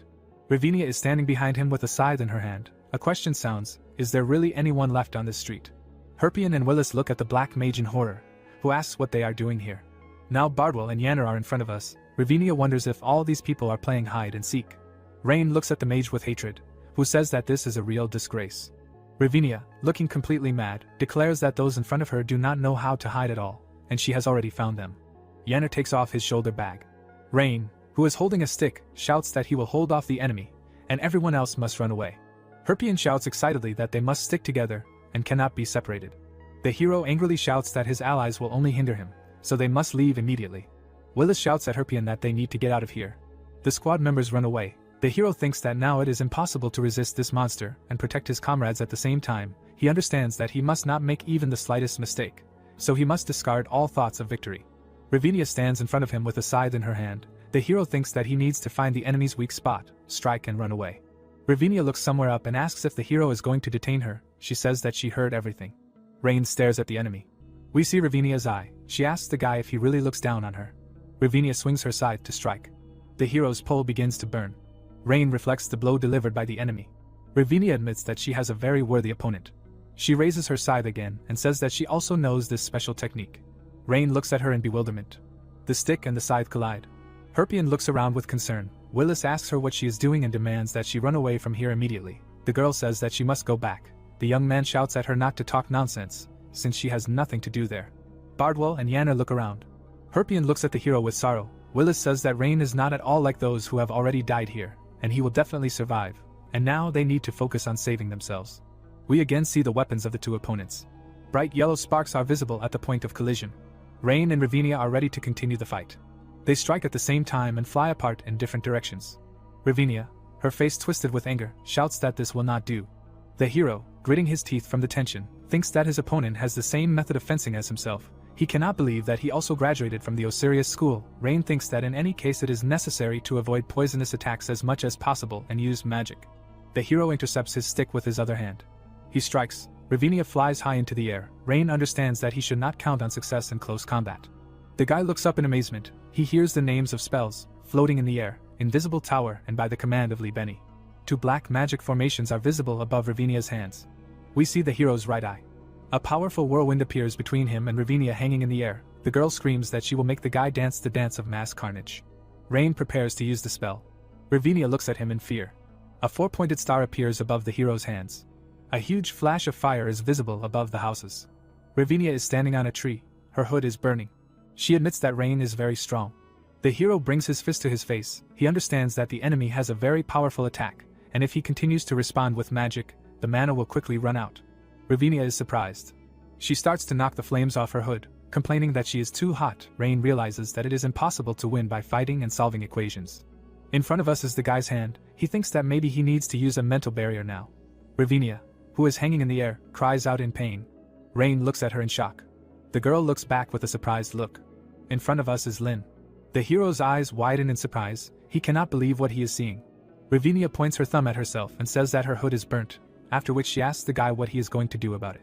Rain looks up in confusion and mumbles something inarticulate. He realizes that he sees a familiar face from his past life, but realizes that this is simply impossible. Ravinia stretches tiredly. The boy cannot believe what is happening. The girl says that she hates fighting strong opponents. Rain cannot take his eyes off her. Ravinia spreads her arms out to the sides and, sighing, says that there is no excitement in such fights. Besides, they are very difficult. The girl looks down slyly. She says that it will be much easier for her to deal with those who are much weaker than her. We see the fleeing members of the squad, whom, in fact, she means. A disgusting smile appears on the girl's face. Ravinia says that it will be much more fun for her. We see the eyes of the young man. The glove on Ravinia's little finger breaks. The black mage uses the spell Sacrifice of Human Flesh. Rain rushes forward. He remembers that black mages pay the abyss with the suffering of the flesh, thereby increasing their power several times. Ravinia laughs madly. Magical formations are visible above her head. She spews a stream of purple energy that rushes down. Rain grinds his teeth in rage. He managed to forget how vile creatures black mages are. Ravinia smiles from ear to ear, puts his hand forward. The hero thinks that the formula of the magic circle consists of 3 pentagons. The engraved rune is a combination of the chant type altogram and the prohibitive type orbeus in a ratio of 30:70.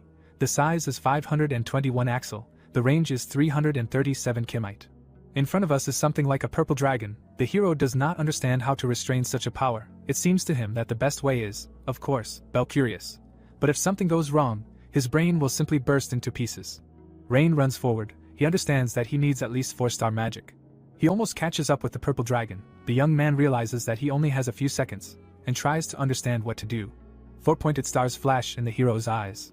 He remembers Herpion, who talked about investing in communications. Rain stands still, clenching his fists. Esther appears before his mind's eye. The hero remembers how the girl said that helping someone is never one-sided. Rain raises his palm to his face. Herpion looks up with alarm. A huge purple mouth approaches the young people. The guy remembers the end of the phrase of his old acquaintance, which postulated that all good done will definitely return one day. Hexagrams appear in the hero's eyes. A powerful purple explosion occurs above the members of his squad. Herpion and Willis look up in shock. Ravinia appears behind the hero, already raising her scythe to strike. Blood gushes from the hero's eyes. It becomes clear that the blow landed on his back. The guy's face is covered in blood. Ravinia, smiling, says that this is exactly what happens when you try to protect someone. The girl raises her right hand and says goodbye to the young man. The wounded Rain stands on bent legs. Ravinia, smiling happily, tells him that this is exactly what happens when you try to protect someone. The hero is bleeding. We see his left eye. The guy is having trouble breathing. He lies on the ground and understands that he was poisoned again.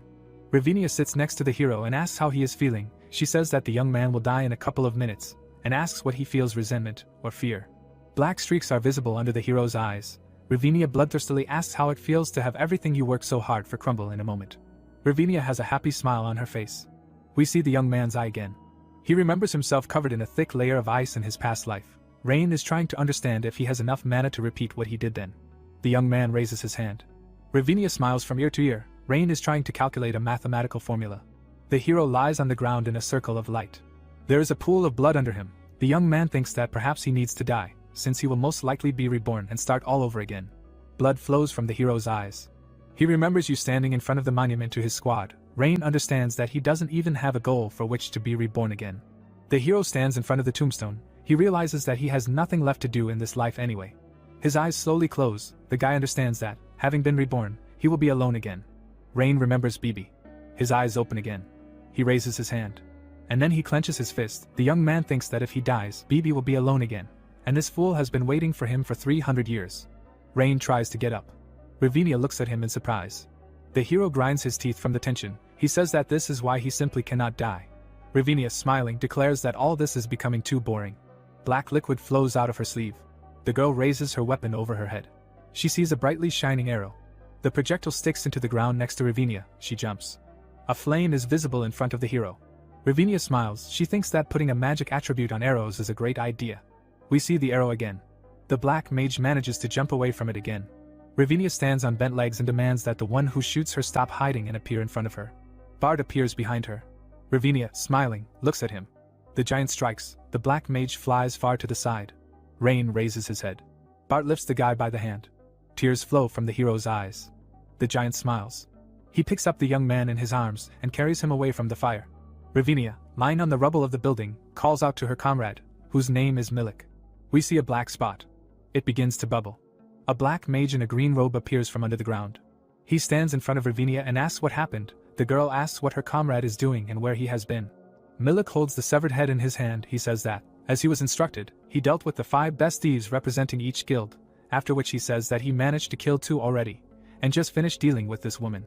Ravinia desperately waves her hands and demands that Milik shut up. She states that because he could not do nothing, one of these 5 managed to interfere with her. Milik throws the head on the ground and says that the girl should not be stubborn, because it is impossible to deal with 5 best thieves at once. Ravinia, jumping up with anger, shouts that therefore it is necessary to make maximum effort. The black mages look up, where 3 figures are visible. The owner of one of them asks who these bastards are standing below. In front of us are characters with tattoos on their faces. The blonde man standing in the center asks if Jill and Rung were really killed by these scumbags. Ravinia looks up in surprise and asks who they are. Milik calmly answers that they are the remaining 3 best thieves of the local guilds. Ravinia hums thoughtfully, then asks who she fought before. We see the hero's right eye. Someone asks Sammy if he can do it. The guy replies that he will try, since he was learning to remove the curse. The members of the squad, in which the hero was not so long ago, look at the young man with excitement. Sammy, smiling, calls out to the guy and thanks God for the fact that Rain woke up. The hero recognizes his comrades and calls them by name. Rem, raising her left hand, says that she is glad to see this impudent man again. The hero asks how they all ended up here. Bart, smiling, reminds that they promised to repay the debt if necessary. The giant says that now seems to be just the right time. Rain smiles, he declares that he is fine, and he was close to killing his opponent. Rem, smiling happily, tells the guy to stop pretending to be someone incomprehensible. Since everyone understands that he almost died, Rain replies that he was just pretending. Rem looks at Bart and offers to return the hero to the state he was in just recently. Sammy calms the girl down. Rain looks up. One of his comrades tells him that the guy has nothing to be ashamed of, and they just return the debt. In front of us is Sammy and Rem. The guy says that they followed the young man from the Golden Rose itself in case something happened to him, because he was heading to the black market, where anything can happen. Rem asks discontentedly why the guy is talking about this. Rain looks up. He remembers Esther's words that the day will come when all the good that Lynn did will return to him. The young man closes his eyes. A purple explosion is heard above the heads of Bart and Rem. The girl, rubbing the back of her head, says that everything is destroyed here, but she senses danger. Rem asks Sammy if they can move on. The healer, continuing to heal the hero, says that not yet since he needs a little more time. Rem orders Bart to get to work. Judging by the expression on his face, the hero is in pain. He calls out to his comrades. Rem and Bart look around in bewilderment. Sammy looks at the hero, who thanks all his friends. The adventurers look at the hero. Bart, smiling, says that all these formalities are unnecessary, because they are comrades in arms who always come to each other's aid. Rem says that everything is exactly like that. She says that this sentimentality does not suit the hero at all, because he is an impudent person who should have reproached them for walking somewhere for too long. Sammy, smiling, closes her eyes. A smile appears on the hero's face. Covering his eyes with his hand, Rain says that his comrades are kind of slow, and they were in no hurry to come to his aid, despite the fact that these slackers do not do anything special. Rem suggests leaving the hero right there. He says that his friends should wait another 10 minutes. Bart and Rem look at the young man in surprise. He, smiling, says that he will definitely figure everything out. The squad members take up arms. One of them says that Rain will not recover in 10 minutes, so he should not make them laugh. Rem, putting his hand on his shoulder, says that she will be able to hold off these scumbags for more than 1 hour. In front of us is a bald man with a huge hole instead of a shoulder. Another guy has a gaping hole right in the wall in his back. Someone calls these people wretched creatures. We see an eye emitting a bright red glow. It hangs over the head of a mage in a green robe, who complains that he has to deal with a bunch of idiots. Ravinia smiles. She says that all the thieves ran away when they lost their leaders. An eye hangs over the black mages. Milik says that the enemies are finished, and there is no one left here. Ravinia agrees with her companion. The eye hanging in the air is covered with black streaks. Milik suggests that they leave quietly. It seems that the eye notices something. It releases a beam that smashes the flying projectile into pieces. It turns out to be a dagger. A fire arrow pierces the eye through and through. Milik grabs his face and screams in pain. Another fire arrow is visible in the air. It sticks into the ground in front of the black mage. Rem, with a bow in his hand, stands above the black mages. Ravinia calls her companion in fear and shouts that she has noticed new enemies. The girl complains that these bad people recently took her loot. Bart and Rem look at the black mages. The girl, smiling, asks what Ravinia is bleeding about and demands to explain who is bad here. Bart jumps down with a huge axe in his hands. He looks angrily at the enemies and declares that he represents the Twister Wheel faction, and his name is Bart Urians. In front of us is Milik, whose face is not visible. He remembers that the Twister Wheel is the most famous faction of swordsmen in the Empire, part of the Holy School of Seven Swords, and the nickname Urians is awarded only to the best students. Graduates of the Holy School of Seven Swords name their name and faction only when they express a clear intention to kill someone. Ravinia sighs tiredly and says that today they have to deal with all sorts of trash. She turns to the giant and says that it seems that in front of her are Bart and Rem from the Money Multiplier Adventurer Squad. The giant frowns at the black mage. Rem smiles and points at himself with his thumb and tells Ravinia to speak correctly. In front of her are Rem and Bart from the Money Multiplier Adventurer team, and her name should be the first one. Ravinia looks at the girl in bewilderment. She asks if these are really the same adventurers who destroyed the queen of the rat spiders. Rem looks at Ravinia in bewilderment and says that it really was them, but the bastard in front of her will not get anything even if she praises them. Ravinia looks at the girl with wide eyes and says that she understands everything, and in front of her are the same scumbags who killed her cutie. Rem and Bart look menacingly at Ravinia, who says that in that case she will gladly kill them. Black liquid flows out from under Ravinia's sleeve. With a crazy smile on her face, the girl in the green robe waves her arms. A huge piece of wall flies over Bart's head. Rem aims his bow at Ravinia and screams that she is simply crazy. Milik appears from a piece of the wall behind the girl. Rem kicks Milik, causing him to separate from the wall. In front of us is Rem and Milik hanging upside down. The girl screams that now Bart must act. In front of us are two more faces. Bart says that he understands the order. A magical formation appears above the black mage's hands. Milik stands in front of the archer with his arms outstretched. Rem takes a piece of wood. She covers her head with the board, thinking that if she remembers how the battle with the queen of rat spiders went, it is better not to come into contact with this magic. Milik stands with his arms at his sides. He declares that nothing terrible will happen if the girl touches the black liquid, and if it does happen, then nothing can be done. Rem replies that her opponent can keep his stupid advice to himself. Smiling happily, she shoots a bow and declares that she will not fall for any of her enemy's tricks. Milik, leaving a black puddle under himself, dissolves into thin air. He declares that they will still see. Rem looks at the enemy in surprise. City buildings are visible behind her. Milik shouts that he does not care at all whether she believes him or not. A black spot appears behind the girl. The magician says that the outcome of this battle is already decided anyway. A black spike shoots out of the ground next to Rem. A hand appears near her leg. Rem looks down. Milik holds her leg and prepares to stab the girl with a black dagger. He says that it seems that the girl is beginning to understand what he means. Rem hits the enemy on the head with his heel. The face is not visible under the hood. Milik lets go of the girl's leg. The opponents fly apart in different directions. Rem lands on his feet, and Milik on his back. The girl says that she can also teach her enemy a lesson. Her hand holds a bow. The girl pulls the bowstring. She says that most archers are weak in close combat, but she is still a brilliant shooter. Arrows fly into the air. They stick into black puddles spilling across the ground. The opponents stand opposite each other. The girl shouts that she is Rem, the best archer in this world. In front of us is a wall of fire. Rem tells Milik that he talks too much during the fight and, apparently, thinks too much of himself just because he dealt with the best thieves of the guilds. Rem assures that she is several times stronger than them. We see Milik's face for the first time. Rem, pointing at the black mage, offers him to fight her and calls him an ink sack. Rem, smiling, demands that the ink sack try to fight her. Milik puts his thumb to his mouth. Black liquid flows from his sleeves. He says that he needs to think again. In his hands are black daggers. Rem, whose eyes we see, hears that the black mage has changed his mind. Looking sadly at the girl, Milik declares that he will kill both her and her friend. He rushes at Rem. The girl shoots a bow. Milik deflects the projectile with a dagger. The black mage looks scared. Flames are visible at the ends of the bow shaft. In front of us is a huge axe. He falls to the ground in front of Ravinia. The girl smiles. Bart looks sternly at his opponent. Black liquid flows out of Ravinia's sleeve. The black mage flies above Bart, and laughing, asks if the giant is bragging about his strength to her. She raises her weapon above her head and shouts that she will crush the enemy now. Bart grits his teeth from the strain. He manages to parry the blow dealt by the girl. Ravinia looks up with crazy eyes. She barely manages to dodge the counterattack. A magical formation appears between Ravinia's arms. Bart thrusts his shoulder forward. His next blow flies by a few centimeters from Ravinia's chin. The girl looks at her opponent in fear and says that this big guy, as it turns out, is not so simple. Bart looks at her with hatred. Ravinia thinks that the giant seems to be the strongest fighter in his squad, distinguished, in addition to everything else, by enviable coordination of actions. Bart once again misses the target.